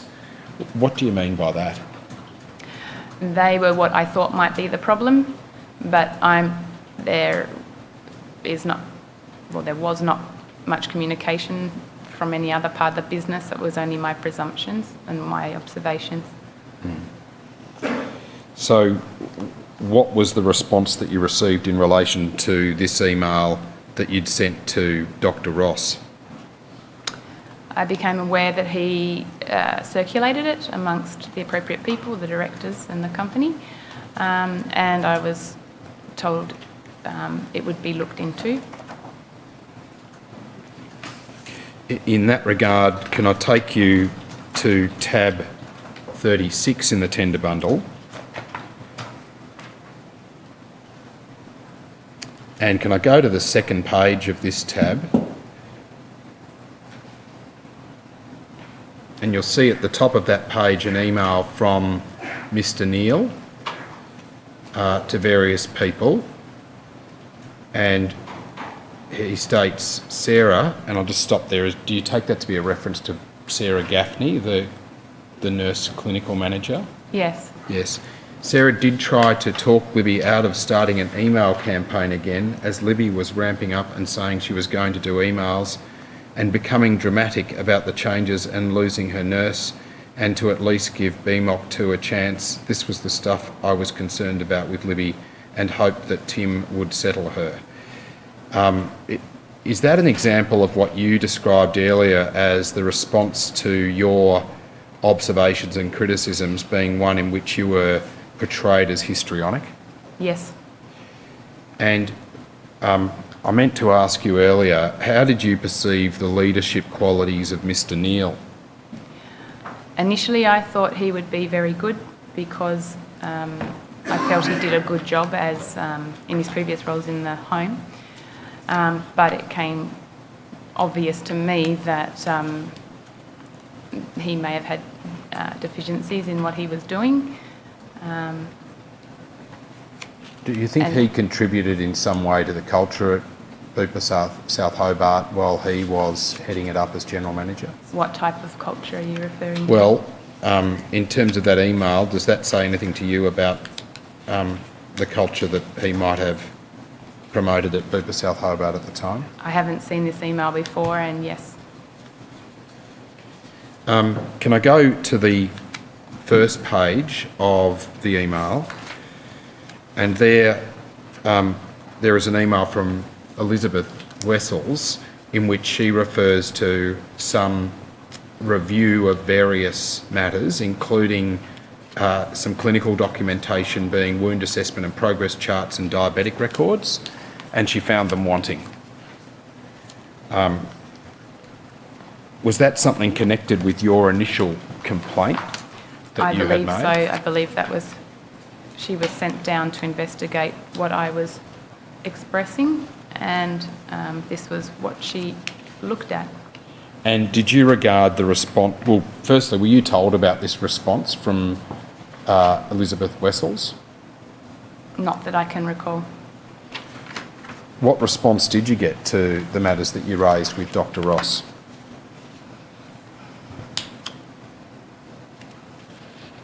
Perhaps I can take you...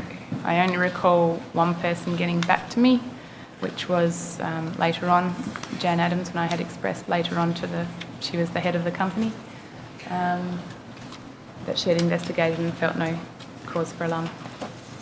Well, can I take you to tab 39 of the tender bundle? And here, do you see there's the... Oh, yes. An email from Ms. Stephanie Heschenberger? Yes, I do recall. Do you recall that? Yes. And what was she asking you for there in connection with the matters that you'd raised in November of 2017? It appears she was asking for information about concerns and asking me to give her residents that were impacted. Yes. And your response is at tab 40 of the tender bundle. And at the bottom of the page, you have provided some response by way of reference to data that you've collected. Can you just elaborate on what you provided to Stephanie Heschenberger in connection with the matters that she'd sent back to you seeking input into a table? Well, I wrote back to her saying it was very difficult to fill that table in, and that I provided her with the information I had collected that had led to my concern in the first place. I believe with the names of the residents that had had serious injuries and the graph accompanying that. All right. And then in terms of what follows from that, if I could take you to tab 42 in the tender bundle.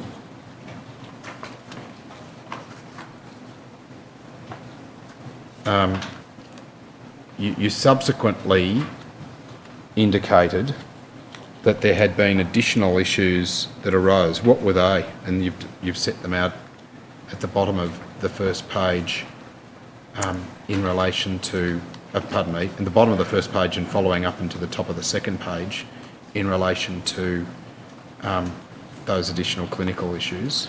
Perhaps if I can bring the second page up as well.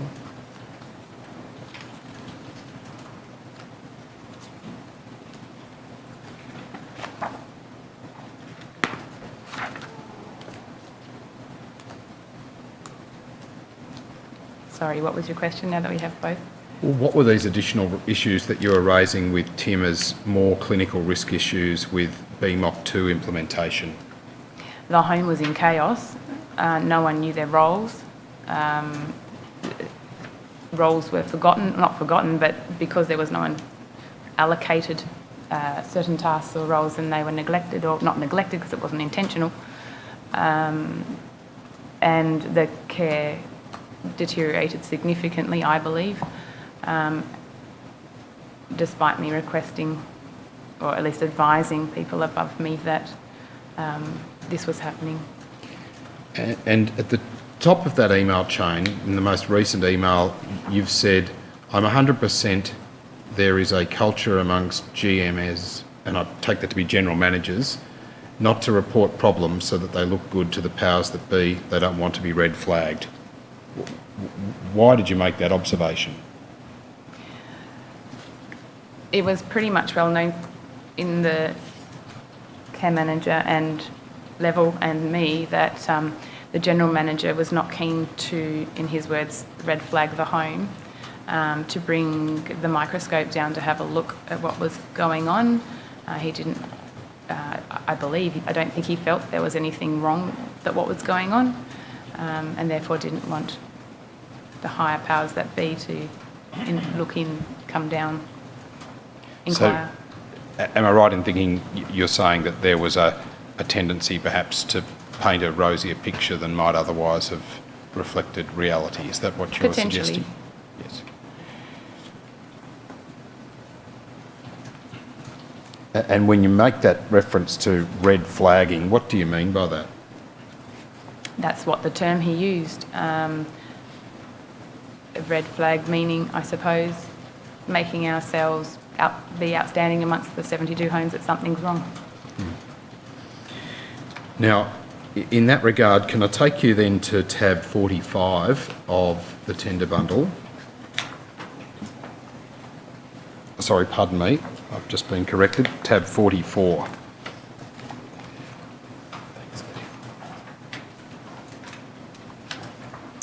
And just under halfway down the page, you'll see an email from Mr. Neil to Stephanie Heschenberger.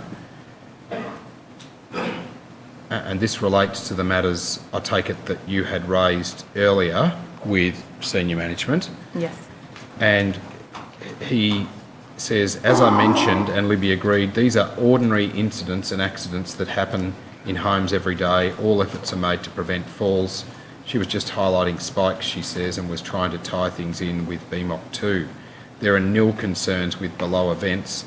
They are over a 6-month period, and several people are now deceased from natural causes. Just taking this one paragraph at a time, Can I just ask you to comment on the first paragraph that I've read out to you from his email? Do you have any views about what he says in terms of... And I did not say that. Your purported agreement?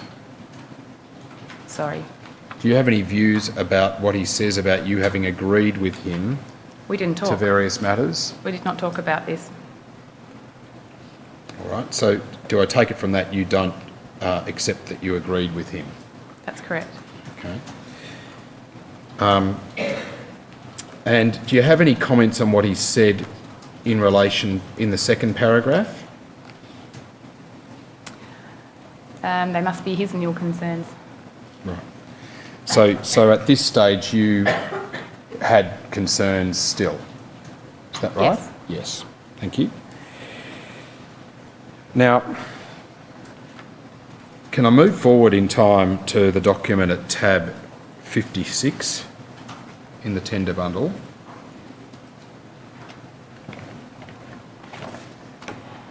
Sorry, pardon me.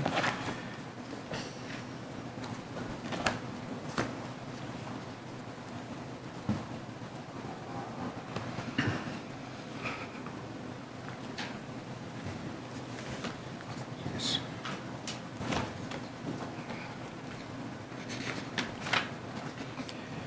And on the pages marked 7380 and 7381, there is an email from yourself to Ms. Jan Adams, headed apology.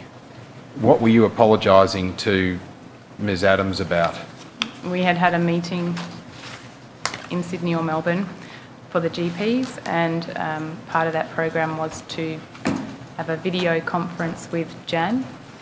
And during that conference, I expressed concern for the home and that of the general manager not being completely honest about the state of the home. And what was the response from Ms. Adams to your email headed apology?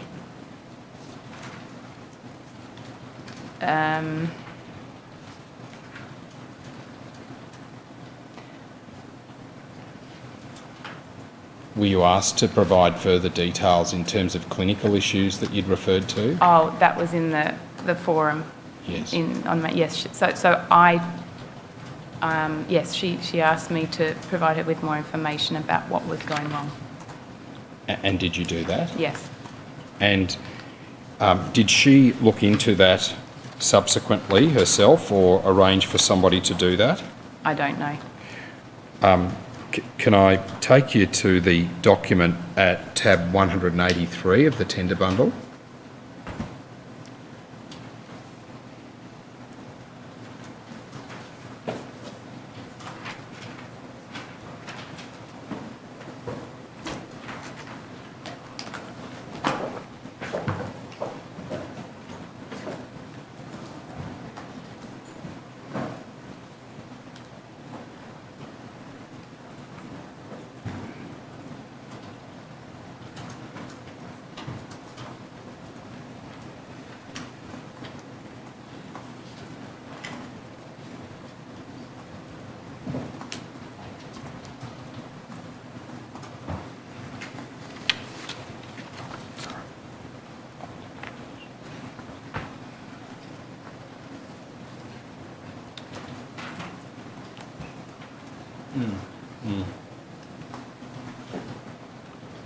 Seems to be some difficulty in bringing that document up, Commissioners. I apologise.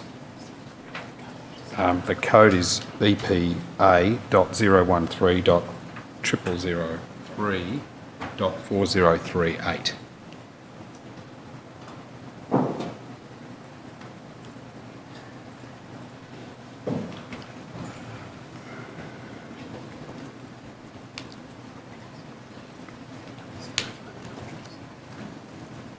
Oh, sorry, .013.003.4038.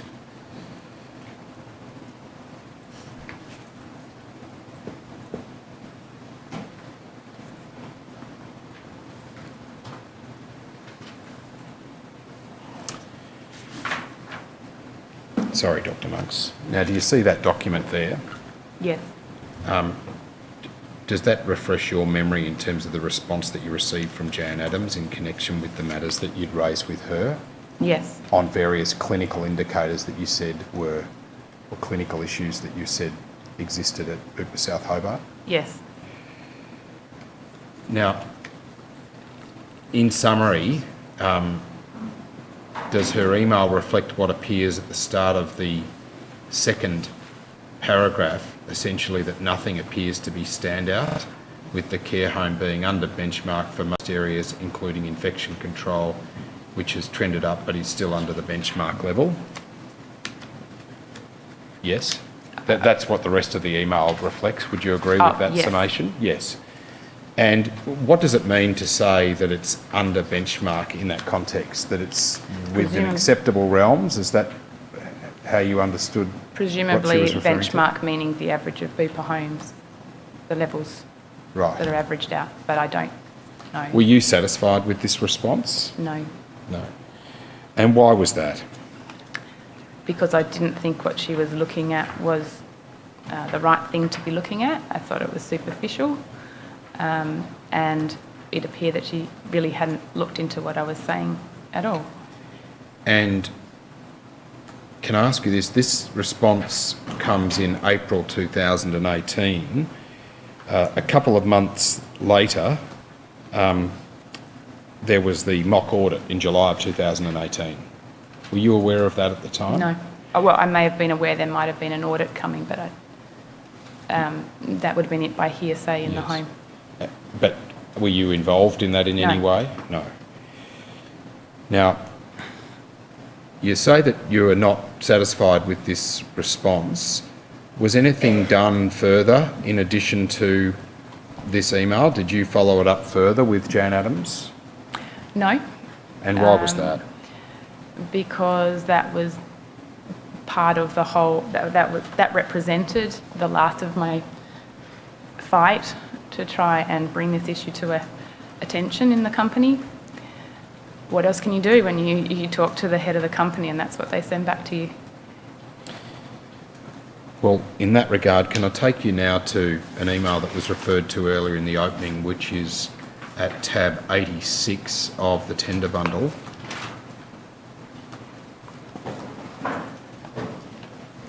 Now, in that email, can I first go to the end of the document, which is the first email in time, which is your email sent at 1:51 p.m. on the 17th of October. And there you're reporting to Tim that there's been, Tim Ross that is, Dr. Tim Ross, that there's been a 4-day unannounced accreditation this week. So you're referring to a visit by the Australian Aged Care Quality Agency, as it then was. Is that right? Yes. Yes. And you say, from what I gather, it is going extremely badly. And what gave you that impression at the time? I believe I might have had a talk with one of the agency officers who had said that.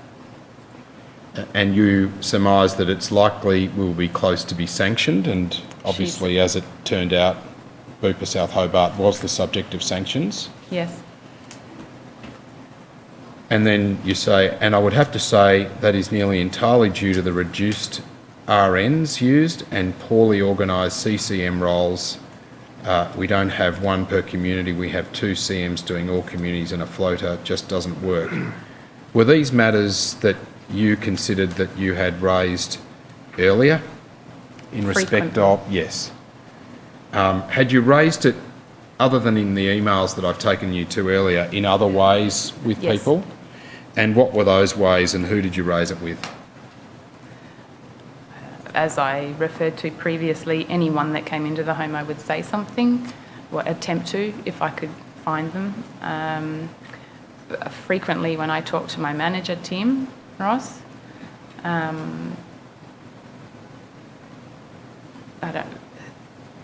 everyone and anyone I could.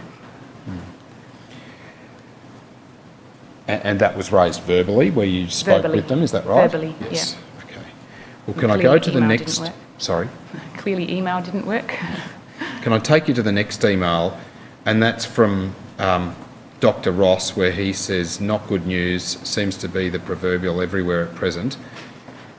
To which you then reply, to use your words, with a rant. But you say, oh, and I did tell them that clinical care had deteriorated too.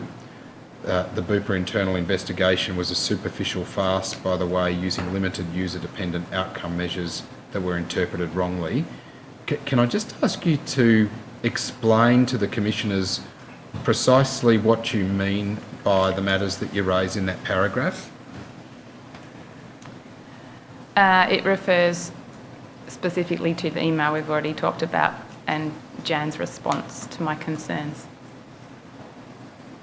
So you thought that the response from Ms Adams, as provided in April of that year, was a superficial farce, is that right? Yes. And that the information that was used to formulate that response was limited, user-dependent outcome measures that were interpreted wrongly? Yes. Yeah. Now, then you say, oh, am I sounding mad? Yes, because I've sent warnings to operations so many times, no one has ever come to be and asked what exactly I was talking about or where the problems were, and I haven't been approached or contacted by a regional manager for over 12 months. What were the warnings that you'd sent to operations so many times? I mean, some of them we've seen in the emails. Were there any others that you Verbally. can recount? Yes. Verbally at our GP forums. Yes. The emails. And in terms of when you mention operations, do you mean people such as Mr Neil, the General Manager? Not really. He is part of the operations team and it would have been incorporating that, but I probably was thinking more regional manager and upwards. Yes. Now, in terms of these matters that you have raised, were there matters that were consistent throughout the period from September 2016 through to this period in 2018 that you'd consistently raised as being problems? Well, the clinical care. Yes, in terms of the way that clinical care was being delivered at Bupa South Hobart. Yeah, it was a similar story in 2016, improved early 2017, and then deteriorated again after that for the same reasons, mainly lack of governance of all those people on the operations team, I believe, now, and the lack of nursing staff and experience. So what should have changed over that time, in your opinion, to prevent where things ended up with Bupa South Hobart being the subject of sanctions soon after you sent that email?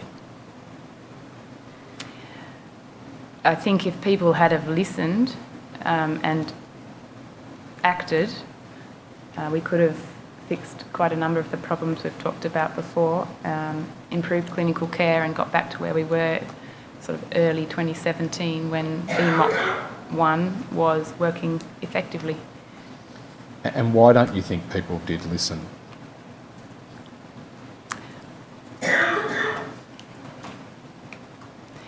I think there was a degree of arrogance, lack of recognition that doctors have something positive to say for the business. And I believe there were people within the company that were portraying me in a light that was not good. So, subsequent to the imposition of sanctions, what's changed since at Bupa South Hobart? A huge amount.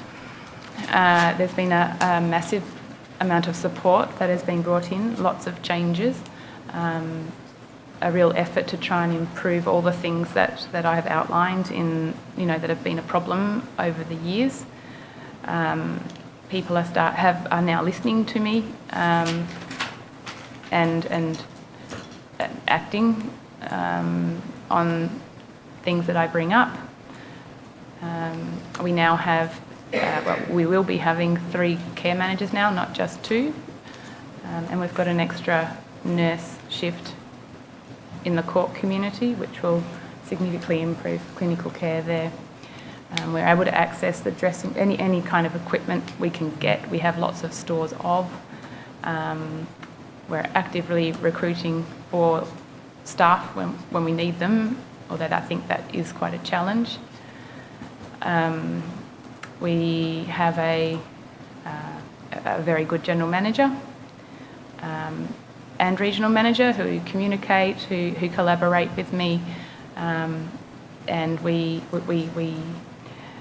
work together to try and improve the care for our residents. What does your experience say in terms of what you've gone through at Bupa South Hobart about the governance as it was previously? Clearly, if someone had been looking properly at what the general manager was saying and not just taking it superficially, it would have been picked up a lot earlier that there were problems. Again, same for the regional manager, same for the person above that. The whole chain, no one really checked up on anyone or followed through on such a serious complaint from a doctor in a home.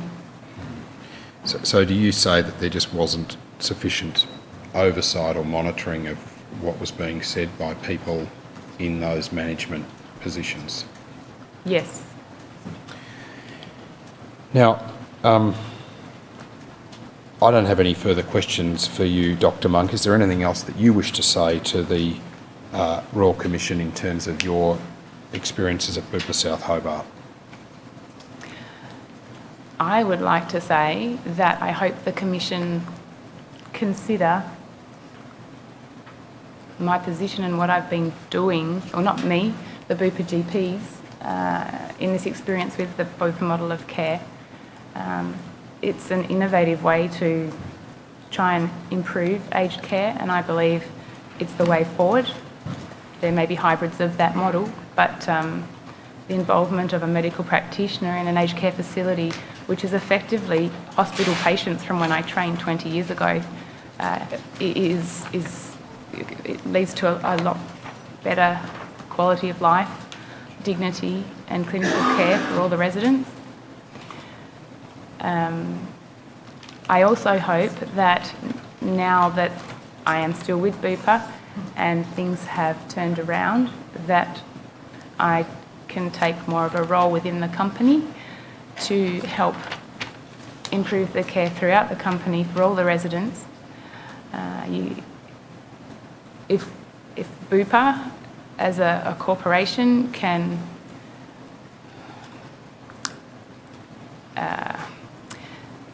achieve the outcomes that are required in aged care in Australia, I would like to be involved and I'd like to help guide that. There's not many companies that could do that, that have the power or the financial backing to do it. And if Bupa are able to do that, then I would hope that that's seen as a signal for others to follow. Thank you, Dr. Monks. There is one last formal matter that I do need to tend to, and that's the supplementary statement. Dr. Monks, do you have a copy of your supplementary statement there with you?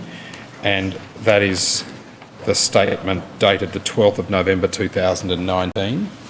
Yes. And it's bearing now the code WIT.0558.0002.001. And have you read that statement lately? Yes. Yes. And are the contents of the statement true and correct to the best of your knowledge and belief? Yes. I seek to tender the supplementary statement of Dr. Monks dated the 12th of November 2019. Yes, thank you. That will be Exhibit 13-23.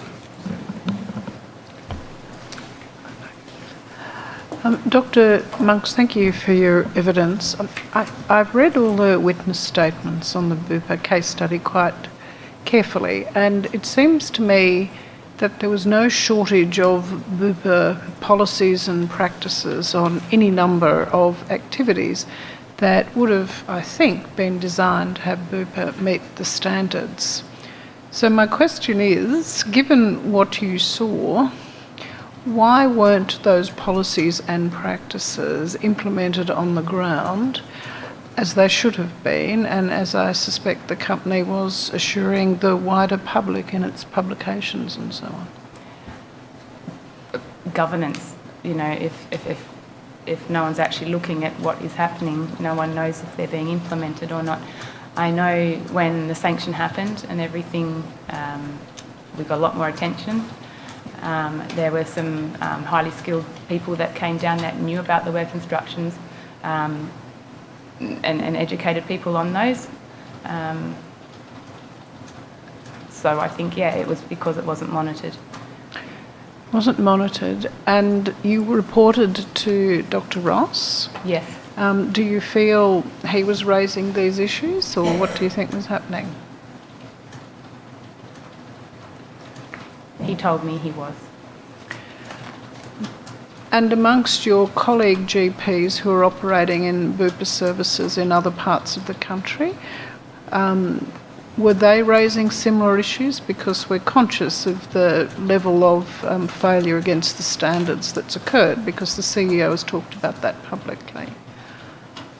So what do you think? I believe they were. We don't have a lot of contact. We come from a very wide acreage. And you also have to remember that Bupa has 72 homes, and at our peak, I think we only had 25 GPs or so in those homes. But yet definitely, when I was speaking at the forum with Jan Adams, there was a lot of nodding heads, and afterwards everyone said thanks for saying something. Thank you. And since the CEO has appeared on television talking about the changes, has the CEO visited your facility, the new CEO? Yes. Yes, twice. And are you satisfied that he's acting to work on the sorts of concerns you've raised? You're meaning Suzanne Dvorak? Oh, perhaps I saw a different person on the television. Sorry. Oh, do you mean Hisham? Yes, that's right. right. No, I haven't met him. I don't know if he's come down, but he has communicated. He's returned my emails and is keen to get me involved in the company more. Thank you. Thank you, Commissioners. I have nothing arising out of that. Yes. Thank you, Dr. Monks. You're excused from further attendance. Thank you for giving it your evidence. It's been very helpful. We'll adjourn till 9:45 tomorrow morning. Commissioner. The Royal Commission is now adjourned until 9:45 a.m. on 14th of November.